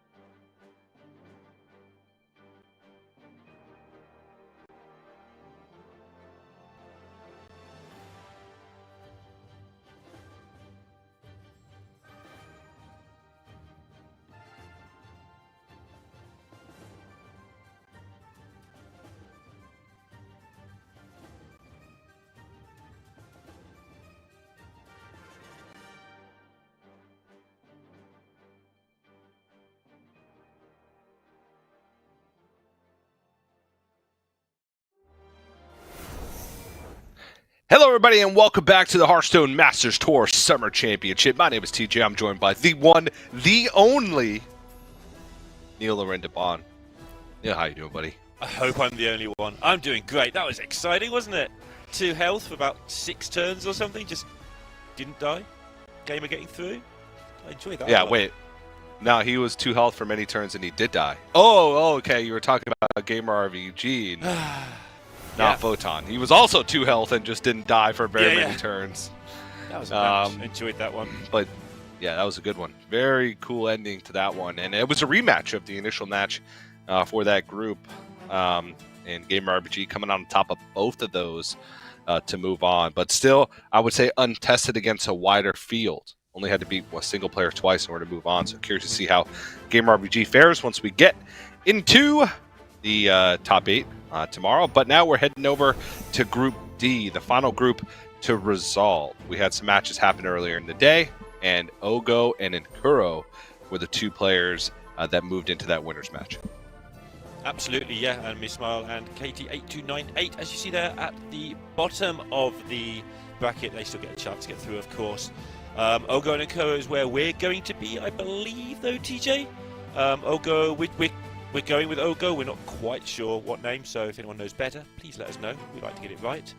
And Nkuro has been around quite a while, been in a lot of Masters Tours. But best performance in Masters Tour in 11 attempts was 5 and 3, which he did twice. So one of those players that's not necessarily transitioned from ladder play into really strong tournament play yet, but we've seen it many times before. Sometimes it takes people a while to start playing 4 decks at once. Yeah, or it takes, a while for yourself to get to that level where you're kind of passing the rest of the field, right? It's in relation to the rest of the field. But Ogo been playing Hearthstone for quite a long time. Favorite card, Donkey Biscuit. Favorite deck, Aggro Hunter. Cool. All right. Wow. Death Knight kicking things off right off the bat for Ogo. That Frost Rainbow Death Knight.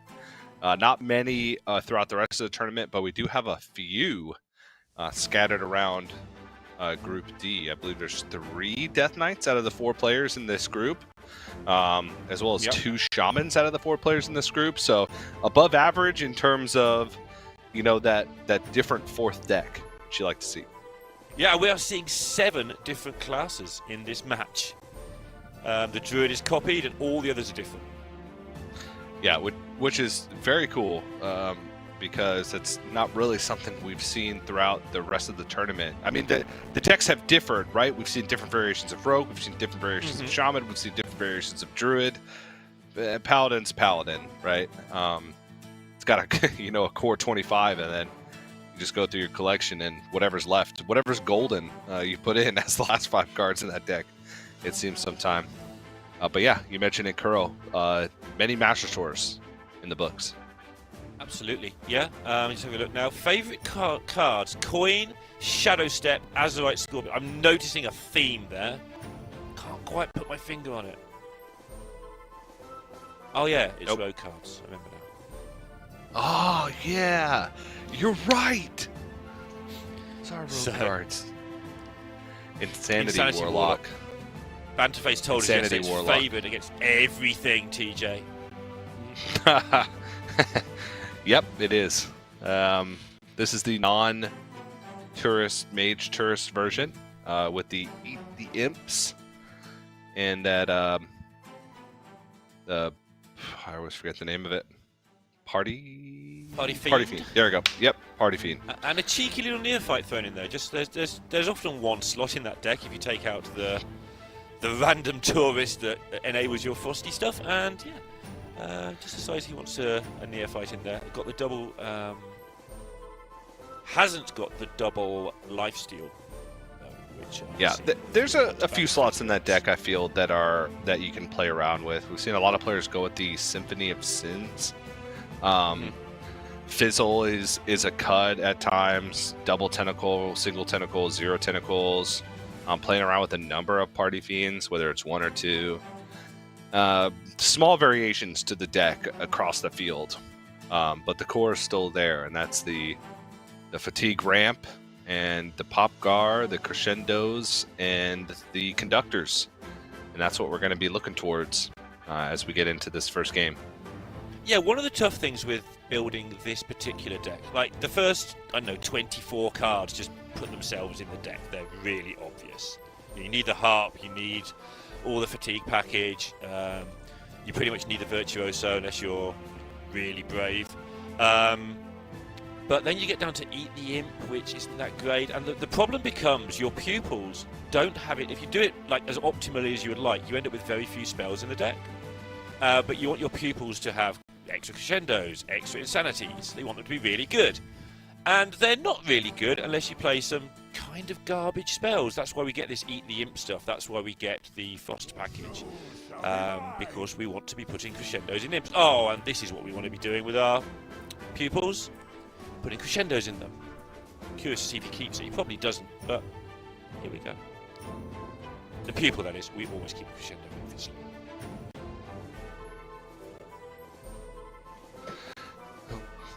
Razzle dazzle! Yep. That's my input. That's your input. Oh, look at this. He keeps the pupil and is rewarded instantly by getting pop guard. That's how you play this deck, TJ. Razzle dazzle again? Missing a conductor, and then we're... Mwah. You can draw that on 3. It's fine, or 4. It's okay. One of the great things about having the pop guard crescendo in your opener, apart from the fact that it's obviously an incredibly powerful combo, is you can go really, really crazy with your insanities and your conductors and stuff. You just don't care. You just throw them out there. You're going to heal for 8 million later on.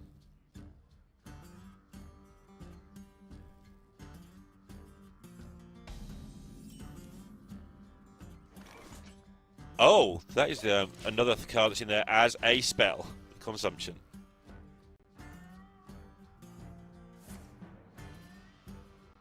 What do you think about Death Knight, TJ? It's struggling in this tournament, I feel like it's a good deck. Yeah. That's the end. There's a lot in there, right? A good deck is not a great tournament deck. A good deck is not a good necessarily a good conquest deck. I think the deck very consistently does what it needs to do, but it's a little bit slower to get on the board as some others. It's a little bit slower to end the game as other board-based decks. It doesn't have the hyper longevity that some of the other board-based decks do, like Priest or Druid, the Ramp Dragon Druid. So it's kind of just middle ground across the board, but that consistency can help a lot. And the upside of, like Razzle Dazzle is a lot. And they do have some finishing power, maybe not as much as other decks, but one of the cards being Mar Manipulator up there on the top, that's decent as well. So I think it's good. If I had built a lineup for this event, I probably would not have brought Death Knight, but it would have been close. Yeah, I think I prefer the Frost list to the Double Rainbow list, as we're calling it this weekend, apparently. Just because of that slightly better finishing power. I do feel that all the Death Knight builds have this. They're a collection of really powerful cards with some fairly cute synergies, but the synergies don't quite end the game very often. Unless you, in the other version, just go Eliza and Ghoul Knight, that ends some games. And sometimes Marrow Manipulator just ends games here. I feel like your collection of good cards it's just a little bit fair. It is, yeah.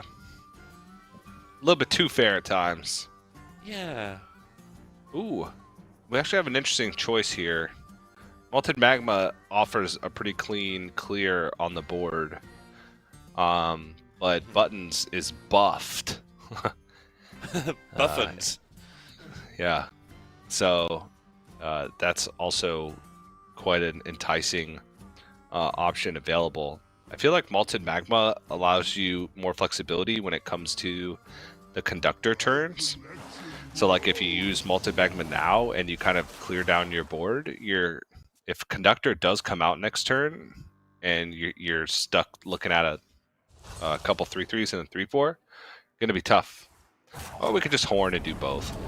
And you are expecting that conductor, right? Inko kept 3 cards. You don't keep many cards in this deck. He kept 3, so you're expecting one of those 3, which he hasn't played yet, to be the conductor. As it happens, it's not going. Oh my goodness, this game is ending.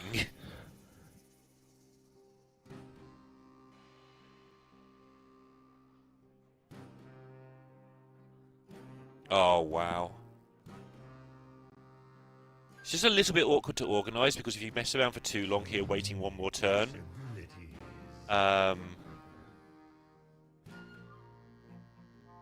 you end up dying. But I think Popgar Crescendo, Coin, play one of your sludges to clear. Doesn't quite clear, but to tidy up, and then next turn just you've got double imp. Is that enough?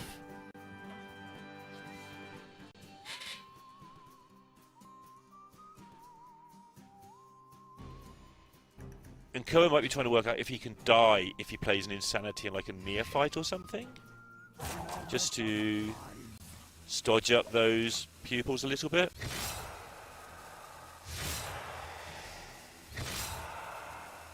Decided he can't die. Yep. And he can die. Not quite. Wait, yep, he can. Get down with the ship hero power. Yeah. Down with the ship hero power, down with the ship molten magma. Yeah, he took the risk, and I think he had to do that, right? Because that would mean next turn would be Popgar, Crescendo, Tide, Pupil, Crescendo, and then it's pretty. And then you're back up to full. Your Crescendos are beefed. You still have another Crescendo plus the sludges. With the other Pupil plus the sludges in hand. So I like the risk there. I don't think going with the Popgar on that turn and like Crescendo plus Coin sludge would have been enough, because if you don't hit the 6/4, there would have been a 1/1 on board. So you wouldn't hit the 6/4. Just lose your Popgar. You lose your Popgar. And it's even a value trade, because it would have been a 6/3 versus a 2/6. And so you're staring at a 6/1. You're gaining health, but not that much health. And then you're back to square one. And with no way to block damage in hand, no Virtuoso, no Harp. In order to clear the board with Crescendos in the future, you're taking even more damage.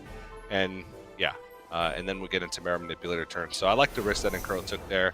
Just saying you don't have the 3 damage that you need, but he did. Maybe it was Neophyte and Chaotic Consumption. Then you're not ramping for your Crescendo, though. You're not, but you're going to have 3 Crescendos available to you as long as you put 3 spells in there because of the 2 pupils over time. True. True. I like the play he made. Well, yeah, it was fine. It's fine. But he's 1-0 down, and Death Knight's out of there, and that was, I think, the weaker link in the lineup. I think the Shaman's a little bit more powerful into Inko's lineup. So really good start for Ogo there. Yeah, Shaman surprisingly can end games very quickly. Well, Death Knight can also, I guess, if you look at it. Yeah. If we just see what happened there with a turn 5 win. But Shaman can do it as well with, like, early patches and Sigil of Skydiving.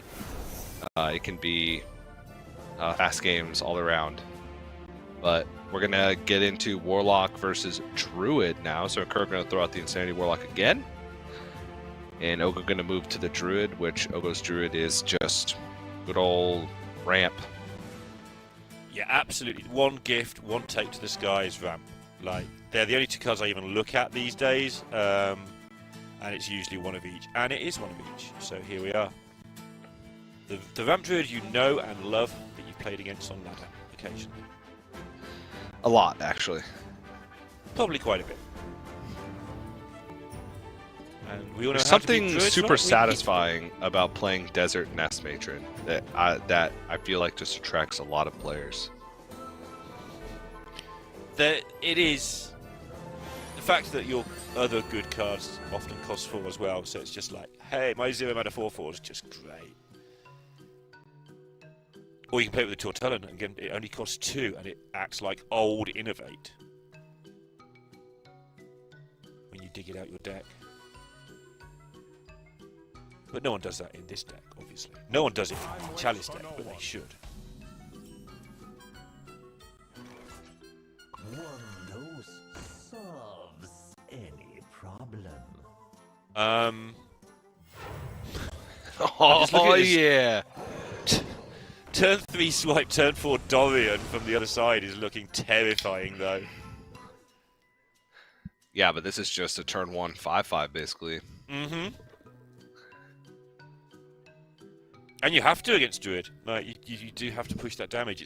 It is still Druid. It has a lot more defensive tools than Druids, that our forefathers knew. But it is still Druid. You're still best off putting your things on the board as quickly as possible and hitting them as hard as you can. Yeah.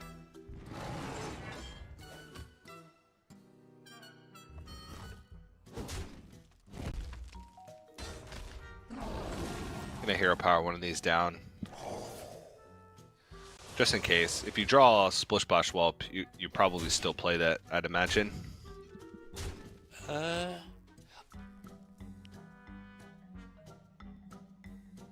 So, I mean, they didn't, so that's helped that cause. But if you swipe here, how does your opponent represent 6 into your Dorian? It's not easy. And now, the premiere act. Me!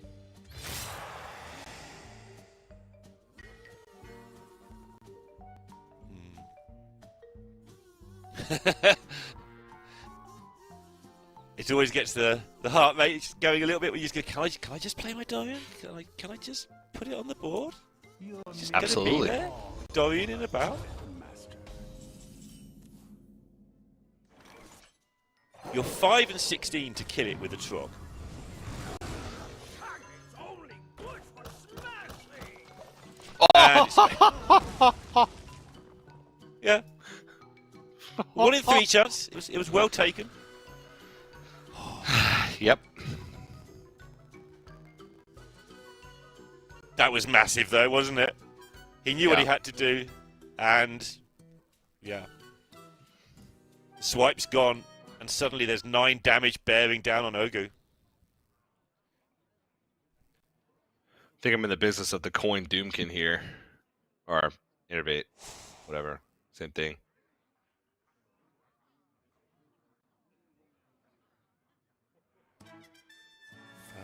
You do that, you take 9.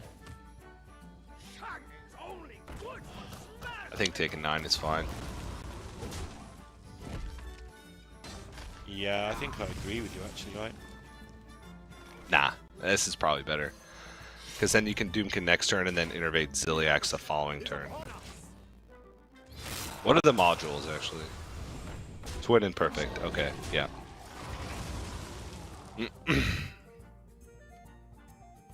Now you're taking 9 again. That's the thing, yeah. Doing it earlier to me made more sense because the board's not going to get better, it's just going to get worse. Yeah. Okay, it was a good spot for the Trog, but yeah. And Warlock only needs 5 or 6 mana to function. The Doomkin doesn't really hurt it here. I mean, it's obviously always nice to ramp and hurt your opponent's mana, but... Oh my goodness!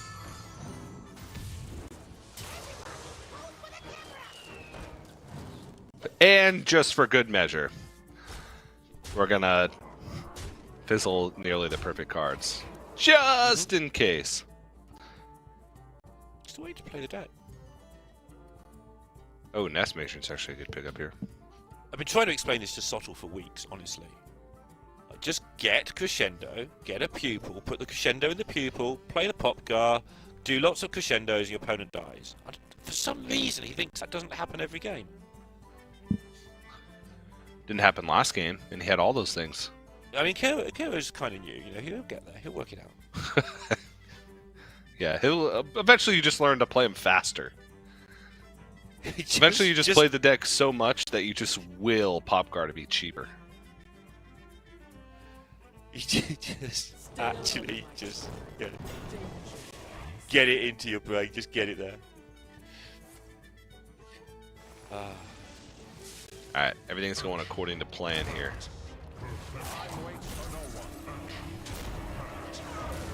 Back up to nearly full. Yeah.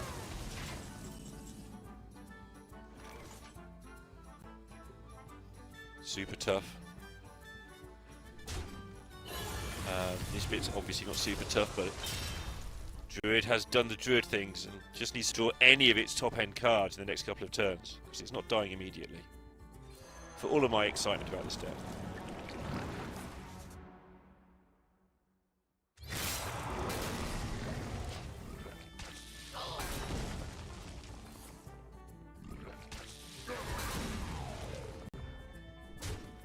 He is going to need to draw that photo, I think, if he's going to win this game. The deck looks at a lot of cards. He can draw it for sure. Oh, jeez. Did you double spell power swipe here?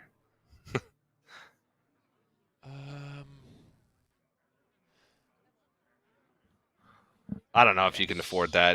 If second conductor comes off the top, you're just done for. I think you got to draw. What can we get from the Sheer Drake? There's a Sleep Under the Stars in the Sheer Drakes quite often. So go looking for one of those, seems good.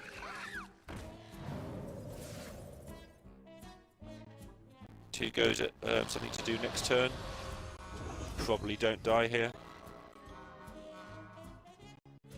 Didn't want that one.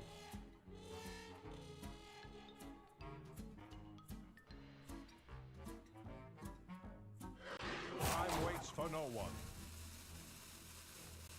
Or that one. Oh, jeez. Ouch.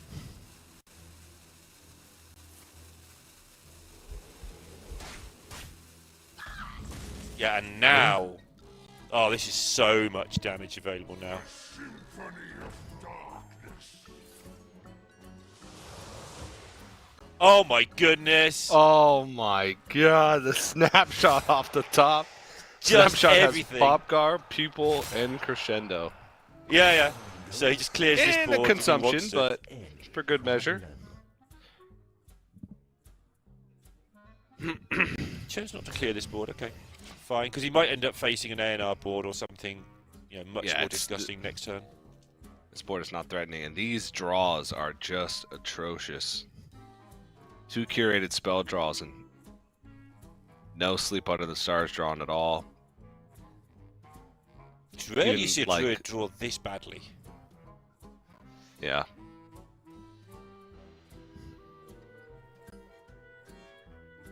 The double draw with the Cheer Drake, just not hitting anything of use, was incredibly nasty.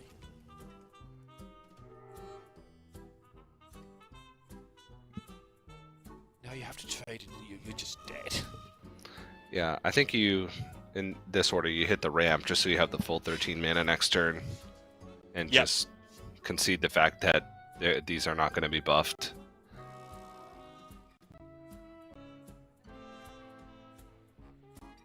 Time waits for no one. Just look at this disgusting hand that Inko's got. Oh my goodness, it's so much. It doesn't. You look at it from an outside view and you're like, wait, this hand is not good at all. Yeah, it doesn't do anything, right? Yeah, it's just got a 2-1 and a removal spell. What could possibly Okay. go wrong? He says 12 mana is enough. I want the extra +2/+2. We'll show you what could possibly go wrong. Yep. That'll do it. It's just so much damage.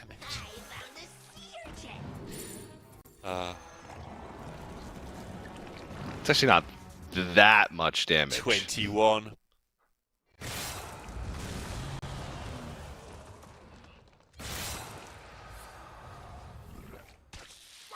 Chose not to go for the other route. Yeah. Actually, Well- it was a lot of damage because that would have been an extra 8 instead of just the 4. That was That's used something. Yeah, there. he does 6, 7, and 8 if he plays the Yeah. the pupil. So it's 21 from hand, Yeah, but only So needed that's- the 17. and that's because the snapshot does remember the entire hand and its state. So the pupil did have one spell already in there. You don't often get to manipulate your, you know, your snapshot. You just play it when you've got a good hand and when you need to play a 3/3. But you know, always nice that it remembers the state. It usually means that the pupils don't take that much filling up when you go for those lethal turns. Yeah, I think the big deal here was probably the Puppet Master being sniped. Absolutely. Yeah. by the gem tosser. That just allowed Nkuro so much more room to maneuver. And Ogo just not having enough resources, and the Puppet Master living would have been more resources to move this game along. Also, the snapshot being pretty much right off the top gave him a lot of room to maneuver as well. So, nicely done, showcasing the high upside of that Insanity Warlock. And now we're going to get to see the Rogue take on the Ramp Druid. And Nkuro's Rogue is the Giants. Infinite Rogue. With Gaslight Gatekeeper, with Everything Must Go, with the Gear Shift. So we saw it do pretty well earlier as well against Gamer RVG. Deck seemed with Photon playing that deck. You can see the power level of the deck.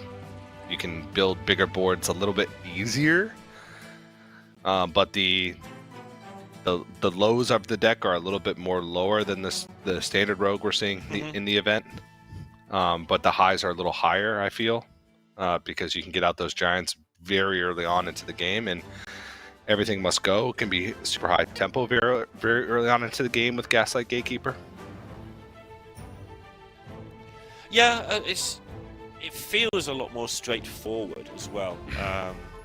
You know, you've still got the Sonya stuff going on, at least some of it, but just play Gatekeeper, woo, here's an 8-8, bounce it back, that's another 8-8, here's another 8-8, no one can deal with 3 8-8s, game's over. Play another one. And if that all goes wrong, you can still do your Sonya Grifter messing around.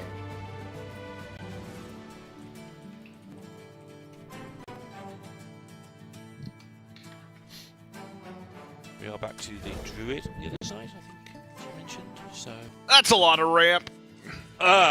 that's a lot of ramp this time. There's also some cards.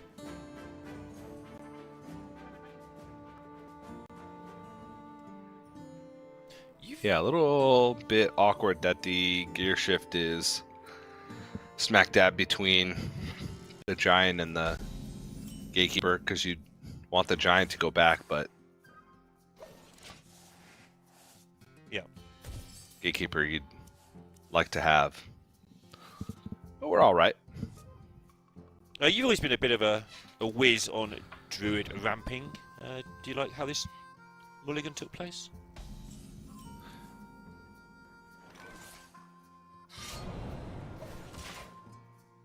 Yeah, I guess you don't want too much ramp. This curve is relatively smooth. Okay, it's not smooth anymore. I was going to say coin Splish Splash Whelp into Chia Drake. I would have liked to see one other form of ramp kept, maybe the New Heights. Right. There was also the gift that could have been kept for ramp. But that can also be good later in the game for extra board clears by getting a swipe, a little bit more flexible of a card. Got a Gatekeeper. Yep. Okay, Nest Major. Very good. Yeah, it's so much stats, isn't it? Obviously, it's a little bit more manageable now. The Chia Drakes are only a 2/4.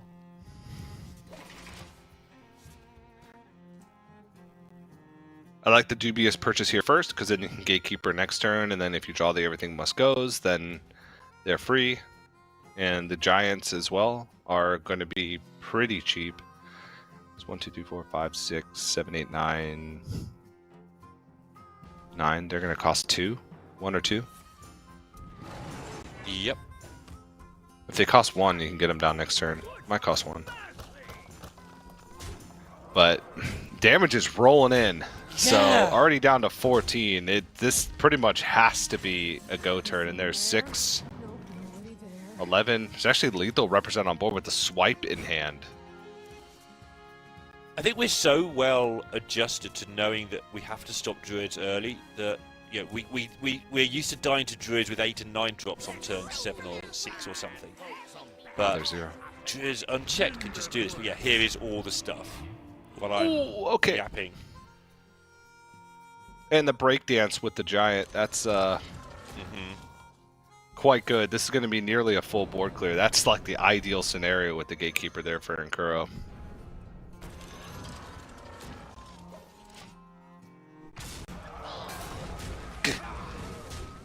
Your turn.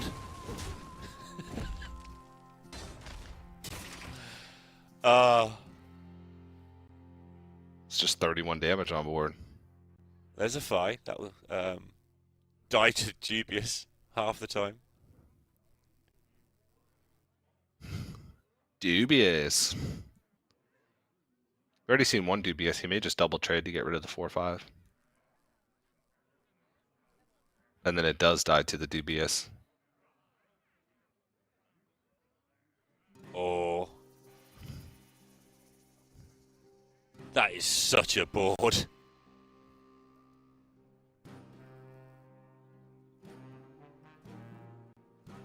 do you think of Demon Hunter spells from the past?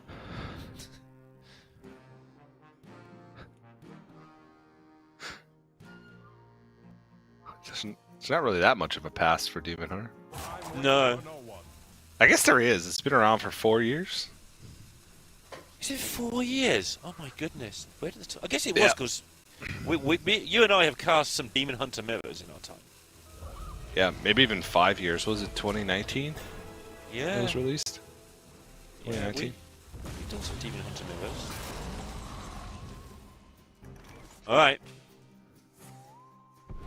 There you go.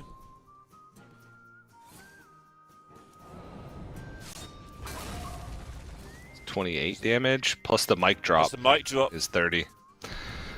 All right. 2-1. Nkuro. Lists his achievements as 8th to 12th was his best. So if he wins this next one game of Hearthstone in this winners match, he will make his first top 8. He looks calm. He does. Very calm. He could play the giant rogue in his sleep, it feels like. Cool, calm, and collected whole way through. Just at 13 health on turn 5. Just rips both everything must goes, Playhouse Giant, and the breakdance. Full clears the board, sets up a counter lethal effectively, and calls it a day. And now we just got the Druid left for Nkuro, so has a mirror matchup, which those can tend to get quite crazy if both players can answer board for board.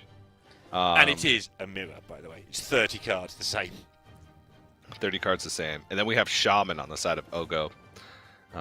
If he wants to give that a shot to start things off, which can do okay against Druid if you get like this early board and just kind of snowball while they're attempting to ramp and just try and make a big board early. One of the strategies for this tournament coming in to look at was, can you target Druid, because a lot of people are going to bring it. And what you've just said kind of explains why nobody seems to have done that. It's like, Shaman can do alright, Paladin obviously can do alright, the Warlock can do alright, but there's no decks that just straight up destroy Druid, or not enough decks that straight up destroy Druid, right? It's just too powerful to target. Yeah, it's got a lot of flexibility. It's one of the big things. Long gone are the days where Ramp Druid just didn't play minions early on. Just having Ramp attached to like Splish Splash Whelp and having the Gift Wrap Whelp as well to just be a one-drop play that can also just help the next few minions you play. It's pretty good. But we are going to get the Druid Mirror here. And it's going to be all about this ramp early. Doomkin is huge in this matchup. Hitting your own ramp into Doomkin is just so important. Do we keep Nest Matron on the bottom hand? Coin New Heights, Nest Matron Cheer, is that worth a keep?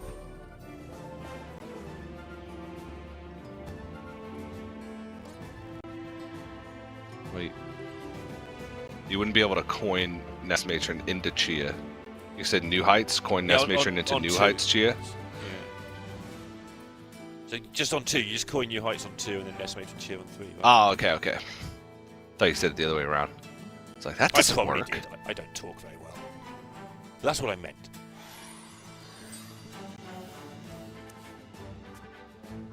Yeah, he thinks it's good enough. I think it's good enough. Yeah, we just talked about hitting people with druids and the best and winning the ramp wars. This kind of does both. Ooh. Now he draws all the 9 drops.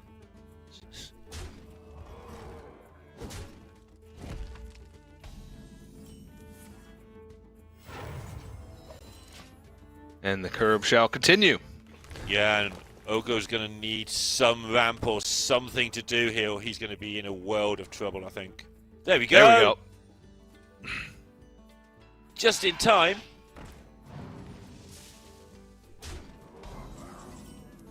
Stay alert, my children.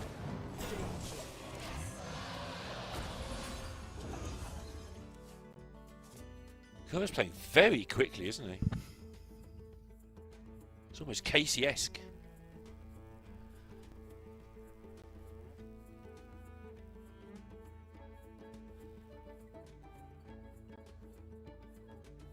This could be a swipe turn, huh? Yeah. Yeah, it does. It's pretty clean. But then you But don't if you have play a swipe Chia Drake, anymore. well, you got a couple in the deck.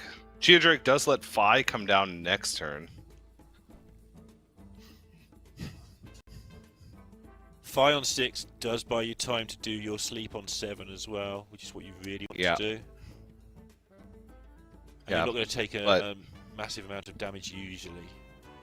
but the minions on board just match up so well. Like Yes. even if you just play Chia Drake here and then you go like, there's just value trades on the other side. Waits for no one. Oh, okay. Okay, This is sweet. just. Oh, this actually is even cooler because you still get to play Phi next turn, but you're cleaning up the trades on board. Yep. To make it so that the Phi actually has a bigger impact next turn. Or your if the, sleep if as the well. value trades just come through. Sleeps a turn early if you think you're going to get there, which you're not going to because this is going to be pretty brutal for Mikuro here.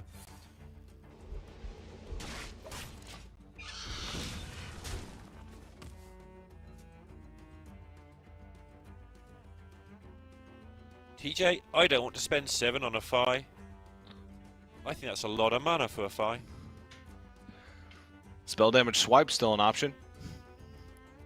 I want to do this. I want to draw some cards. Yeah.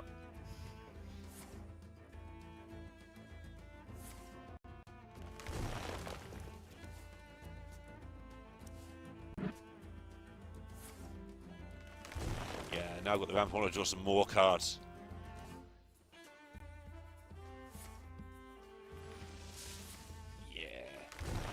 The Yeah. art to Druid is just pretend your opponent has nothing when they have everything, or something like that. I think that's sense. Yeah, it is. Can't confirm.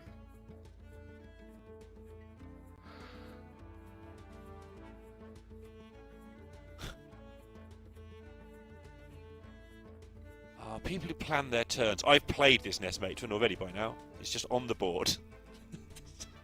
Yeah. Spell damage swipe still an option. Nest Matron, Chia Drake draw.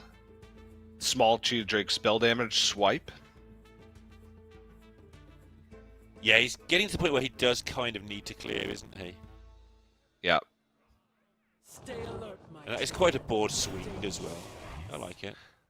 This also gets that Phi down in cost quite a bit. Yeah, I wasn't a fan of it costing 7. That was so much mana.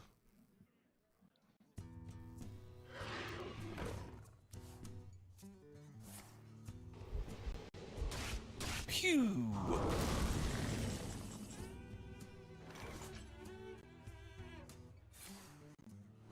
Not enough for Dorian and some draw, but you know.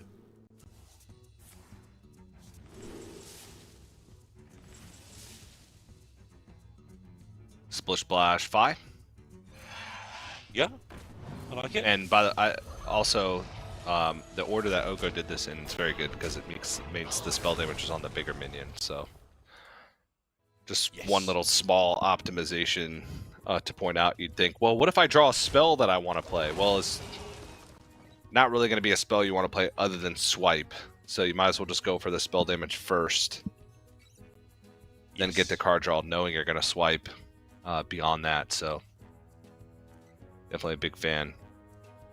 And this is a pretty good spot for Ziliax. The trades are clean.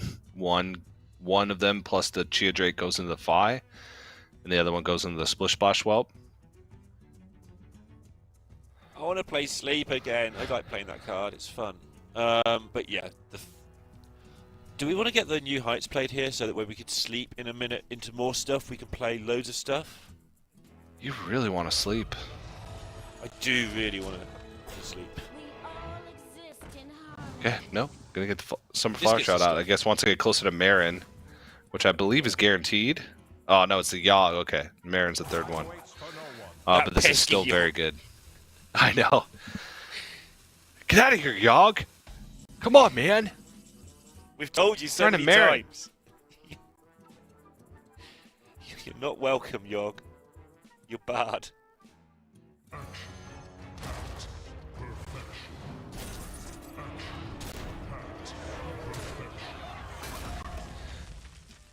Could have A&R'd and then Ziliax there, but I think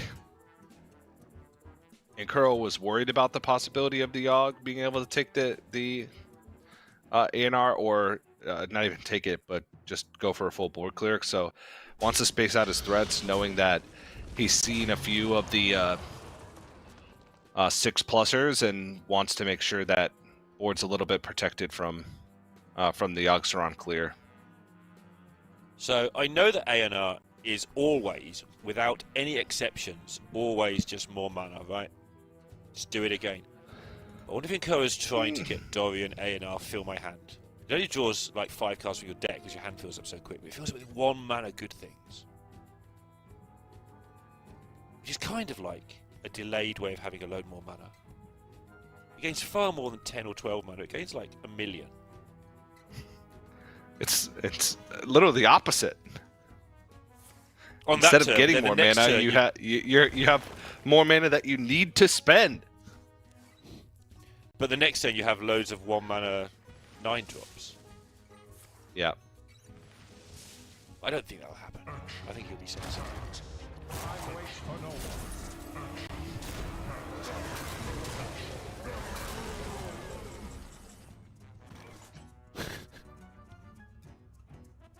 And get more mana. Cheer Drake for a spell, see what it is.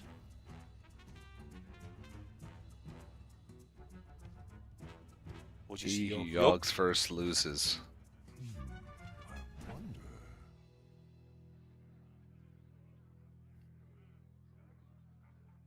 Yogg only clears half the time on this board, but if it misses, you can always bump in your Fi and Hero Power to make sure it clears.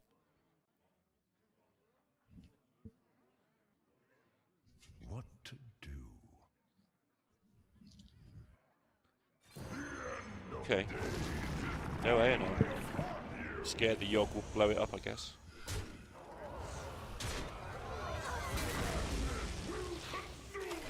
That's nice. Oh. What do we got next? Oh no. Oh. And the buff went on the A&R as well.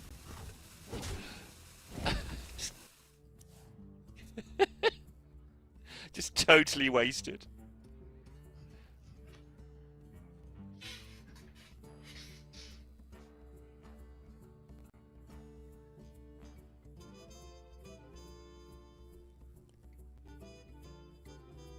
Meanwhile, Ogo, because of those sleeps, has got such a lot going on up there. Yeah, I think because the Yogg's gone on the other side, Ogo can feel free to just Yogg and take this Fi. Yeah. Even A&R with the Yogg gone, you can A&R refresh. Yeah, it's just a lot, right? I thought Inkua might do that himself, but he's scared of the opposing Yogg, of course. Yeah, you can A&R refresh, Yogg, Gem Tosser. That's a lot. Might as well fit in an extra 3-2 here as well. If you're thinking of not refreshing, this is why you always refresh. You just make so much stuff anyway. And taking it. Oh, jeez. The aura, too. It's just nuts. Those are some good Yogg spells. Always the risk of Yogg, especially if you're building a board, that Yogg just comes back to bite you with the 2 random spells afterwards, but Ogo got double helpful, so... Well... It's an extra 6 drop at the end of the turn, so just a full board. And this is, yeah, this is... It's over. Well, there's a Marin possibility here, right? So A&R, refresh, Dorian, Flower Child, Marin. Okay, yep.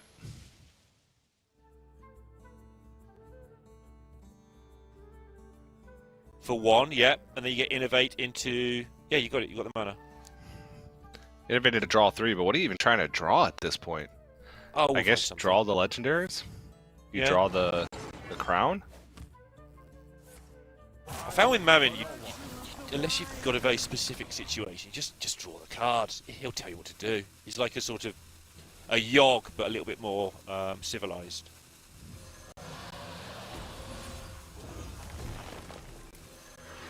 I was going for just a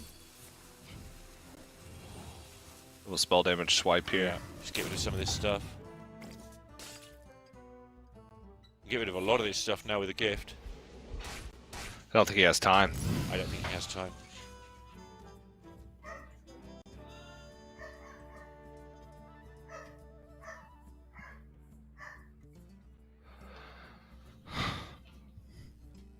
Cleans up some of it though. And can still has the Puppet Master Flower Child next turn. You're merely a pawn for the puppet master. There's very little left here for Ogo. There you go.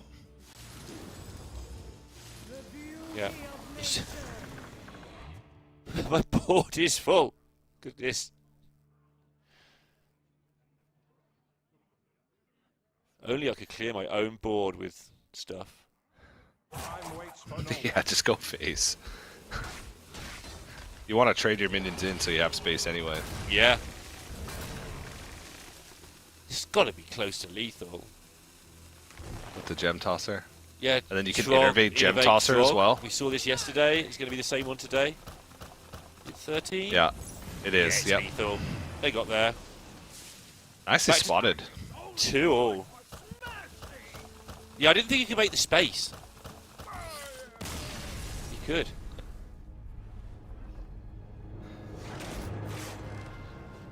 Nicely done. Now it comes down to Shaman versus Druid. I prefer the Druid, but it could definitely lose. The Shaman could definitely do this. Shaman's got to get ahead early. It really has, yeah. I feel like it's the key. Look through there. Actually, I deleted it earlier, but I backed enough, so the Shaman deck should be there again. My bad. I was looking over there. I was like, wait a second, where'd the Shaman deck go? Oh, it's gone. And it is I bet you I broke some tech by doing that. Watch, we're going to show the Shaman deck list. It's going to be empty. Because I accidentally deleted it earlier. How did you accidentally delete a deck, TJ? I have no idea. But I did.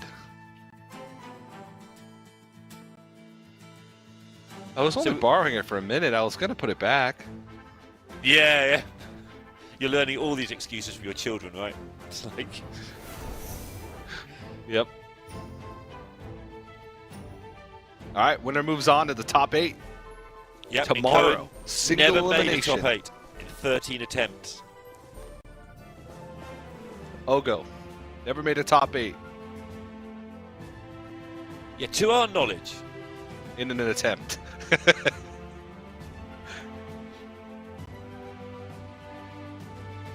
Could have gone by previous name otherwise, but we'll have to be corrected if we're wrong there. Just going with the information that Neil has. I was going to say that we have, but I don't have that information. Neil has that information. Yeah, I have information relating to names. Unfortunately, I no longer have access to all of the things I sometimes used to have a look around with to be able to identify people. Oh, I used to have access to everything. Oh, didn't you just? You used to have access to me. I used to have access to things that I didn't even know what they were. Hope you didn't delete too many of them by mistake, TJ. If I did, I put them back, I promise. Alright, we've got skydiving at the top, but we've got a lot going on in Nkoru's hand. With well take.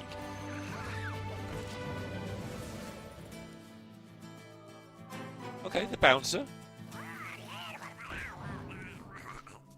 Encouraging Ogu to wait a turn for the skydiving, obviously, with the bouncer there, so that's nice and guaranteed. Nice little gift growth. Enkoru plays so fast. He's probably seen every one of these hands like a million times. There's not that much variance in Ramp Druid. Yeah.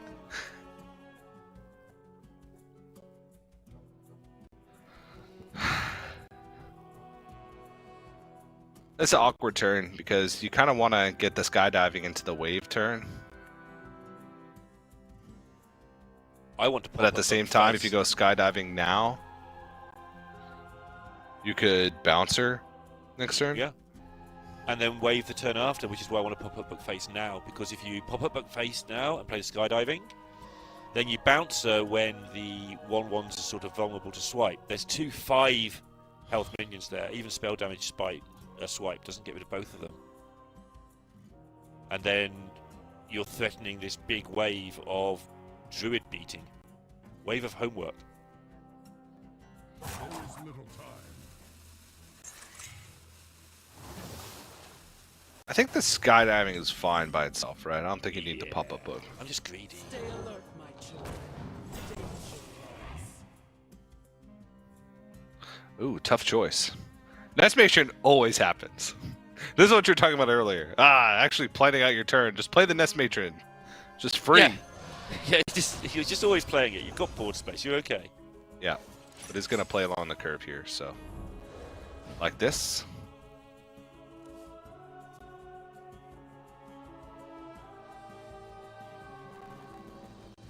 Matching outfits.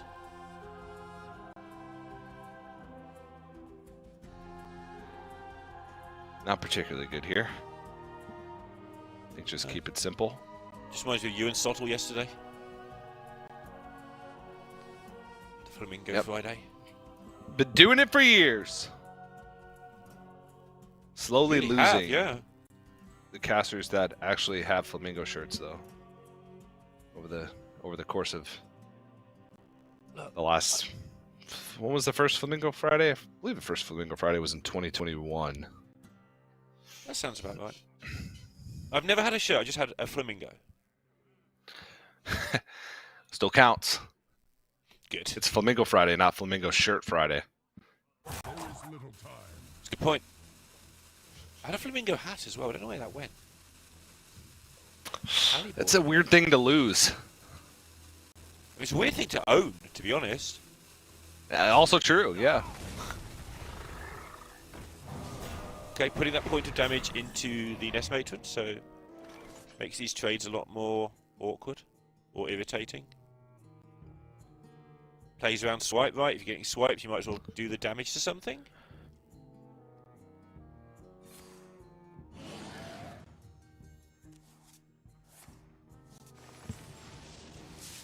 Yeah. Yep, doesn't want the value trades into wave, so it's just gonna double trade in, even though the trades are not fantastic. Are you good at homework, TJ? We're not gonna see it here. Not yet, but we will at some point. Maybe matching outfits, or Ziliax. Totem Ziliax. Yeah. Seems good. That's a big board. That is, and that Ziliax is currently unkillable. That can change. It's changed. That changed fast.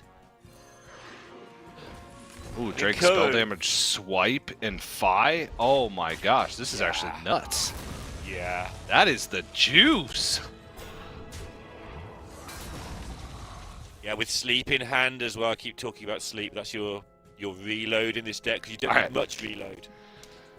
Let's see what's in the box. You pop up book the 1/1 and you wave. Guess. It's the only play. It's the only play.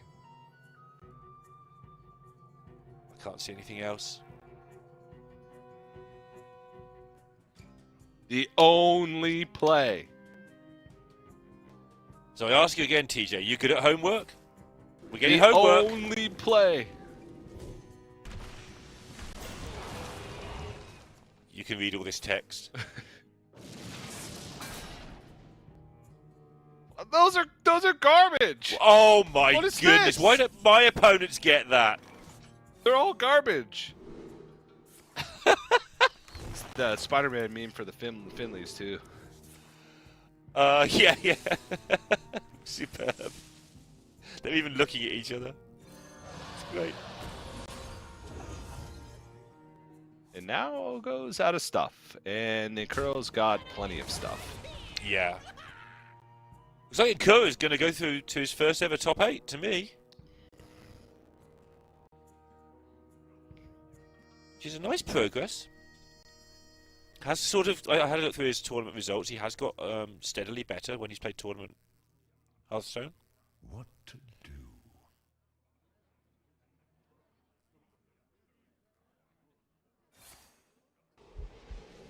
Yeah, your opponent's just waved, right? That tells you that your opponent is struggling. Like waved on a sort of 2 versus or 3 versus 2. Yeah. I think you know they're out of stuff. You haven't got a lot of stuff yourself, but that second tier Drake can find stuff. The mini.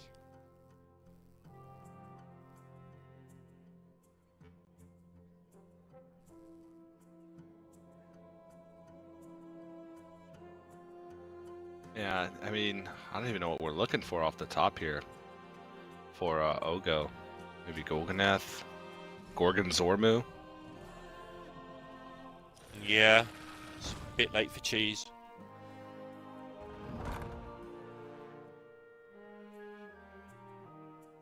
It's me playing that deck right now. All that's left is the wine, I think.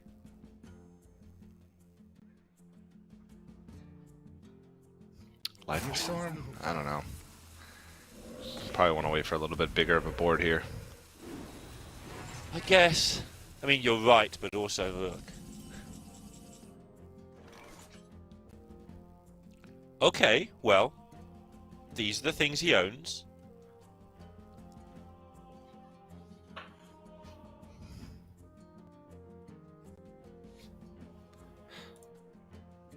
Yeah, this is not the most powerful of Druid hands, but all the powerful cards are still left in the deck, so you just have to get there. Oh, Innervate. no. Oof. Now I want a Doomkin because that's the one that buys me the turn the best, right? Yeah. So, okay, nothing happened this turn. Nothing happened for my opponent either. Let's I don't know. that. Okay, he's going to get the Gem Tosser out there. Put on some pressure.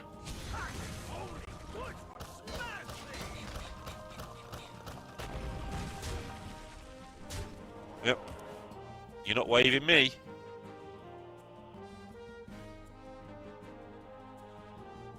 Seven mana. I think, oh, that's an 8/8 because you can play that and then play the. No, it's a long way. Can make the Sea Giant evolve it for double kills. And you can get a Lightning Storm to clear up most of this board. You could roll for Spell Power Totem, try and clean up the whole board. You have enough mana to do everything. If you Growfin, Sea Giant costs 2. Growfin Totem up, that's 4 mana. No, then you wouldn't have enough mana to Lightning Storm. Such a simple hand. Nah, not if you Growfin Totem. Oh, okay. You go Sea Giant now, then Lightning Storm. You don't Yeah. have mana to totem to try and go for the full board clear. But you can evolve your Sea Giant into the Rush minion.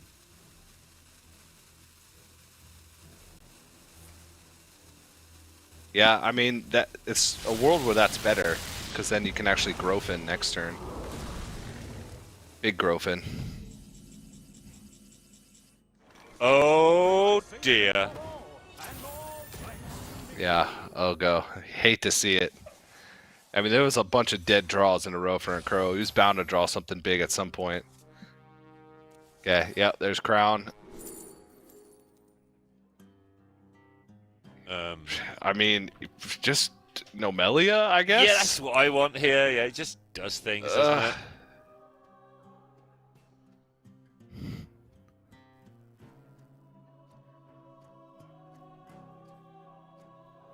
No elementals or beasts. Right?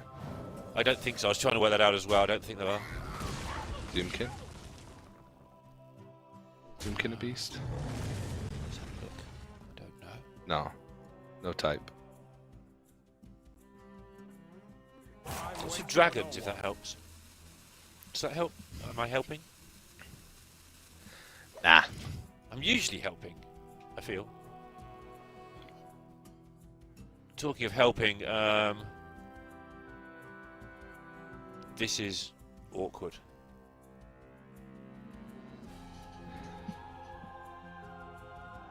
Matching outfits and evolve is all we've got in the world, right?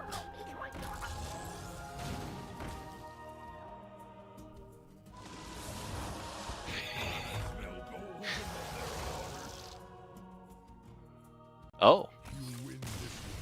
Alright. Just goes ahead and scoops out of this one. Not much to do once that initial board was clear, and that's going to be Nkuro moving on to the top 8. And Ogo's not out. And that was a fun series, so I'm excited to see Ogo play again later in that decider match. This does have some more of those, some more fun decks. I want to see more Shaman. I should just play Shaman. That's what I should do. I should play more Yeah, Shaman. you can see whatever you want to see just by playing it yourself. Yeah. Pleased for Nkuro Yeah. though. You know, slowly but surely getting better and better tournament results. Absolutely solid on ladder, and yeah, we're finally going to get a go on Championship Sunday. So see how he performs then. He did play very quickly. I don't know if that's his normal style or if that's a sign of a little bit of nerves. It's hard to tell when we don't see that much of him. But Come on, he was playing Druid. you still take Like time. every game. Yeah. Yeah, Ogo did actually play pretty slow with the Druid. A lot of decision points, especially as you get later in the game with Druid. But yeah, could also be just a sign of, you know, that comfortability with the lineup, which means he put in the work. Yes. But yeah, tiny little celebration there at the end, and yeah, Ogo's going to move on to face the winner of KT and Smile, and still a chance at that top 8. But does have to play another one, and that would seem like a pretty tiring series. Went all the way to 5 games, and there were some longer ones. There were some shorter ones as well, some turn 5ers, but there were certainly some longer ones. Yeah, Ogo seems solid enough, but he is up against potentially, well, one of the next 2 players is also incredibly solid, whichever one wins through. Excited to see KT play. Now I know who that is. I'll let Sottle and Raven explain more when they come on, but yeah. Looking forward to this next match and seeing who goes through this group. Yeah. And we are going to have to take a quick break before we get into that elimination match. We have 2 matches left on the day before we look forward to our top 8 on Sunday. So don't go anywhere. More Hearthstone action right after this.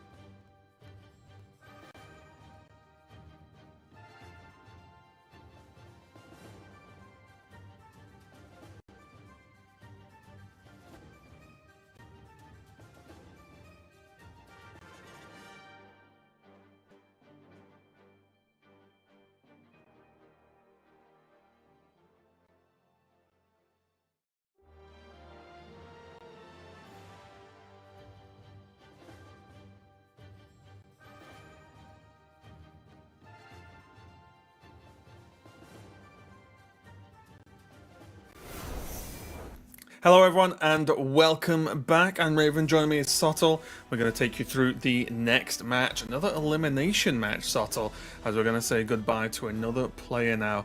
And what have you made of the day so far? Because it's definitely felt a bit different to day one. Yeah, and there's a natural extension of that, which is that the lineups are kind of causing that to an extent. Like this group, for example, we're not seeing as much rogue in this group as we're seeing, Right. which leaves the ban open to be priest, which then effectively removes rogue and priest from the equation completely. I think rogue, priest, hand buff paladin, that trifecta has kind of driven the narrative of a lot of the first day and a half ish. Yeah. But certainly the first day. And then weirdly, the players in this group also aren't bringing hand buff paladin in general. You're kind of going off book, right? Yeah. So they're the player. The players in this group, I think, would have got kind of blasted by the rogue priest lineups, but they all managed to get in a group together where no one was doing that, and that could just be good prep on their part, like scouting opponents and figuring out what opponents will bring and recognizing what they need to bring themselves. But it does mean that, yeah, we're dealing with very, very different games of Hearthstone from what we've been seeing on day one. And taking a look at this Evolve Shaman from me, Smile, I actually did the key cards for this, and I thought there were some really interesting choices, because they, like, the Dangerous Cliff side, I've seen this, obviously, in Evolve Shaman. Again, you just want, minions on board, but also the Lightning Claws as well. I was a little bit surprised at. Not cards I'm too used to seeing in Evolve Shaman. Spirit Claws, you mean? Spirit Claws, yeah, Lightning Claws. I'm just making up names. I'm like, Cheese Claws. Cheese claws, yeah, the old noodle claws. We know we call them that for years. Yeah, it makes sense, right? Like having those extra attacks available. Like basically, Evolve Shaman, all builds of Evolve Shaman want some way of cheating minions into play that the opponent can't interact with. That's what the Sigil is for. Just summoning minions at the start of your turn that you can then use to leverage Ziliax or Wave of Nostalgia or whatever else. Same with the Patches spells that go into the deck. And Spirit Claw's location is just another one of those interactions. Yeah, and going up against him is going to be KT. We did take a quick glance at that Warlock, and also had a Frostlich Jaina as their favourite card. Not sure what I think about that. Yeah, I'm not sure what I think about that. That's maybe lowered my opinion a little bit. That's an insta DQ if I've ever seen one right there. Like get them out the tournament. Yeah, this is a very strange matchup, though, at least I feel anyway, because of course Meesmile's going to be building up the board and trying to pressure out with those with the threatening evolve at least, whereas KT has ways to clear the board, but only if they've already sort of already built up that fatigue, right? So it's going to be a really tricky one, and I'll confess, in my sort of practice for this tournament, I did not specifically run into this matchup too many times. Yeah, there's a few traps that you can fall into against Shaman, and it's like it generally comes down to, I think, relying too much on spells to keep control of board. Generally, the best way to control board against Shaman is to play your own minions.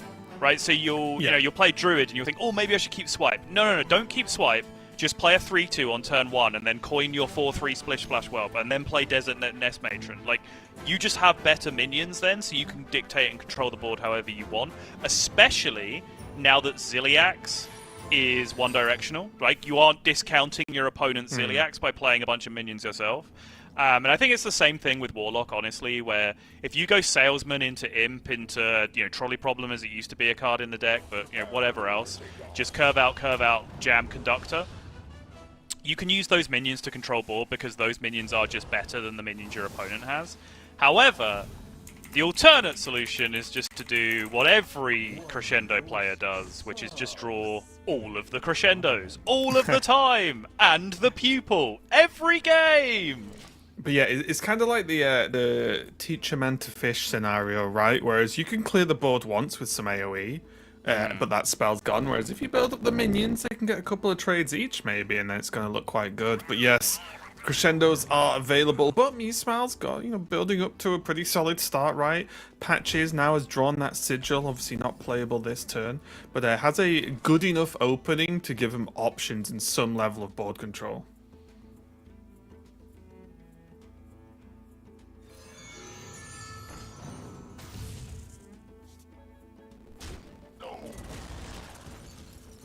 Decent trades. Has Eat the Imp now available as well, with 2 pretty low value minions in play.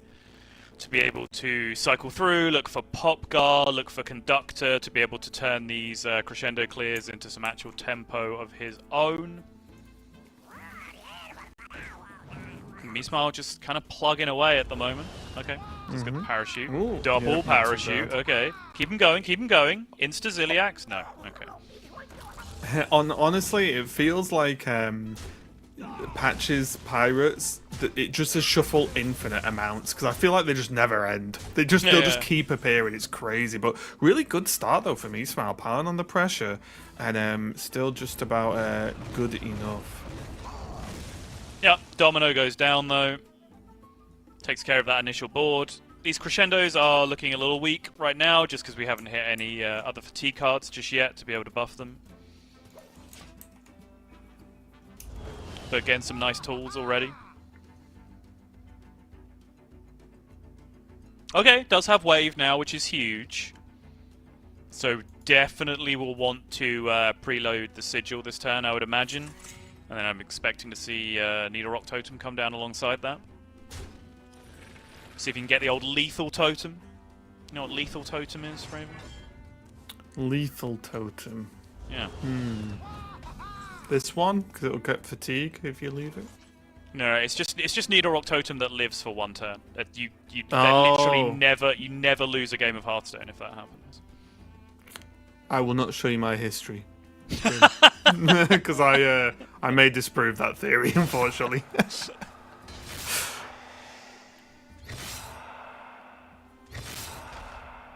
yeah, KT going to clean this up. It is a lot of self-damage to do all of this with no protection. But 1-2 fatigue into 3 fatigue.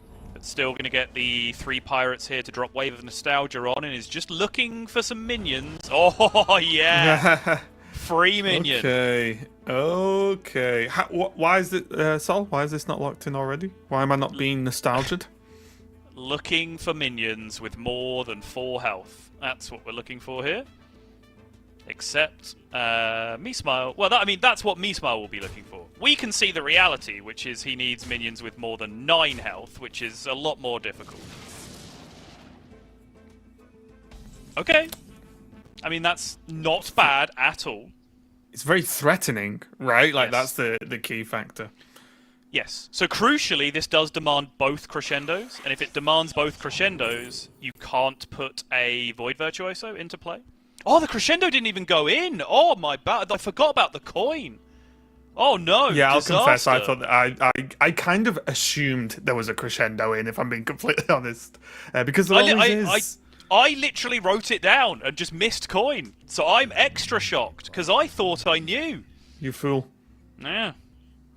See, if you assume you know nothing, you're never disappointed. I know. Raven handing out life lessons here. There you go. Aim as low as humanly possible, and you can never be disappointed. Now, does Domino does not achieve anything, right? Not really, no. Wave of Nostalgia's domino positioning was actually kind of cracked.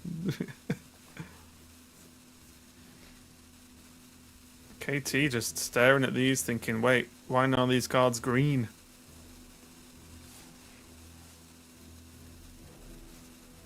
Okay. Did the thing just happen, Sottle? I think it did. Wave of Nostalgia into win. That was kind of an ABC of how you want the Evolve Shaman games to go, right? Build up those boards, keep up the pressure, hit Wave of Nostalgia on an empty board. That's kind of the dream, not always possible. And then, yeah, the minions, as I said, there are a lot of whiffs. There are a lot of, like, nothing minions you can get from that.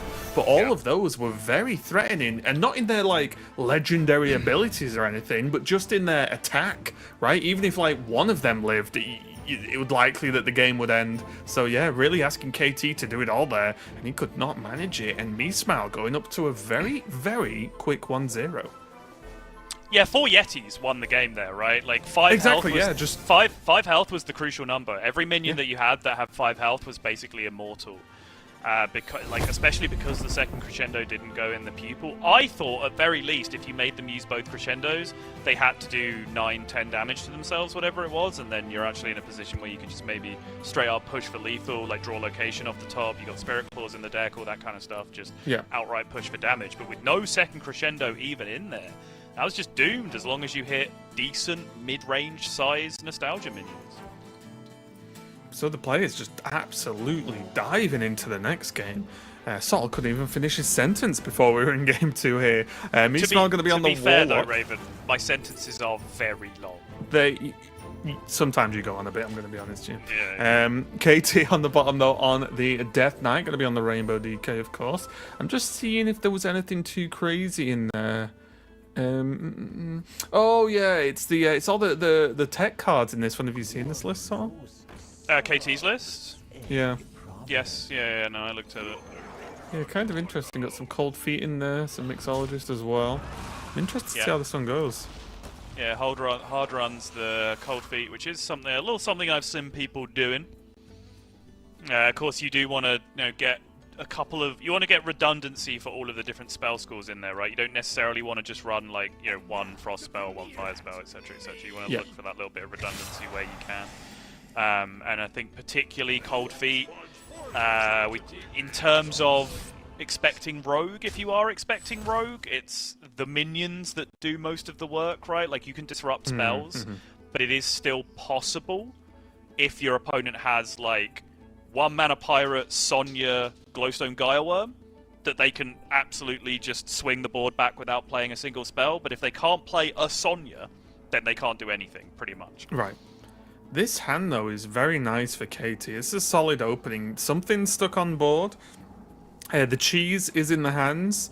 But also, while the cheese gets buff, the Threads of Despair are there, right? So, Threads plus Ghoul can really help out on boards like this, for example.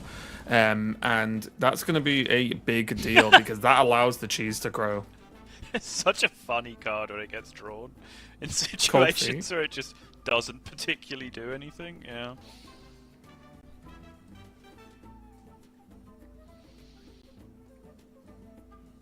You can just go Corpsicle, Cold Feet, stay behind, but not too far behind for a turn if you want here. But there's also Weapon, yeah. I was just going to say.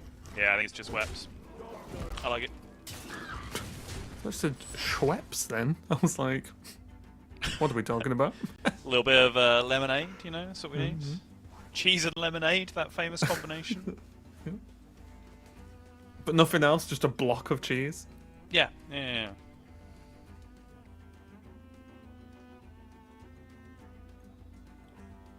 think everyone's just eaten a block of cheese at some point in their life, haven't they? Oh, yeah.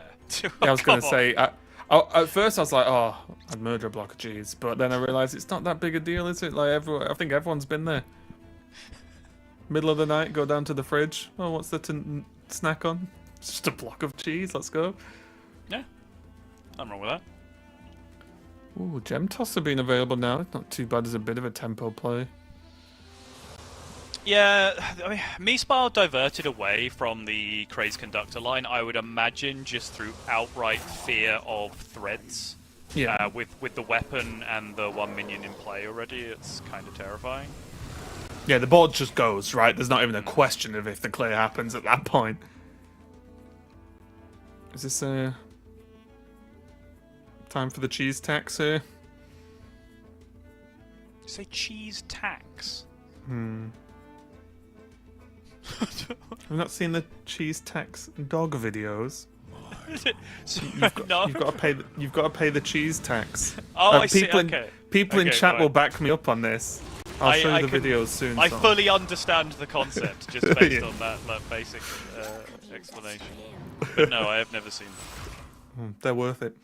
But I'm just going to hold off. And I like this, though, because this is what I was talking about earlier about the opening curve for KT, is the longer you hold on to this, once you hit 5 drops or more, the cheese becomes such a terror for 2 mana, right? You just play it, and suddenly there's massive threats on board, and a lot of opponents can't really do much about it. So I do like the potential of the big cheese and then the cold feet coming down together. Honestly, where are we in Hearthstone nowadays? Because this is actual casting. The big cheese and the cold feet. I'm surprising myself at this point. I'm actually kind of saying card names. So I'm going to be honest, I missed 90% of what you were saying because I was listening to the Cheese Tax song, but I did come back in time. Did you watch? I did, yeah, it's good. I can report, yeah, very entertaining. But I did come back in time for the big cheese, so... Yeah, here we go. 4 cost, not too bad normally. Rush as well, okay. Gets the clean kill too. Yep, honourable kill for the card draw on Nostalgic Gnome. Love to see it. This is getting kind of huge now because Reska's getting quite playable soon. Yes. Is it time for a cold feet, do you think? Like, is there a good time for KT to play cold feet in this matchup, or is it really just you've built a board, play cold feet because you've got the mana and just use it? I think anytime you're sort of roughly threatening lethal, which you kind of are right now, you play cold feet just to block the pop guard, is the best usage for it. Yeah. But so it's a leading question, right? Is there a good time for it? Sometimes the best play with a card in your deck is just to ignore that it's there, right? Because you might just not develop this 3/2 because you're just trying to get usage out of this cold feet that you put in your deck. Like, sometimes it probably is better to accept that it's just kind of a bad tech card for this matchup and just get on with it. Is the Crescendo, of course, still sitting there on the left in Mismal's hand, so this board can get dealt with. It's going to cost him, though. And it won't cost him cheese, it'll cost him health.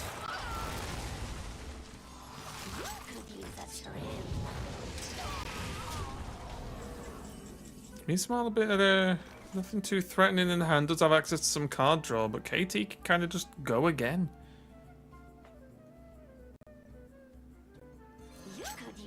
And also these corpsicles, if these corpsicles are going to start getting woven into turns, it's going to start being a problem, right? Because it's damage that can't be mitigated, right? Like, Mismal can clear boards and can, blah, blah, blah, whatever. But, like, the corpsicle just chipping away one after the other becomes a little bit frustrating to deal with. Incredibly aggressive Reska, which I'm fully on board with.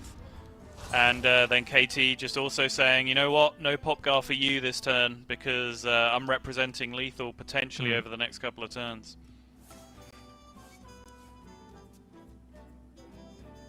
Yeah, one corpsicle draw off from a good time here as well, in terms of lethal self. Although the Harp will have something to say about that now. Yeah, Harp is huge. That is the healing that will be available, even without the Popgar being playable.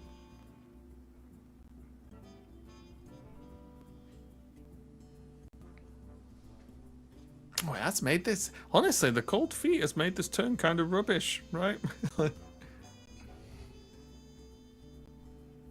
I mean, was it better if you could play 3/1/1s? Not really, right? Oh, I was more talking about the pupil, potentially.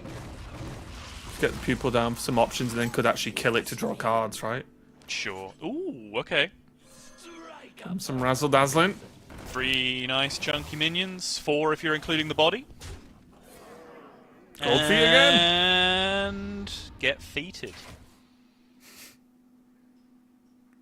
I'm surprised you didn't say footsies. Out footsies? No. No. Hearthstone doesn't have footsies. This game's all neutral skips, actually. The footsies doesn't matter. It's all just people out trying to out neutral skip each other. Yes, FGC words. Agreed. You started it. I didn't know. You're supposed to talk about and use phrases I know specifically, not the ones I don't. Okay. So I know what neutral is. I just don't know what the skipping part is. So you know Lily, right? Where you can just do EX Condor dive, and you're just safe on block. You can just go across the entire screen. I've done that many times. Yes. That's a neutral skip. That's what that means. Oh, okay. Yeah. Okay. I understand now. Thank you for the lesson. I'm sure many people in chat learned something new as well.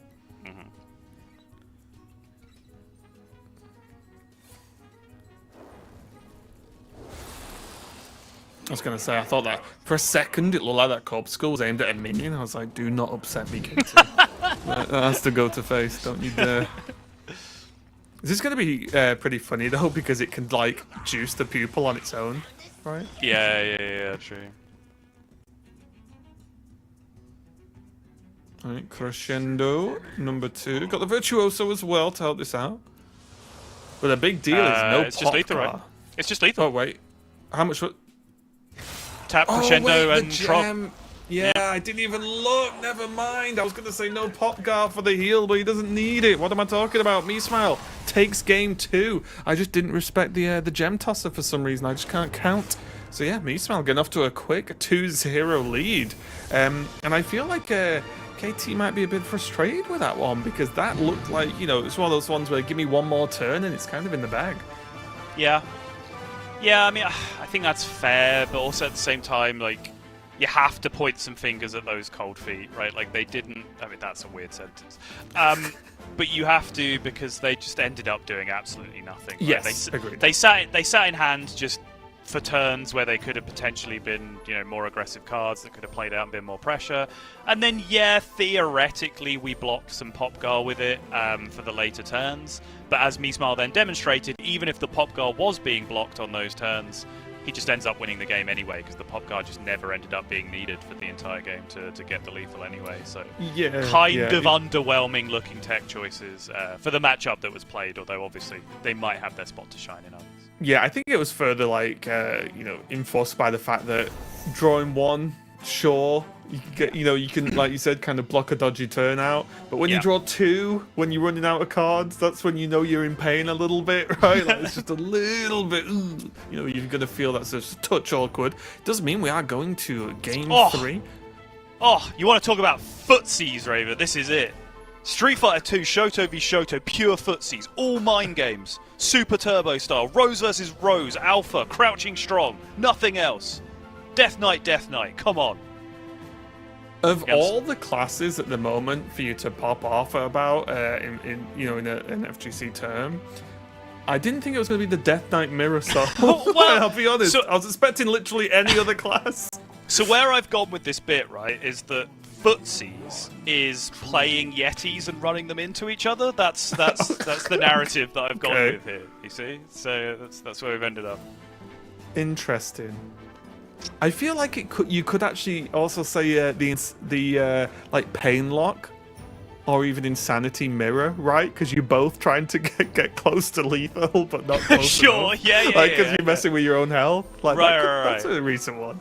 Yeah, you take one step forward, they press like crouching medium kick to try and block you, but actually you were 1 pixel, i.e. 1 health out of range, and then you whiff punish them and delete their entire health bar. And the classic footsies, the Freeze Mage Mirror from old. Yes, yeah, no, that definitely is footsies. Here though, as we check out the mulligans for KT, not too bad at all. Mismile, not gonna keep Eliza. Okay. I'm normally an Eliza keeper in the open game for me when I've been jamming a lot of Death Knight. I'm very down on Eliza as a card. Eliza and Horizon's Edge, the location, I'm pretty negative on both of them as cards, honestly. And it might be a very self-fulfilling thing, because it's just a thing I've started doing, where anytime those cards get played, I just replace them with, like, a medium-sized 4-mana minion instead of what actually happened.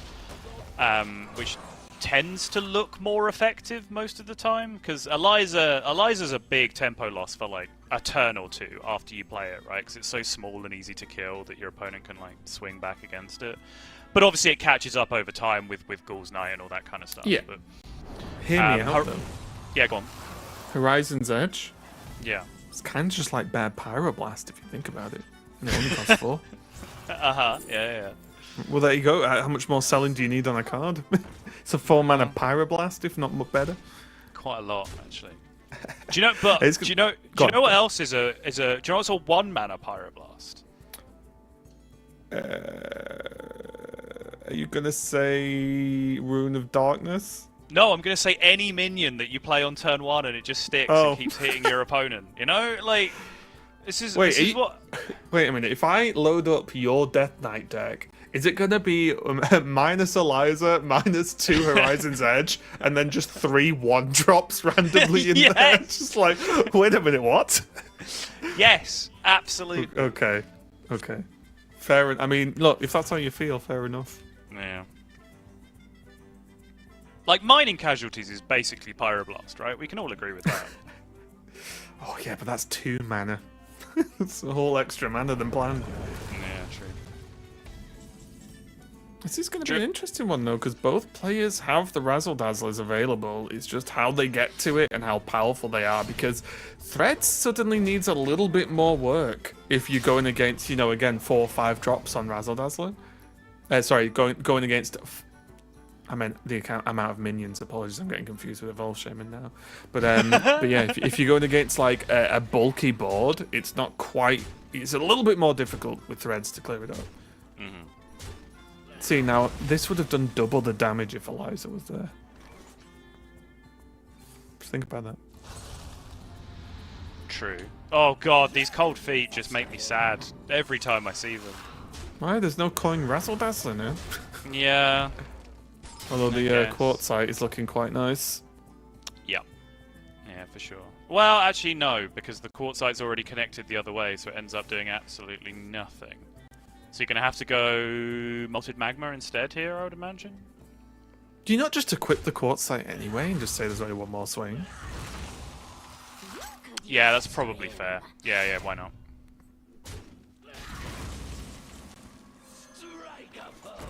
Oh, Razzle Dazzle. But the Razzle is going to get you Okay. small-ish minions, but I think still big enough.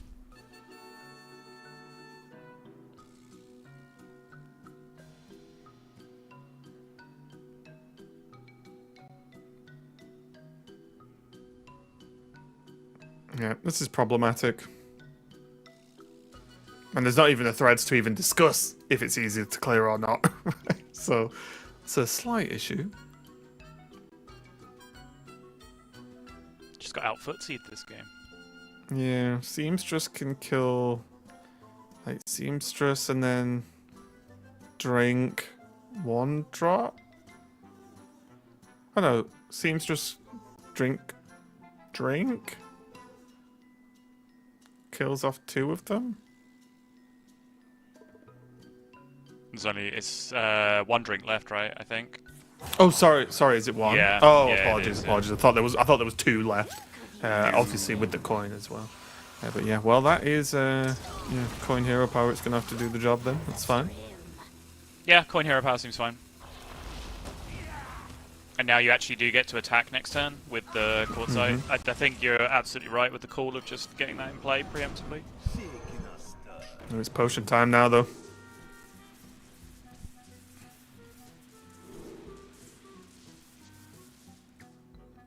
Deal 3, I'm guessing, was picked.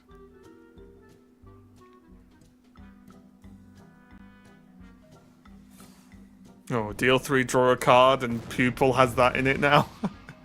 Pyro! Pyroblast! If only there was 1 more mana, this game would be over.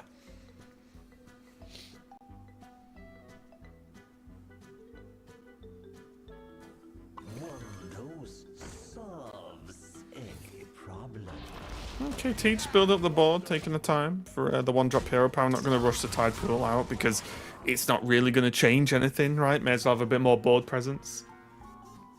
Seamstress again.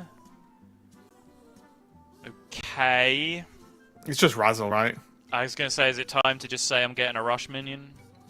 Oh, yeah. It might be. Or 3. Or How many is 3, it on, yeah. actually? It's only 1? It's For 2 me, copies, Smart? so 3 minions in total, I think. Yeah. Ah, okay. Whoa. Wah wah.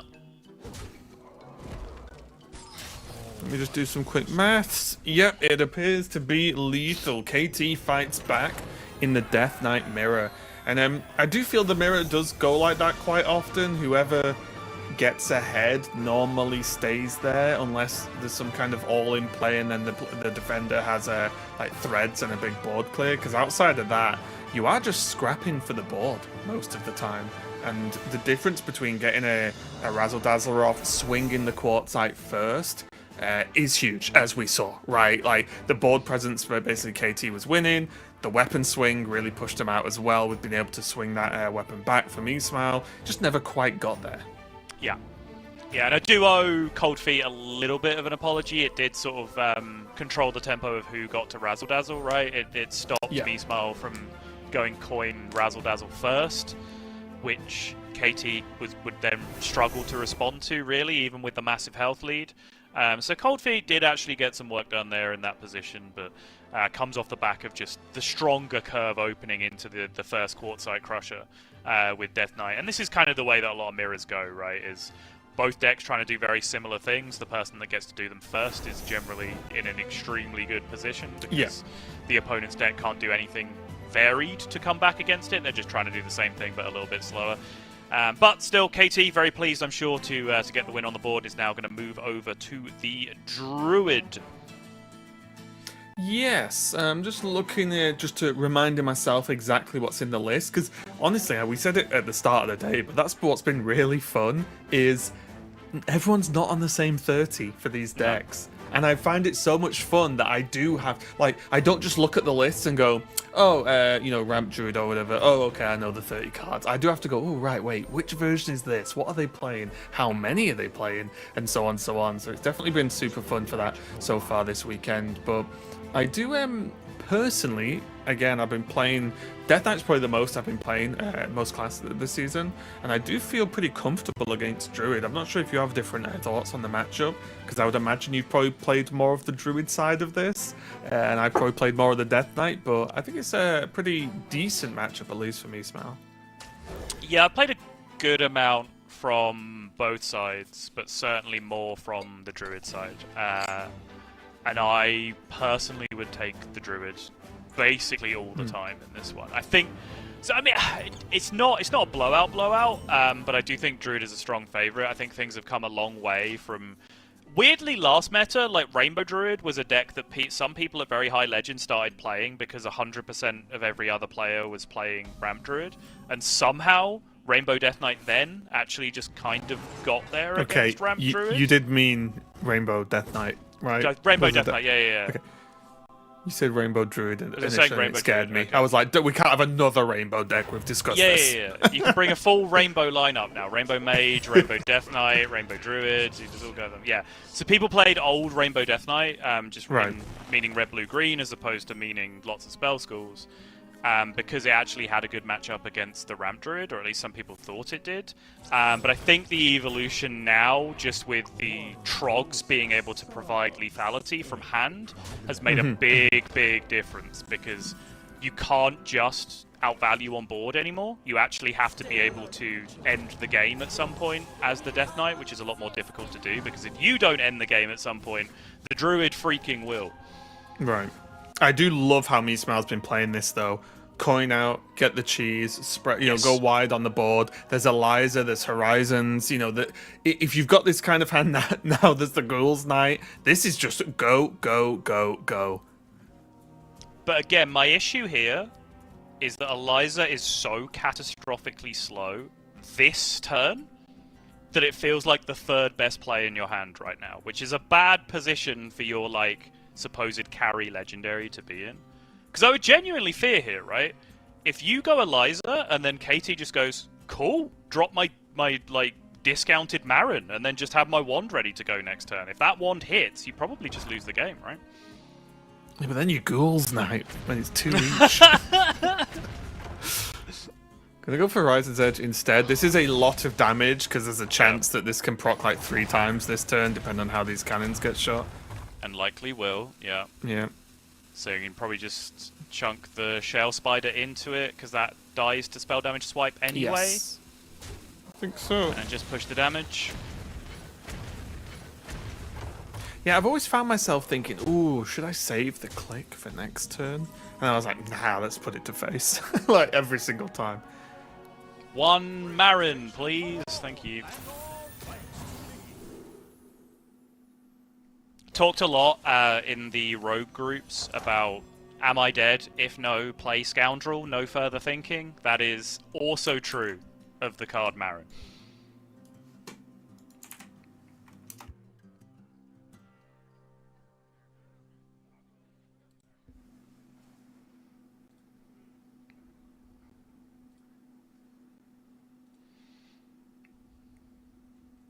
Yeah, KT definitely knowing the potential reach, right? Just playing the Marin and going, yeah, it's fine. Basically. It's not looking too bad at all. Yeah, 9 is it's kind of a million right now on this board Yeah. state, right?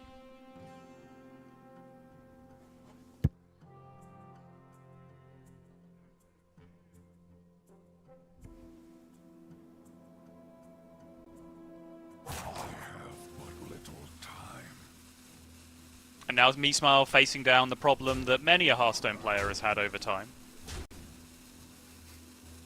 Which is looking at this board state and going, can I make a play that beats Marin high rolling? And the answer is no, you can't. Sorry about that. The only thing I was looking at there was looking at Seamstress into Frost Strike to get hold of, like a Corpsicle or something. And then go from there, but that that involves your whole turn basically fighting a Marin. Oh! Oh! Ah! That's not even one of the better outcomes, but it's very cool.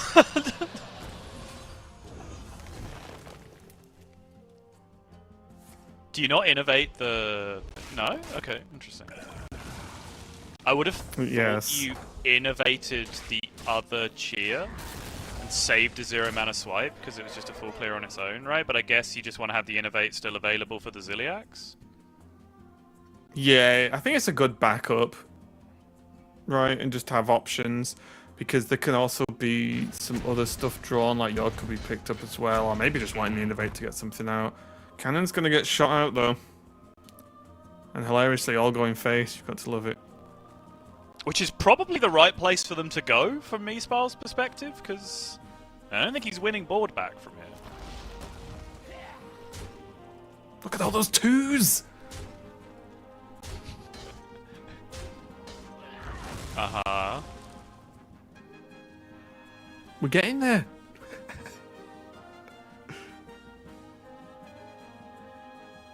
I think one more damage would have been great.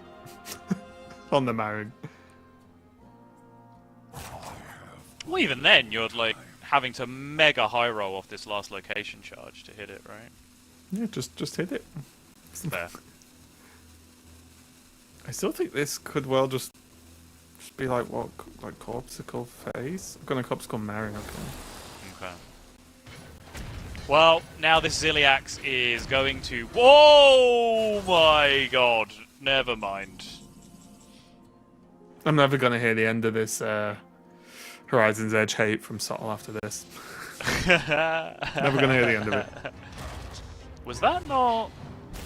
No, there were lethal outs, but not worth going for, I think, when you can make this play, which 100% not worth. Which is lethal, yeah. Well, Reska is a card, right? Reska is a card. You are not wrong. But other than that, I completely agree. Yeah. Oh, okay.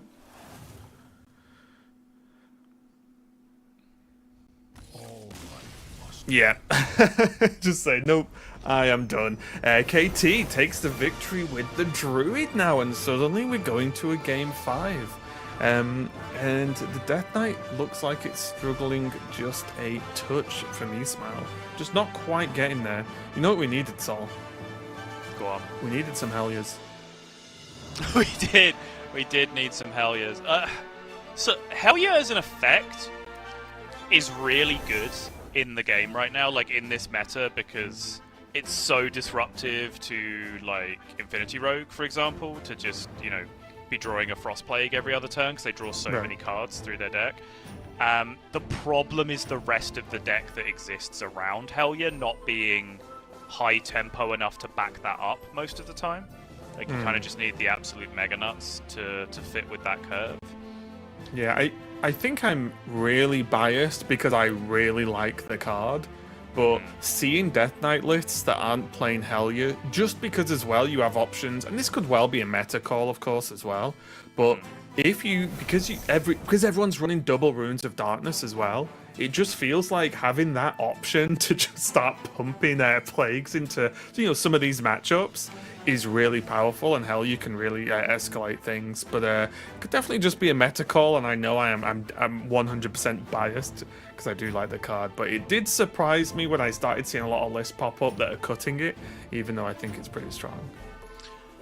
Yeah, you've got to also factor in, right, with the kind of thing that I'm complaining about, where you have Horizon's Edge that's in the deck that costs 4, that's sometimes just kind of low tempo, Eliza that's in the deck that costs 4, that's sometimes just kind of low tempo. You then want to also add Helya, which is in the deck. Yeah, you've got loads of great low tempo 4-drops. And it's kind of low tempo. Yeah, exactly. So like, you've got options, Sol. I love options. Yeah. You've got all of these different options about how to curve out perfectly and then relinquish all of your pressure by playing really slow cards. It just doesn't seem ideal. Yep. Speaking of tempo, Virtuoso hitting the board on 1 here as we get into our final game between Meesmile versus KT. This is another weird matchup.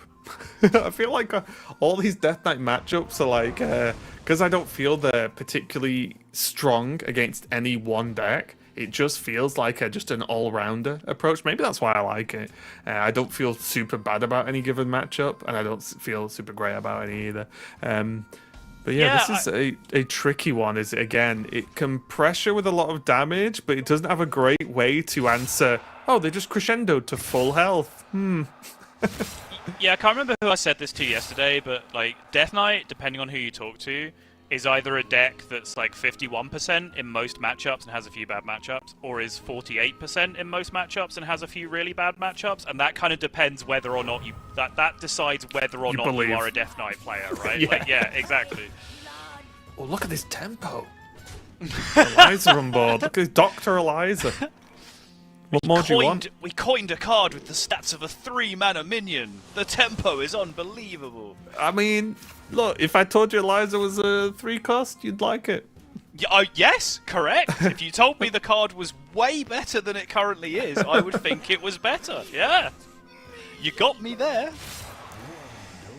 I'm going to beat you with Death Knight and Eliza soon. We're going to have a show match or something. Alright.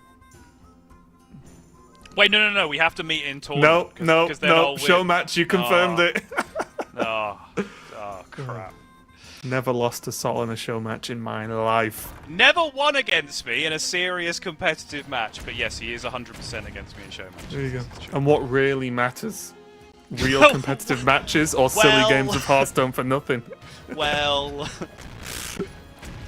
Footsies. That's what really matters. Yes. Yeah.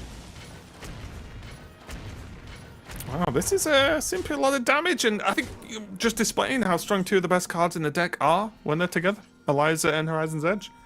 Really pressuring out a lot of damage here and putting KT on the back foot.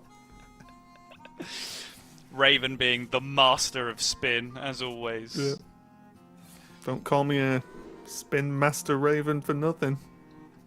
Bin master? Did you say bin master? Spin.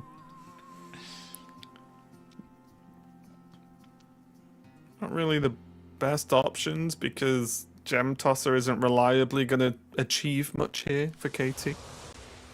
I think you just weapon and tap, yeah. You don't want to put anything in play this turn for the Eliza to die, because then suddenly Ghoul's Knight is threatening lethal against you. Yeah. Sorry, I was just going to say 1 mana away from the play of kill your own Eliza into Ghoul's Knight, right? So that is super important right now for KT. Exactly, yeah. And if your opponent just tries to go ahead and just jam Ghoul's Knight now and just set up the 2-turn lethal, well, then you're mega Renoing the next turn, right? Yeah. So, makes sense.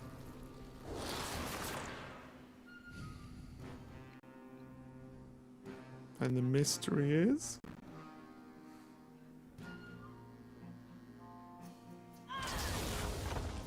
Okay. Reap what you sow is damage. It's kind of huge, actually. I did enjoy the game earlier where Gabby completed the Excavate reward as Nature Shaman. That was exciting. Yes, that was very fun. Well, we go Popgar, we go Crescendo, we go Crescendo again, and then we play a Barrel, and then we play the Tide Pool.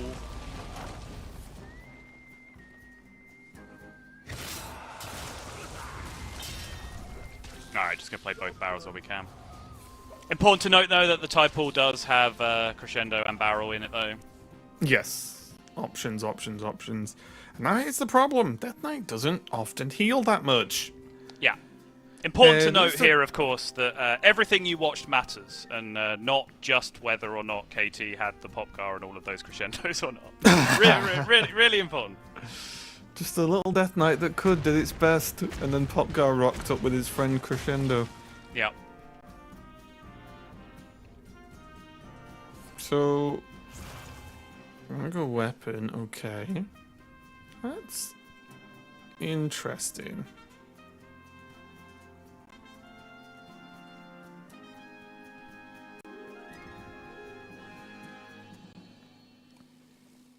Because what weapon is Meesmal digging for here? Foam Render, I guess.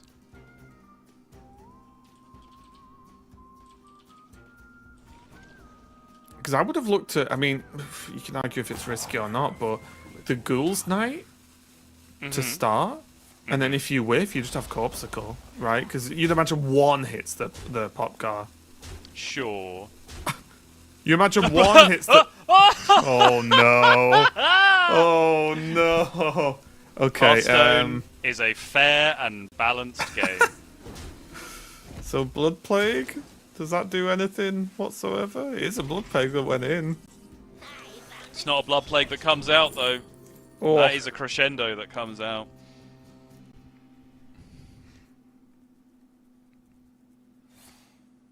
Just gotta find a way to spend one more mana precisely. There we go. Glacial Shard. There's one more mana. That'll do. Void Virtuoso will do the trick as well. Get Wow. that Trog nice and finale'd. And that is going to be the game. KT with the reverse sweep on Death Knight. Just a complete blowout for the Death Knight in that series. And I think that is kind of the talking point in this group, right? Is, for me, I think if you stack some of the lineups up in this group against some of the lineups in Group ABC that we've seen so far, they are not going to come out particularly favorably. And it is because of the increased presence of some of those decks like Death Knight that we are seeing. And I do think, especially in these few games, it did highlight the weakness of at least current builds of Death Knight, which is they can build up pressure, but ending a game can actually be quite hard, right? Unless you completely blow someone out, right? Which is, like, fair enough. But when you get to, like, points like this, because there is classes that can heal, gain armor, whatever, or maybe kill you faster, that is the problem that does come up pretty often with Death Knight, is they're actually just finishing the game off, is, can be tricky compared to a lot of other classes in the game right now when we're looking at the likes of Warlock, Druid, Priest, so on, even hand buff Paladin. All of these decks excel at, like, ending the game. Death Knight excels at, like, getting to an end point, but not quite having the final push to get it done. But also then struggle to reset from that point as well. Like, if you use Priest as an example, right? Like, Priest can have crazy fast starts with Clergies and Funnel Cakes and Power Chord Synchronize and whatever else, right? Like, yeah, that could totally happen. They can have early combo kills with Hedanis. Why was I saying Hedanis now? With Hedanis. And a bunch of heals. But if that misses, or if they fall behind, or if the opponent has a huge swing turn against them, they can then reset back to Armenthal, Power Chord Synchronize, res the Armenthal, and start grinding out the long game.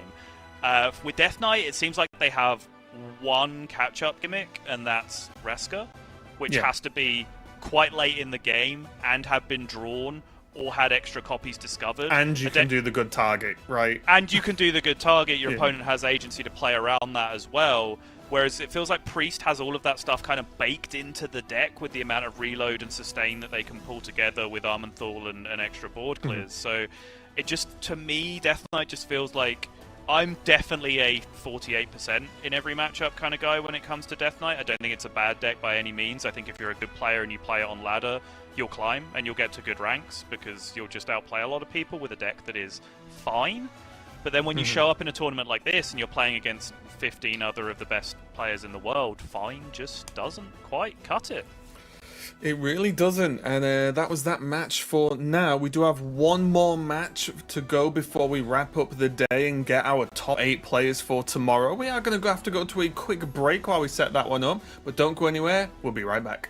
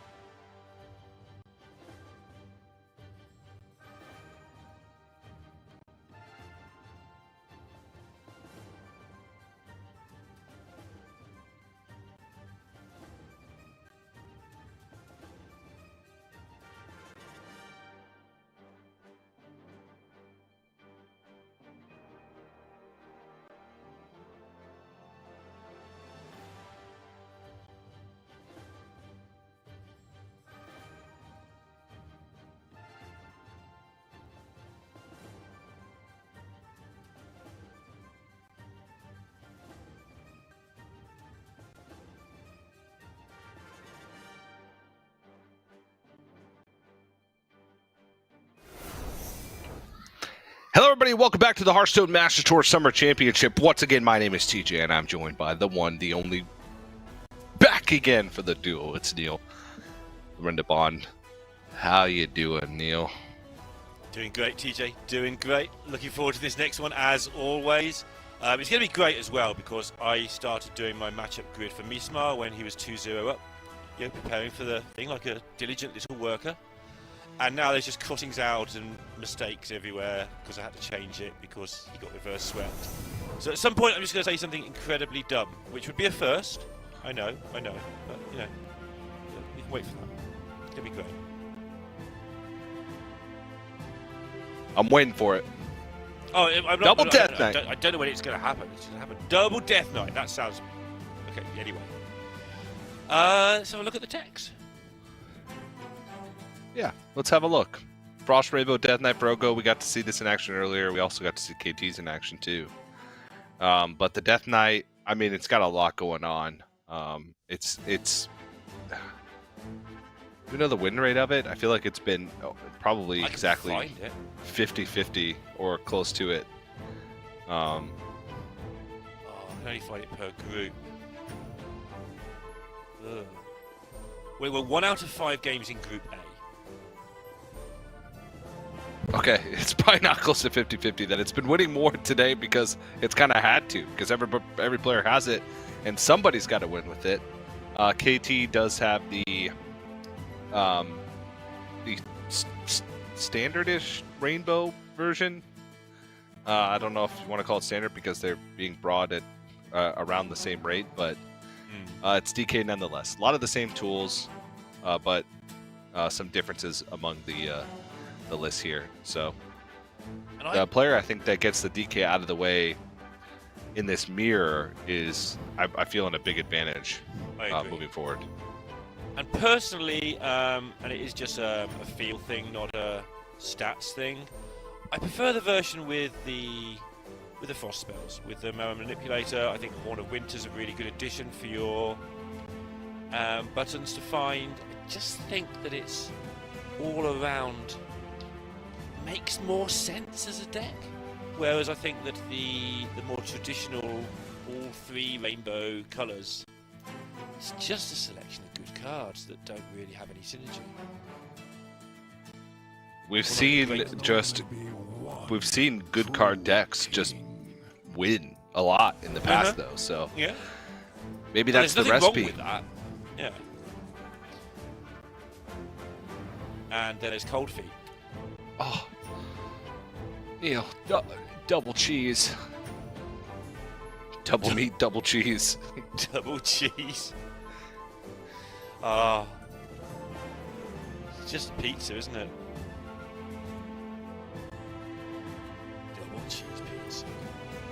or double cheeseburger. Yeah, representing America. America, yes, us Americans.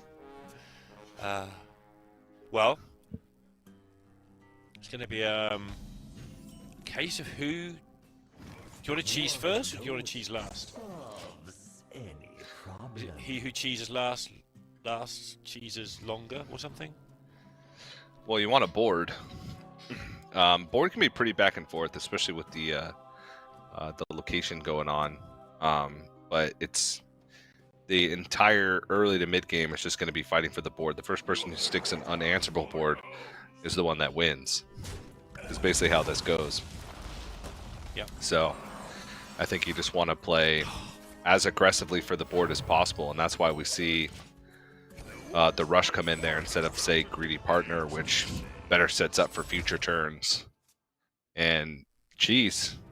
And we're going to see a cheese as well, I imagine. Yeah. Yep. Double Razzle Dazzle's a bit of a shame at the moment because no spell scores have been played. You'll have to get those going sooner rather than later.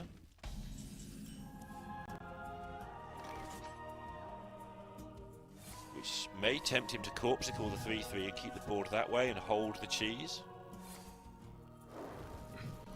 Cheese has been held. Yeah, it can be hard to weave in corpsicles as you get later. Like, you can get greedy and hold it for corpses, but just using it as removal is oftentimes the best. I mean, he's using it to Razzle Dazzle, right, as well. He's not got much time. Razzle Dazzle also, yeah. To get into both of those 2 Razzles.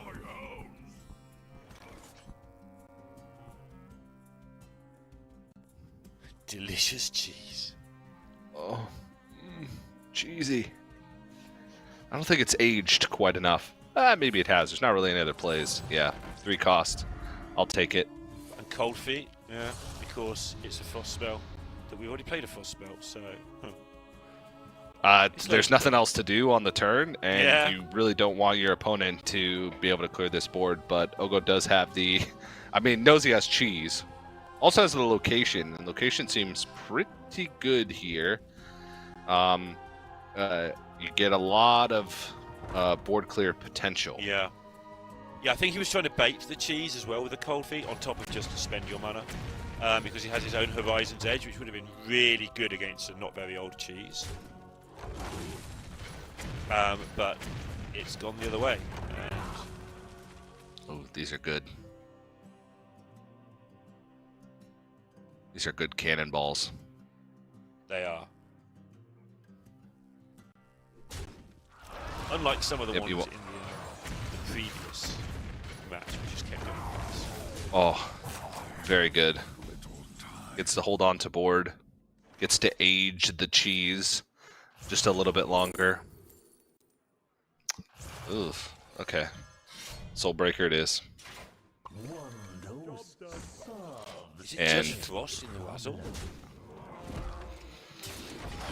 Just Frost. Also has the cheese spell school. The cheese spell school. Yeah.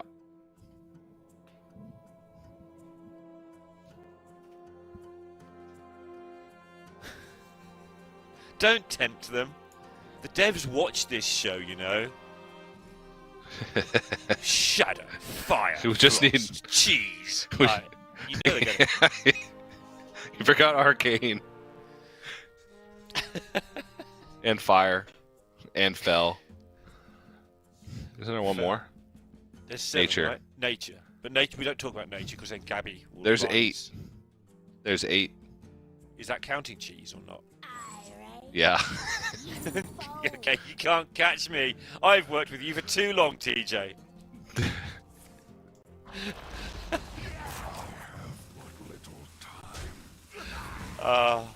These are some big cheeses now. Whoa! Oh, Can't attack, that can't attack. but it's big. That's what counts. Alright. Ooh.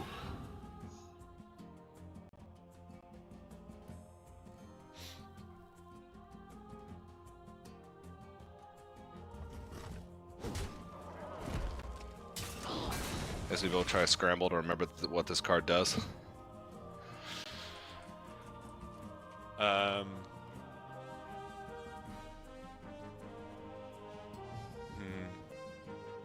Is it 50-50 things? I'm thinking it's 50-50.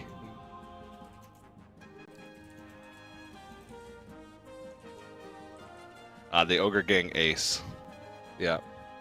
Whenever this attacks, gain Divine Shield, 50% chance to gain Lifesteal. There you go.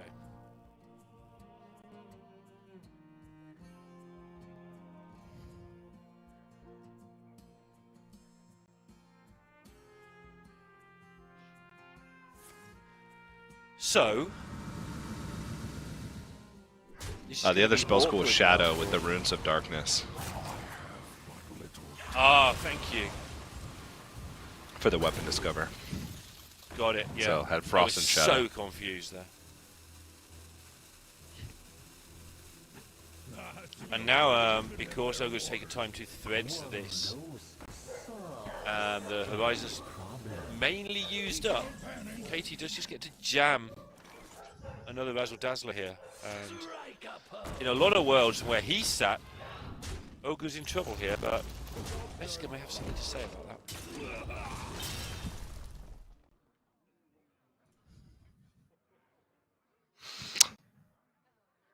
Reska plus Manipulator. Reska plus Razzle Dazzle. That's a lot. That is a metric lot.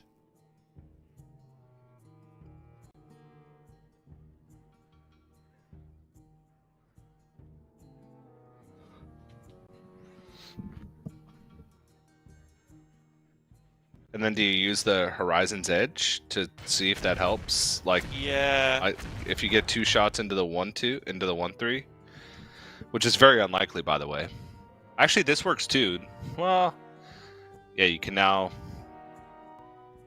hero power down the 1-3. You have the mana. And for then that, your yeah. option, yeah, and then your options are better for Reska, so you can clear off 2, and then you're pretty safe to Razzle Dazzle. Yeah. Because you're only looking at 1 minion on the board. Nice work. You ain't never Yeah. seen a light again. Good stuff. Still Ogre just 5-5. seemed very Yep. precise in the other match we saw him in as well. I know he lost that match, but he looked like he was playing pretty Oh! precise Hearthstone. Doomguard Dome.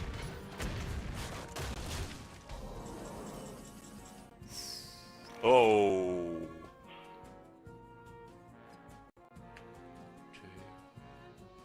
miss the attack?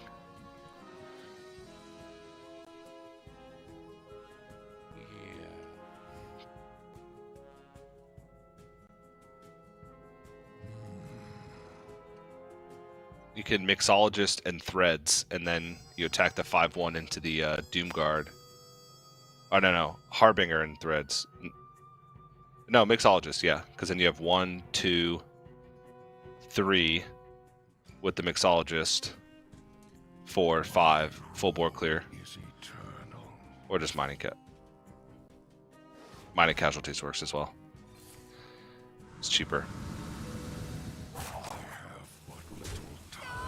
That's 1, 2, 3, 4, 5. Yep.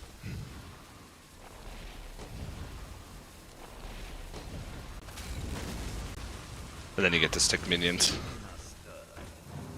And it's turned around once more. Such a Didn't even see the sweet options. Okay.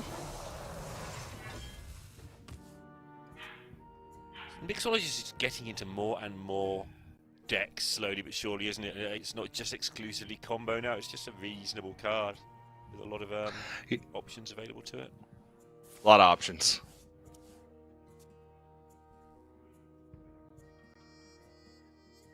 Alright, well, Seems I've just- got a plan. It involves... Yep. Shooting Spending my all my mana and playing my cards. Yeah. It's a good plan in Hearthstone, honestly. And we have seen some things miss recently. He only has 26 corpses to work with, though. Yeah. Little light on the corpses. Okay, there's buttons. Uh-huh. Cold feet. Ooh, we're looking for the crusher there. Almost certain. Cold feet actually slows it down. It's too funny.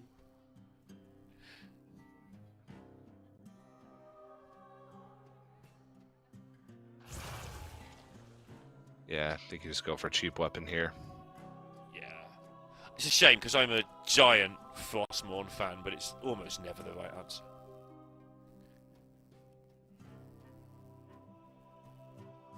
I actually played that in Frosty. It was good.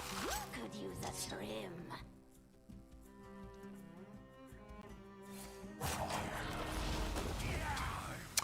Ah, no, there's exactly 16 health on board and 16 damage for Yeah. Ogo.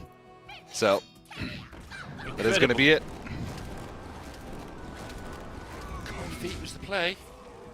Yeah, funnily enough, it was, but saw the other Marrow Manipulator and thought, okay, no way I die to the second one back to back, but did. And Ogo's going to take game one in the Death Knight mirror, sort of mirror, victory. I think is a big deal moving forward.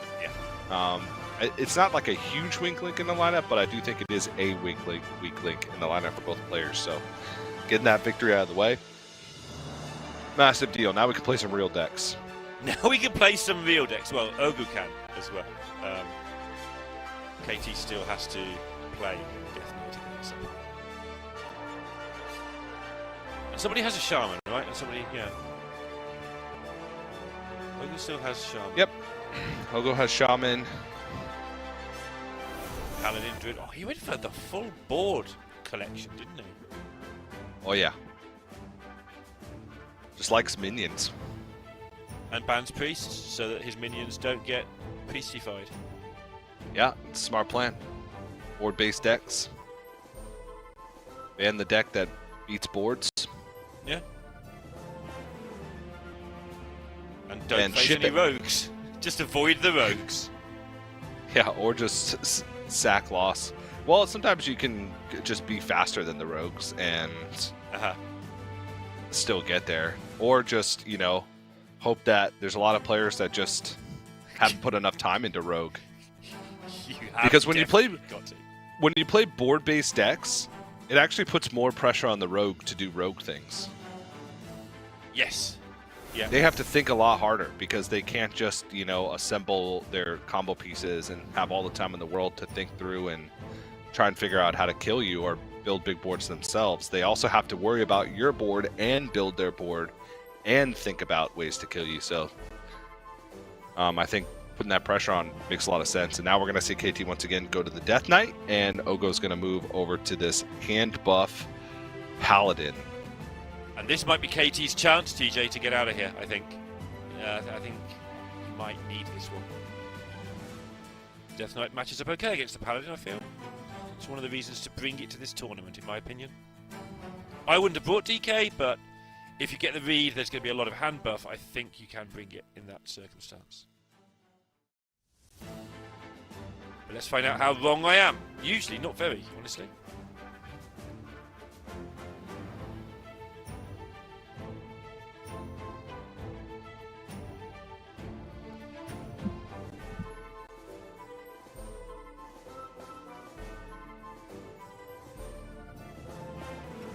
Sandcastle Keep.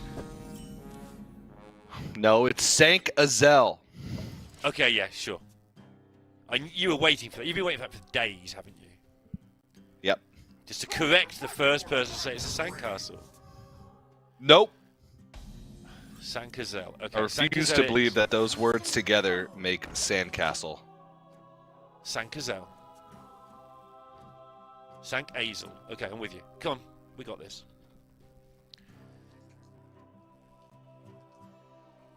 I say shaman the stupid way now as well, instead of shaman. Just so I don't have to agree with Raven. Even though he's right.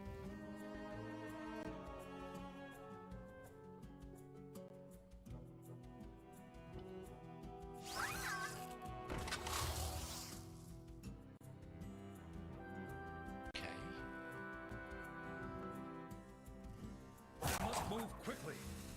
What I feel we haven't seen do anything in this tournament, and it's a decent card, is the 1/4, the Dreadhound Handler, I think it's called.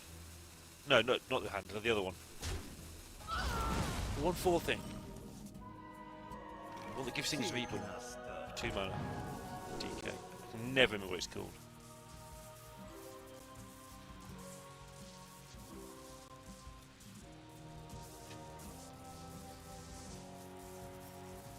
Yeah, I'm blanking.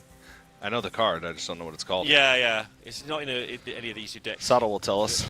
It is in one of these two decks, okay. Job done.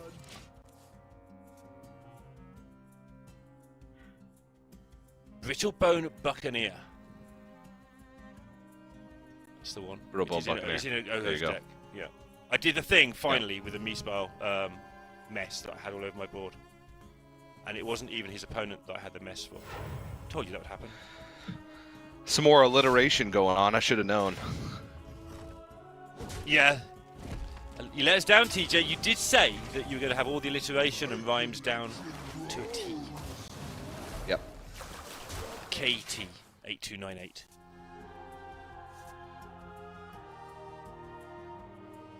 Ogo playing this out quite nicely. A couple options here. Can forge the muscle and audio medic after an attack, and that'll clear off the buttons. Alternatively, can go for the plushie to clear this off. And two options there. You can buff the plushie to have a bigger minion on board, or you can get a clean trade and then buff the miniaturized version of it. Yeah. The muscle is a little greedier, but it looks like we're gonna see. I don't know. Still don't know what we're gonna see. Still both options. I think I'm leaning towards the forge plus the audio medic, but the audio medic won't stick around on the board. It's only gonna have 1 health, so does want to go for board presence. Just have something bigger on board. Yeah, if you're gonna keep your Sank Azel, then you want things to buff.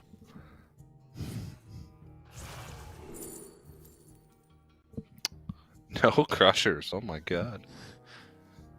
So good against hand buff paladin. They rely so much on the weapon. Yep. Be able to freeze it out is pretty good. But cold feet also very good. Yeah. But he's not really developing anything.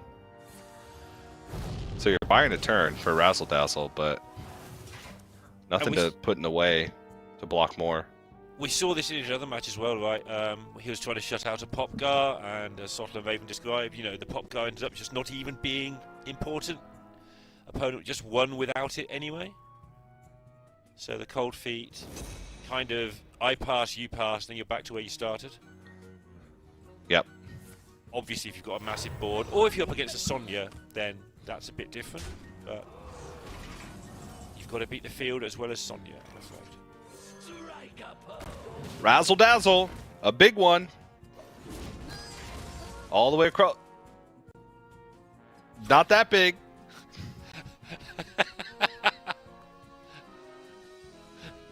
Ah. Superb. And then there were Alright, four. what can we do here?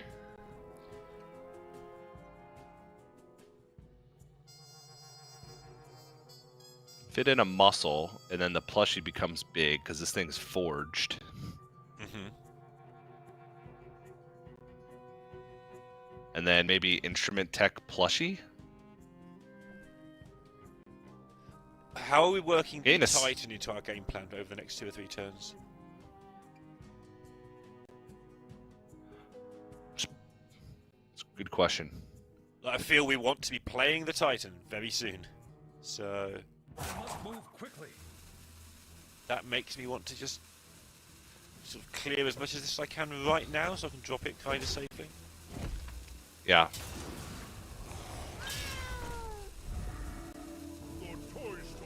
Okay. I'm gonna go with the Tarim.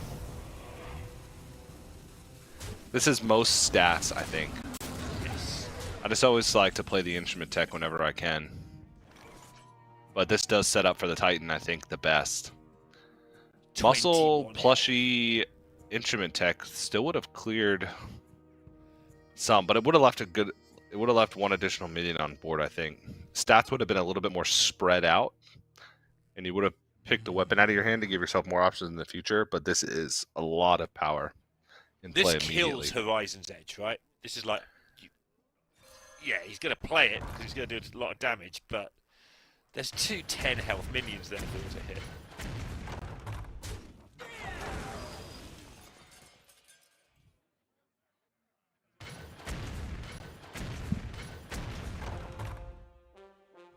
And one thing to note about Horizon's Edge, I loved it. I was in the Raven camp for the longest time, and days of Sottle like prying at me made me think about it a bit more.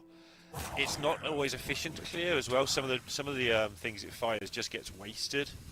Like onto this 6/7 plushie right now, it's just doing kind of irrelevant damage. No damage is irrelevant, but you know what I mean? It's not ideal, it's not perfect damage. Yeah.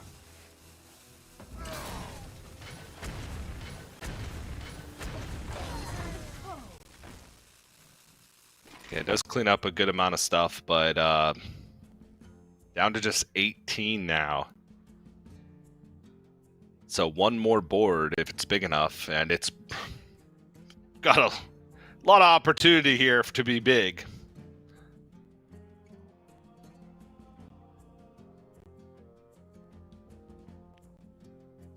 Just got to think about what punishes there are. If he goes wide here, I want to play the Titan. I always want to play the Titan. That was the whole point of the I want to turn go before. max stats.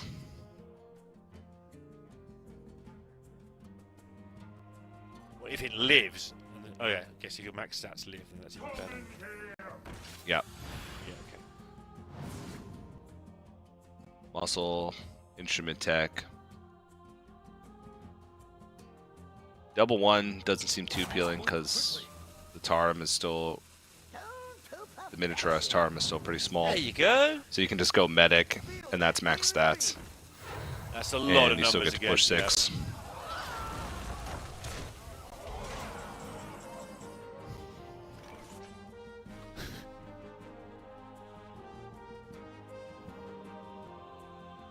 How does he get back on the board here?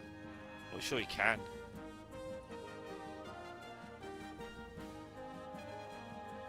The answer here is normally, if you can't get back on the board, kill your opponent. Well, that's not happening.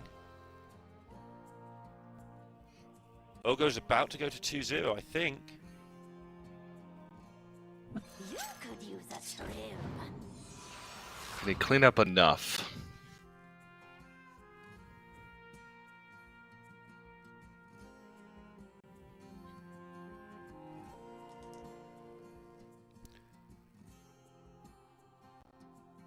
think so.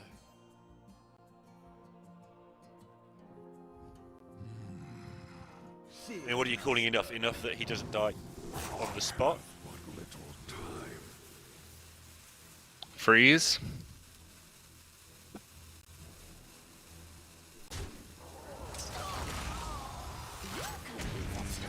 Giving yourself the best chance for the Horizon's Edge to hit.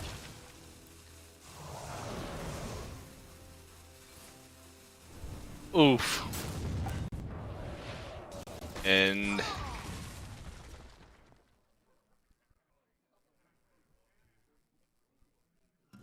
not quite enough. Well, yeah, it is. +8, plenty, yeah. Kept the Sankazel in the opening hand, and it was the last card played in the game, so obviously it was correct. Yep.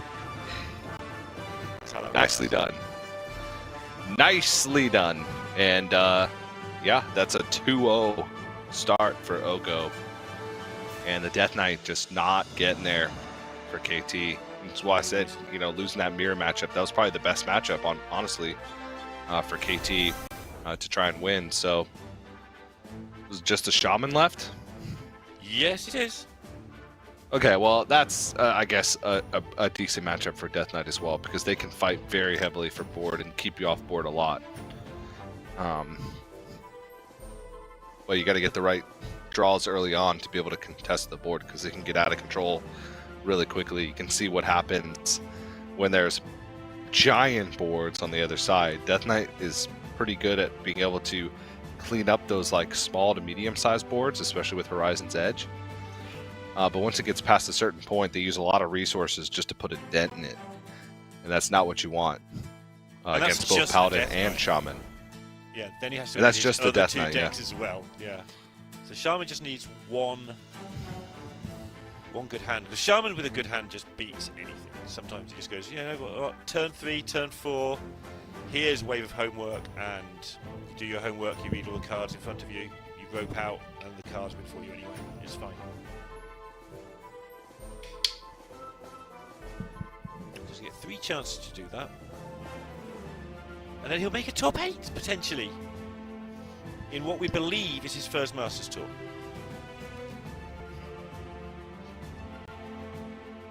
Yes, so please correct us if we're wrong. But please do, yeah, absolutely. I've tried very hard to find evidence of him playing somewhere else. I haven't done, but that definitely doesn't mean that I'm right. All right. Very pleased with this opening for Ogo. No Buccaneer though for KT. I want to see the Buccaneer do the thing where it, you know, makes your cards good.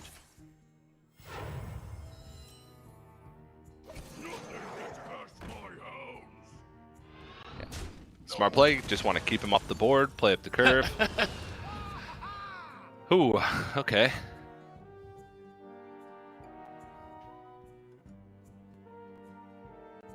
There's always this argument when you're playing against like Yeah. other board-based decks, whether you want to play the Sigil now to keep fighting for board, or if you want to hold the Sigil to go into the Wave of Nostalgia turn. My inclination is usually to just play it right away, because let's say you do wait and your turns are weak. KT may have a very good board going into that turn where you want to play Sigil into Wave. And if that's the case, then you're just kind of playing a slot machine with the Wave. And hoping your opponent gets worse legendaries than you do, which is never a good feeling. But Ogo is going to hold it. Probably going to see Totem Carver next turn, and then into Sigil plus something, and then into Wave. Yeah, and it's worse than that, right? Because outside of the few that have got Rush or Charge, like your opponent gets to go first with them. So even if you've got 3 and they've got 2, you know, their 2 get the first dibs on doing something usually. Yeah.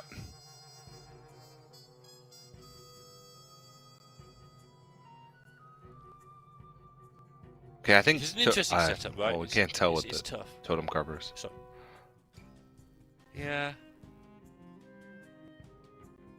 Sorry, TJ. Unacceptable. I'm just done talking.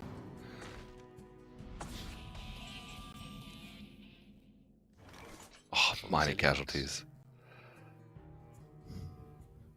shaking us stuff. Yeah, mining casualties going into the wave turn is a potential nightmare for you, right? Yeah, yeah.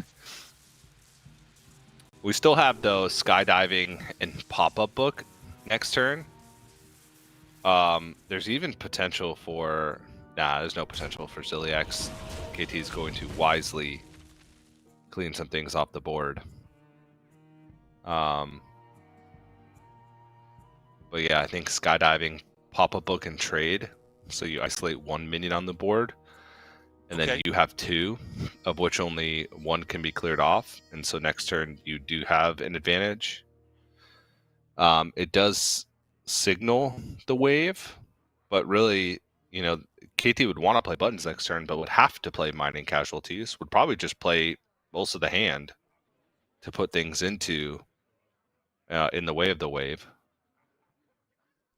It's such a weird distraction, isn't it? Because, you know, trading into the 1/1 here and just playing the bouncers, perfectly acceptable Hearthstone turn. But the wave is a constant distraction of, well, what we're going to do. And yeah, Ogre decides, I want a wave, we're going to go with TJ's play. Because I'm going to have loads of minions. But like you've just said, KT has got so many minions he can play here. And he knows what's coming because of how the turn. Oh! Okay.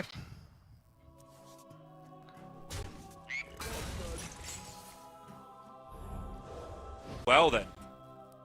I mean, it's still 4 versus 2. Like, KT could still end up with more power on the board. Yeah, especially if he goes he's getting first, so he has to, you know, he does get the use out of all those cards he just drew. Which includes the damage drink, which does work. Yeah, it's not the only play. There are other options. Could Totem Sea Giant. Could just hit face bouncer or clear the 1/1 bouncer.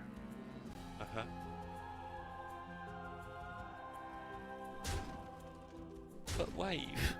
Ah, they're all going face. This is a wave. Here we go. Yeah.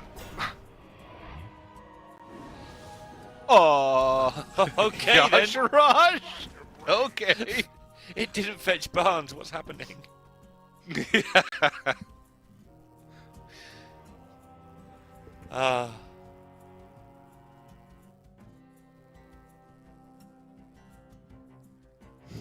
Pull some garbage in deck.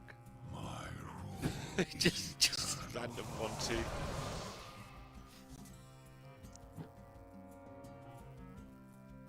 There's just not a lot of mana to work with for KT. Yeah, his rolls were about equal, which is, you know, not good enough when it's 4-on-2. My rule is eternal. Just tough work. Plus, obviously, one of the 10-10 came out, which is good old Yasha.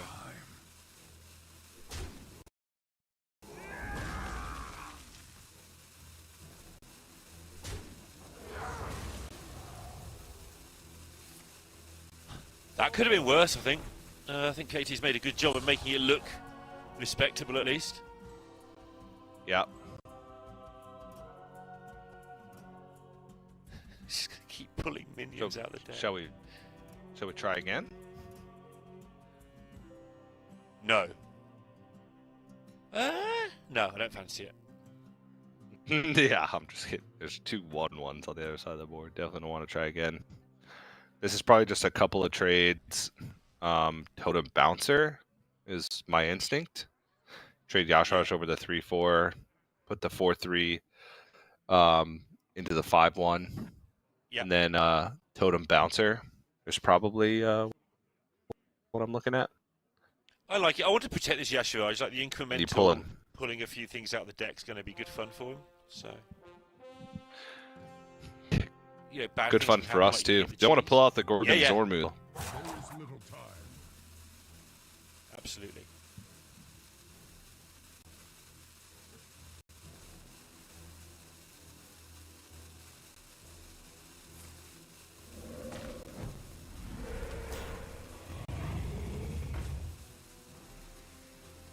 Just inserting. Hello. Sea Giant! Oh my gosh! That's amazing. Oh, what can KT do about this with no Veska? It's looking good for Ogu getting to day 2. A lot of minions that can die here, though. But this is what I was saying a few minutes ago, like, even if this churns 15 damage all over the place, there's so much health on the board, it needs to be more accurate than just doing 15 random damage. It needs to never go face.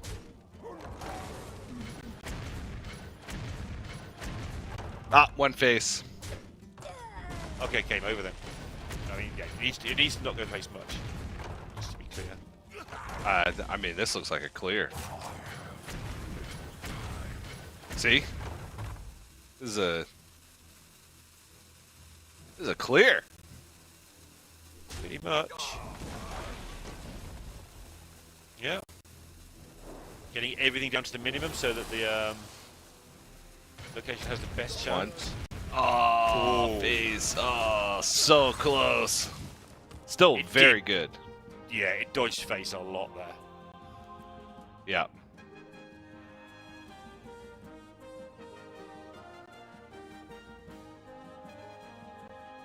I think it's also showing how good that 10 to face was last turn. Somehow being on 20 with an 8-2 on the board, it was kind of precarious. If you hadn't put that 10 to face last turn, KT being on 30, you'd fancy him to have time to start to unravel this with the Razzler Dazzler and stuff. KT has a ton of resources, though. That's what Like I mean. the If he was Sea on Giant's 30, going to he get would picked just- off by the Corpse Cult next turn, even if you bounce her. I mean, it's just got to be Totem Bouncer and then hit face. Yep.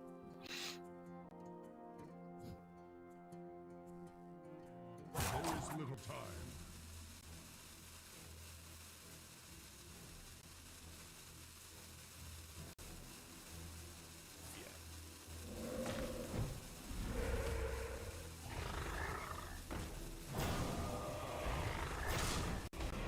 Okay. And say, okay, deal with it. And he kind of can. Just triple magma trade is something. And there's better than that.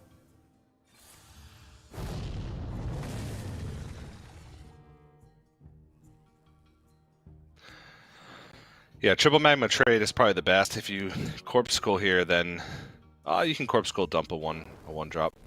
I was gonna say it's gonna come back. Sure.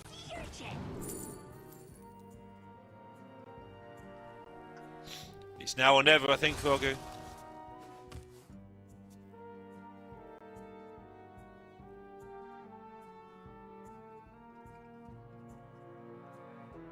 And what are we doing here? We waving and hoping? I mean, I'm trying to count Bloodlust outs as well, but yeah, that doesn't add up. Wave and hope seems alright.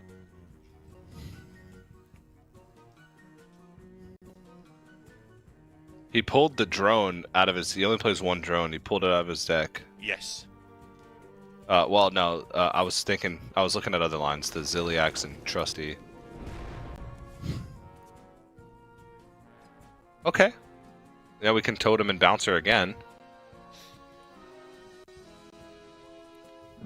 I mean, KT did struggle, not struggle, but KT did only have enough mana and time to kill everything last turn with a very similar sized board to what this will be. So, I guess the theory is it's going to be the same struggle again next turn, except with half the health to start with. Yeah.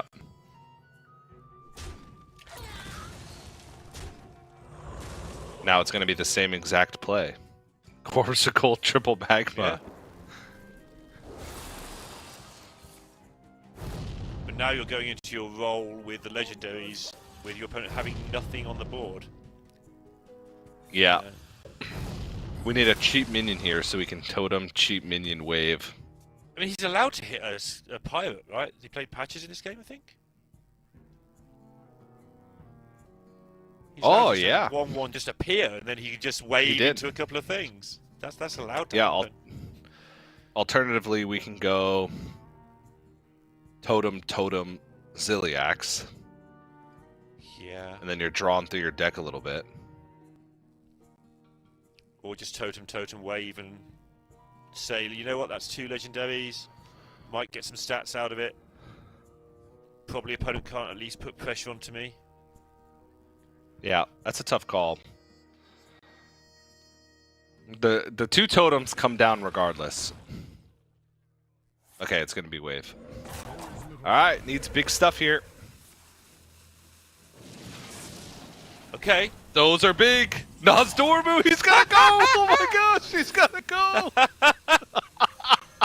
I miss those days. Oh. Might have been it though. Oh, okay. You can relax for a second, but not long. Oh my gosh. He's gotta go. Oh, that's horrible. Cold feet. Oh, jeez. Oh! Just play the Ziliax. Yeah, he's trying to work out if he can muck pulls and do No. any cheeky evolves for lethal, maybe? Nope. No time. There's no time, Neil. I miss these days. Where's Life Coach when you need him?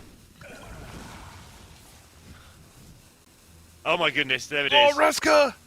Take a good look. You ain't never seen a I mean, the Nozdormu's still gonna exist. It is. And the rope's right at the end. Oh, he took the Ziliax. Oh! So much torn. Oh no! He can 21 of them. Oh, he can he clear it all? With Lightning Storm? Nearly? Very nearly. He has to, yeah. His Nozdormu gets healed as well. Did he get there? He got there. Nice work.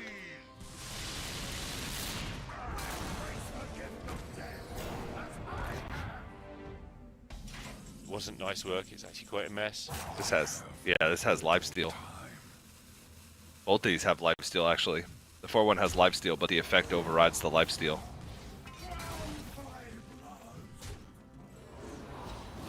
Now the game of Hearthstone returns. Yeah. And when the dust has settled, quite literally, I think, from that Nozdormu, KT's massively in control.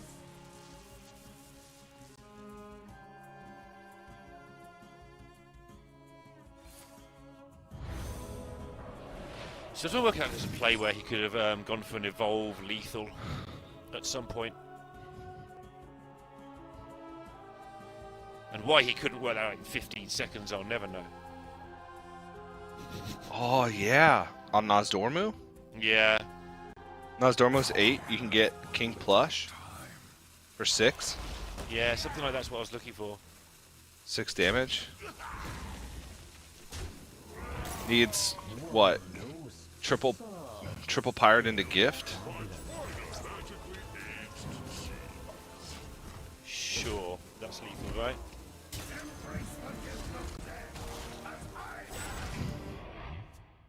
Quadruple pirate into gift. Oh no. Nope, Cookie's not gonna do it. Evolve into no. Oh, that was so close. Exciting game. I enjoyed Nice shot that played thoroughly. under pressure from KT. That might have been Menethil coming in clutch there. That was a very close one, but AT's gonna take the victory. Smooth sailing, never stressed, easy peasy. Yeah, absolutely easy game. Had it under control. Sip of drink to prove it. That's what they will do when they win a game. 2-1 Yep. still in the tournament. With everything on the line, TJ, as we know this one goes through to tomorrow to the quarterfinals. The loser has to wait for some time. Saddle's over here talking about he wants to watch real decks. These are the realest of real decks. This is where it's at, honestly. Yep.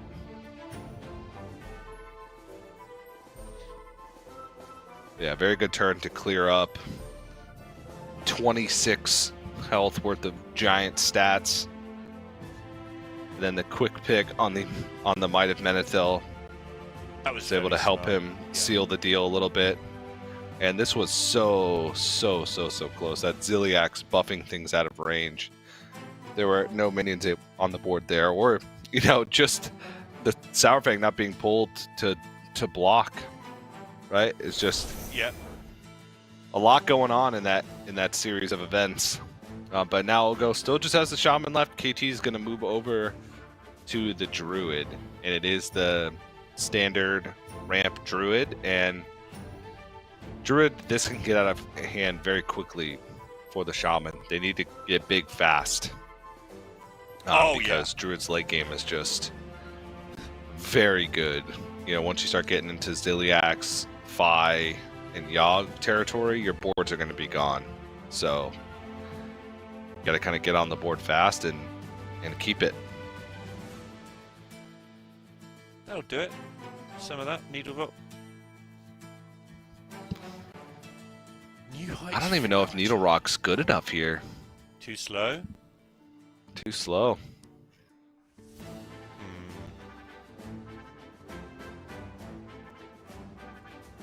I don't think Needle Rock is even that high of a win rate card normally as well. Okay.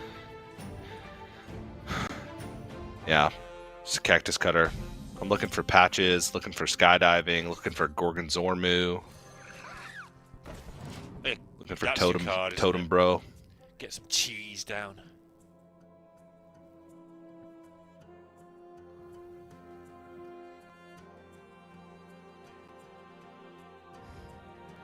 You just pass, go skydiving into Bouncer. It's most likely. That's my first instinct. I don't think you're really worried about a 2-1. Coining out the small things just doesn't seem worth it here. Making sure there's no dragon crazy just going to absolutely destroy you on turn 4, at least for now.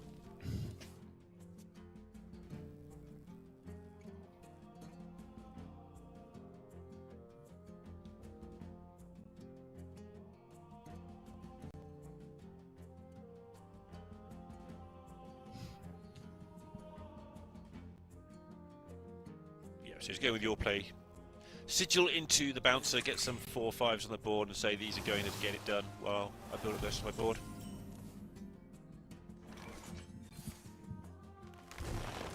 We're sticking to the game plan. Yeah, both sides are. KT getting very ready to draw some early Doomkin-y stuff. Early Marin. We got to do some Sea Giant math here too. It might, nah, you might be worried about swipe. I don't know. I was thinking whether or not you trade or whether or not you go face. If you go all face and Bouncer, you preserve an extra minion, and there's not a good trade for the 2-1 on board anyway because the 2 taunts are in the way. And if that affects the Sea Giant going into the next turn. But in case swipe is there, it's probably just better to clear. So you preserve both Bouncers even if swipe is present. Yes. This makes sense. So Sea Giants could be thin. He's just jamming through these cards. All right, 8 mana Yogg. That's a big deal. 6 mana Marin. Oh my gosh, the late game has arrived.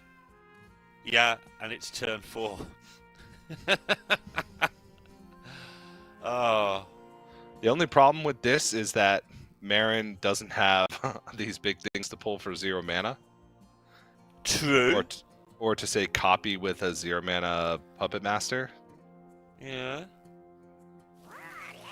To work out okay, always does. You just have to trust Marin like you have to trust Yogg, honestly. It's always fine. Yeah. Okay. And go just Trusty Companion. Get a value trade, push the draw the second Bouncer. Mm-hmm. Or we're gonna try and get Sea Giant down next turn. Because I don't even know if I wanted to give this 3/4 taunt because it gives a value trade on the other side, but it's fine. This does also give us a wave that might just win the game. If we top deck it before Yogg gets active. It's also right it's here, not right now, wave off the top. yeah, it's not a gift out because gift doesn't. There's not enough mana to gift lust. No, feels like there should be, given my opponent's just played Marin. But yeah, you're right. It's a lot of damage though. It is.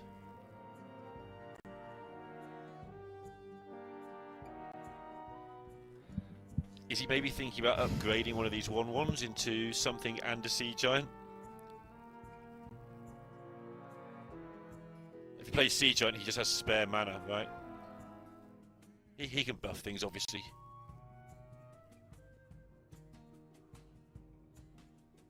I think it's probably Sea Giant, Gorgon Zormu. Sea Giant, 2 trades, Gorgon Zormu. Sure, I like that. I think you're missing 2 damage. But yes. I could see Trusty Companion value trade as well. Over the Marin. Yeah. Haha, no value yeah. trades. I just want to point it, yeah. Yeah. And he's just going to waste the 2 minions. I think this is fine. Okay.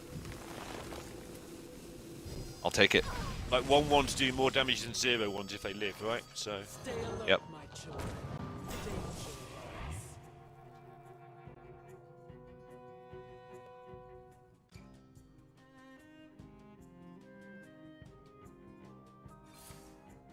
Wants to pull Dragons out of the deck because knows he's going to wand anyway, and the card's going to be free. So wants the better opportunity.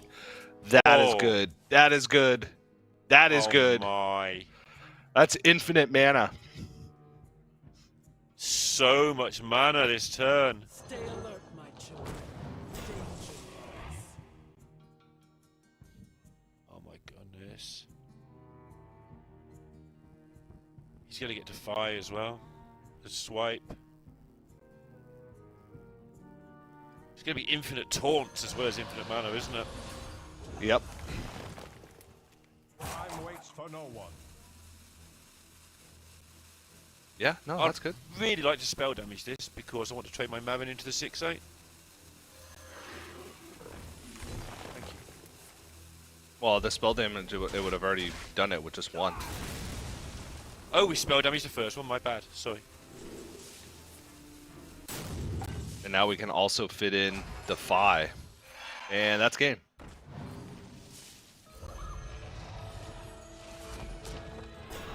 You sound so confident.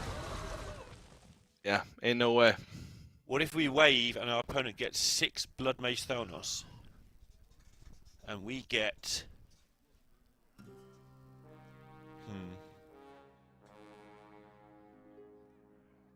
something that does 1 damage to all the minions at end of turn.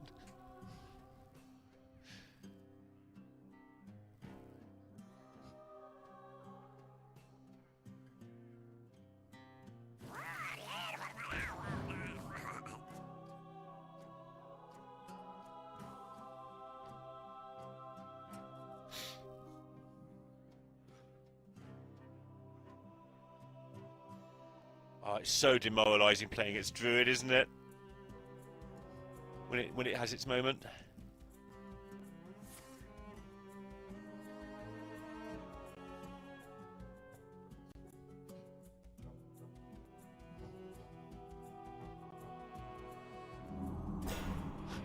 There's little time.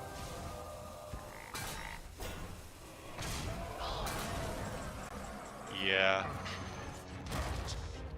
Yeah, you ain't getting through this. There's no flukes available now either, like when your opponent's on sort of low health. Like he kinda was. Something weird might happen, but not now.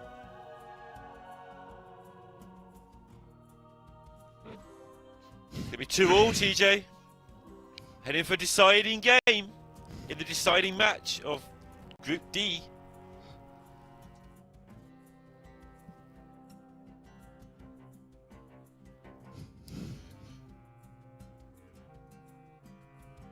KT has just finished that really grueling eliminator match as well. He's playing these back to back. And that was a reverse sweep. Can he do that twice? I think he can. Well, he's I don't know. he's not dead. Technically. Yeah, Yog says you're dead. Just looking for a swipe. There it is. Swipe, Now there he's it dead. is. That says you're dead. Yeah, Yog can actually just blow your board up or something, so this is so... Yeah, swipe's very dead. Oh, it's so dead. Incredibly dead. Most dead board you've ever seen. So. Yeah. So game 5 it is. It is going to come down to Shaman versus Warlock. I think so. Shaman versus Warlock. I'm actually confused because I thought the Druid was banned from KT, so... Yeah, it would be the Warlock.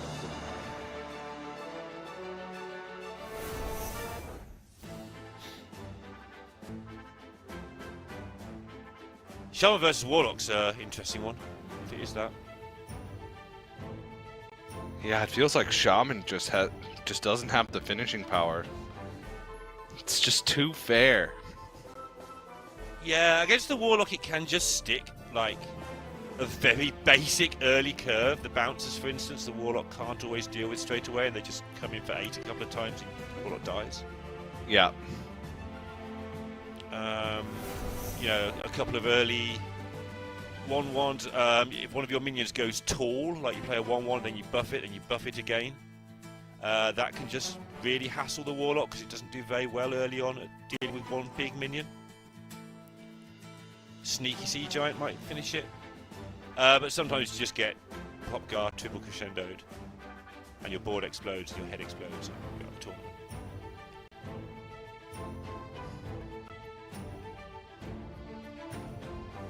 I think I'd favour the Warlock personally. I don't know about you. Yeah, Insanity Warlock beats everything.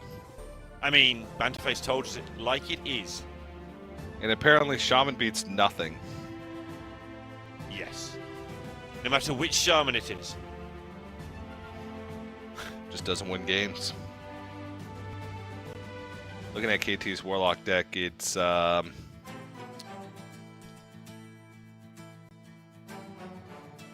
a Glacial Shard. Two of them. There is 2 Glacial Shards in there. Double They're in the Glacial slot. Shard, double Domino effect as well. Which we've seen occasionally throughout. Yeah, no tentacle, right? That's what the Glacial Shards replaces, so he's choosing to stop bigger stuff rather than shoot down gems. We're coming in on turn 3. The players are keen. Give them that.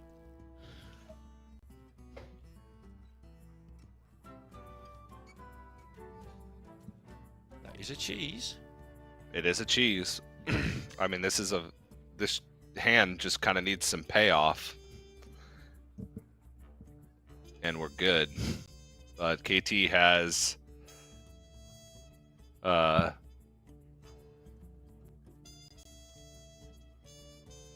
So did he A tap lot. on 2 and 3? I'm trying to work that out on the left-hand side. I think he tapped on 2 and 3, which means he hasn't got any fatigue so far. yeah, that looked like a fracking Oh, yeah, maybe. The crescendo you can see is on 1 fatigue, so yeah. Yeah. No fatigue points in the bin. So it looked like tap, looked like Miracle Salesman 1, tap 2, tap fracking Yeah. on 3.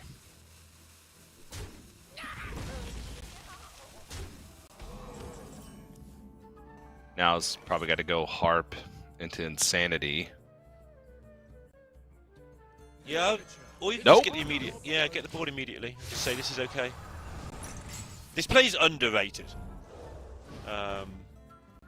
It's quite a lot of attack for just 4 mana. It's not great, but it's fine.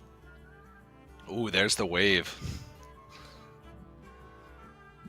You know what's on the other side though? What KT has? There's the domino.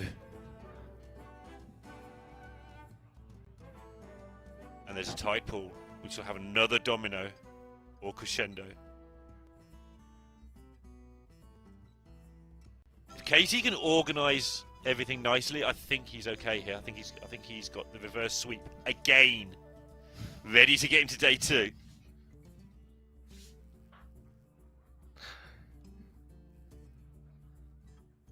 Put an Get insanity. the Ziliax down? Sorry.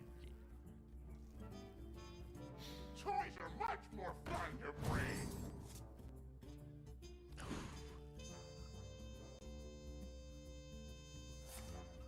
Yeah, because you can trusty companion this, which pulls the Ziliax out of the deck, and then you can play it. It's 1 mana. Very nicely done. And where do we want this? Yeah, where do you want it? Good luck with that question. Not there. Oh, no, this is fine. Yeah, Yeah, clear off the it's board. fine. Oh, this is good. This is very good. Good stuff. Yes. Yeah, I thought he was going to leave it all up and go face. I was going, well, you don't put it next to your 4/6, but this is perfect positioning. Yeah, there's Tide Pool. There's been only fracking played, so you could So many possibilities. Insanity, Crescendo. You still leave the What about weapon? would be a 3/5 on the board. Weapon, Insanity, Glacial Shard, and just say, hit me for 7. Yeah, that works too. So many possibilities.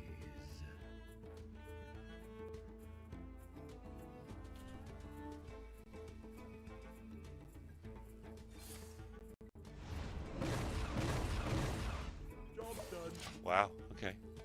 Still doesn't clear. Doesn't. Oh! Another one. We're still waving. Right? I You would. wave, and then if it gets cleared, you follow up with cheese? That last crescendo looks so incredibly suspicious from the other side, like there's going to be more. I think you've got to try and get out of range. I think you've got to wave.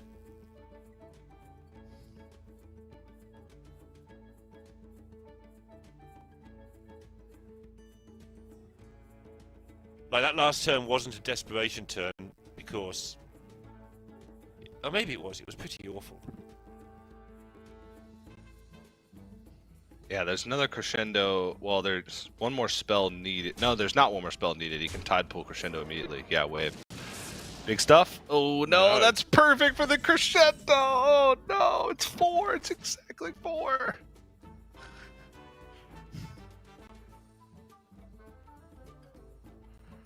It's okay. We got the cheese. The cheese is alive.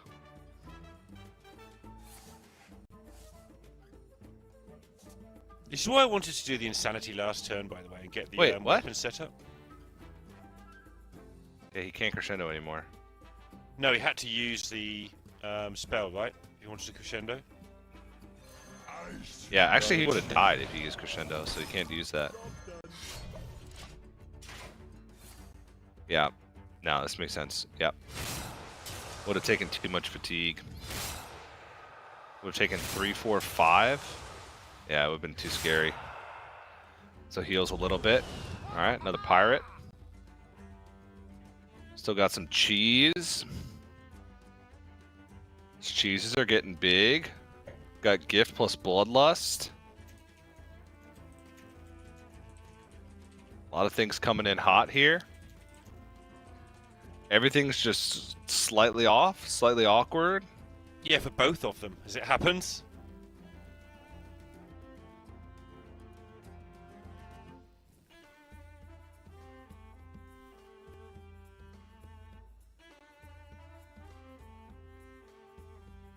Never getting played.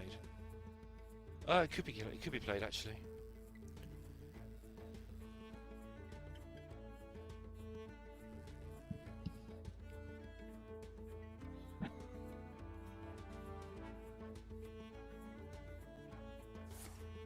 Five costs. Ooh. There is little time.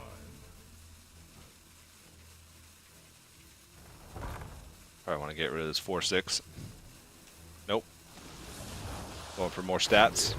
Yeah. Yeah, he didn't trust previous 7 KT with the crescendos we put in the bin.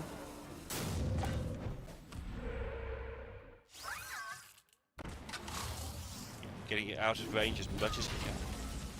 And that's exactly out of range, right? Yeah.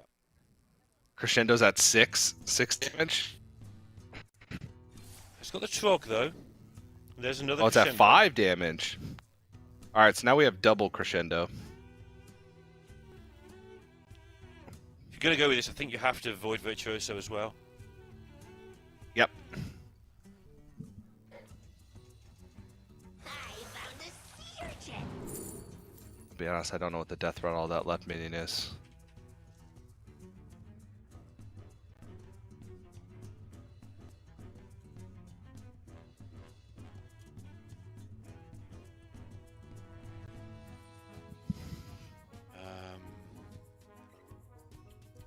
It's not the one that comes back if you have armor, is it? I don't think it is. Oh, maybe you're right.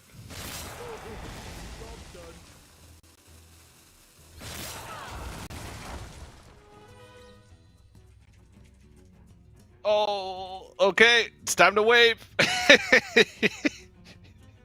Pop up, book Yep. wave. Go again. Wow. What a swingy game 5. There's so much on the line and it's just going back and forth.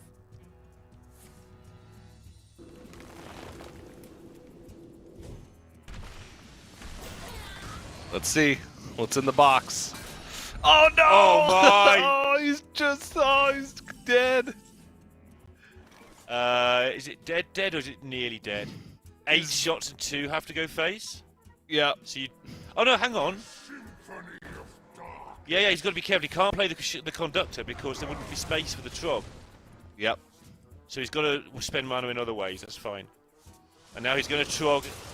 And unless something crazy happens with this Trog, this is going to be his second reverse sweep in a row for KT. And everything's Take green. your He got Sunday. it. He got it. Heartbreak for OGO, but KT back to back, and I mean back to back. There's 3 minutes break between the 2 matches. Back to back reverse sweeps. He must be exhausted, and it's crazy o'clock in the morning as well. So yeah, get some sleep, KT. Oh my goodness. Yeah, very nicely done. That's a rough couple of series to have to play that late, but kept cool under pressure, and the waves of nostalgia just not getting it done for Ogo. Even like the really good ones, like with the Yashiraj, were just kind of picked apart.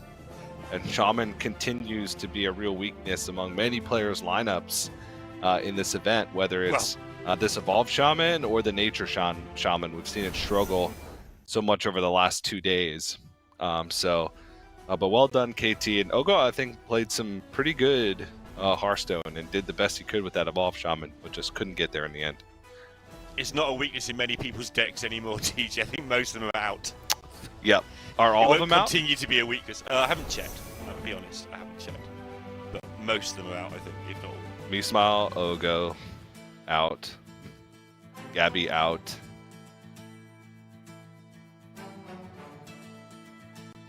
There was another one in Group B, right? Dead Draw out. Yarla out. They're all out. There's none. Well, was that There's none in reverse top 6 and all 6 failed to get through? Is that how many there were? Yeah, 6, and all 6 failed to get through. 6 out of the 8 players that failed to pass into day 3, into that top 8, had Shaman. So we got none represented here. That is in the top damning 8. evidence. It is. It really is. But yeah, there's our top 8. Pretty sick, to be honest. I'm just happy. We got a couple of old America's Grandmasters faces amongst the top 8 for us fellow Americans, Neil.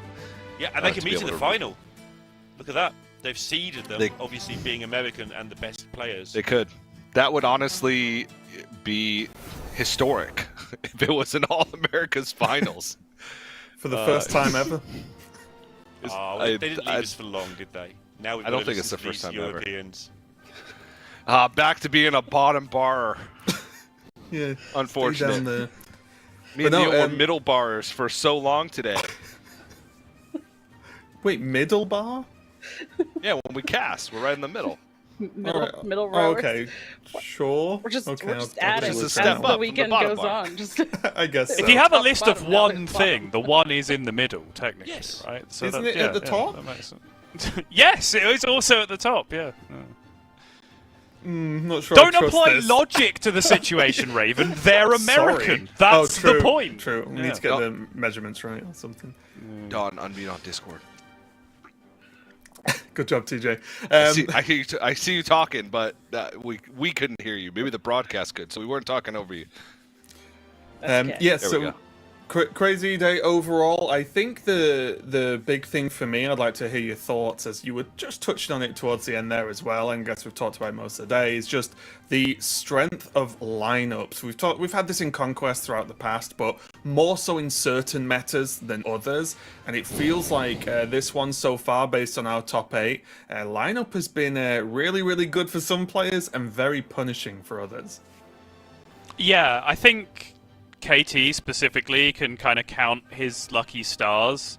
I apologize, it's getting late, and my ability to filter my thoughts gets worse the more tired I get, but it seems like KT has made it through to top 8 because he faced other people with worse lineups than his. That's kind of the position that he's been in, right? He lost games early and then went up against the unplayable deck in his opponent's lineup and just reverse swept it. That's how he's out of the group.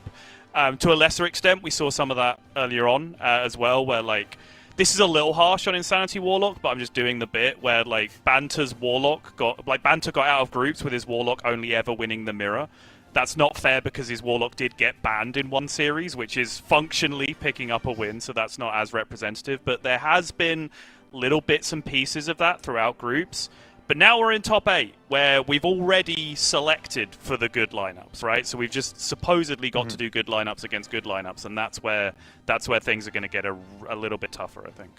Yeah, and after Sol, as usual, has took way more time than should be allowed, very quickly, you bottom rowers, if you give us any final thoughts for the day before we wrap it up, maybe any final thoughts on the top 8 bracket. I just want to pick on Sottle very, very briefly there. I'm starting to think that maybe he's going to argue that Handbuff Paladin is good. I'm going to argue it's a deck 4 format where you've only got 3 good decks to choose from. Your 4th deck is always kind of rubbish. I'm not allowed to respond to that because I've said too much already. See, he's talking again. He's talking again. You just can't keep him quiet. Don? Yeah, I'm just going to say that I really enjoyed Group C especially. I think we had some really, really cool matches in that. So for today, that was really exciting, and I hope that we have more series like that tomorrow with the top 8. Teach. Insanity Warlock's just the best deck in the game, and it's not even close. And the winner will have Insanity Warlock in their lineup tomorrow. Probably both in the finals, to be quite honest with you. So, Okay. And I'm going to rub it in Subtle's face the whole day. Okay. Well, we've got plenty more Hearthstone coming up tomorrow, and maybe we will get the rarest of outcomes of 2 America's players in the finals. So just you need to at least tune in just to see if that happens, because that's going to be once every 1,000 years or something. But yeah, we've had a great day today. There's plenty more coming up tomorrow. Thanks a lot for watching, and we'll be back tomorrow at the same time, same place. We'll see you then.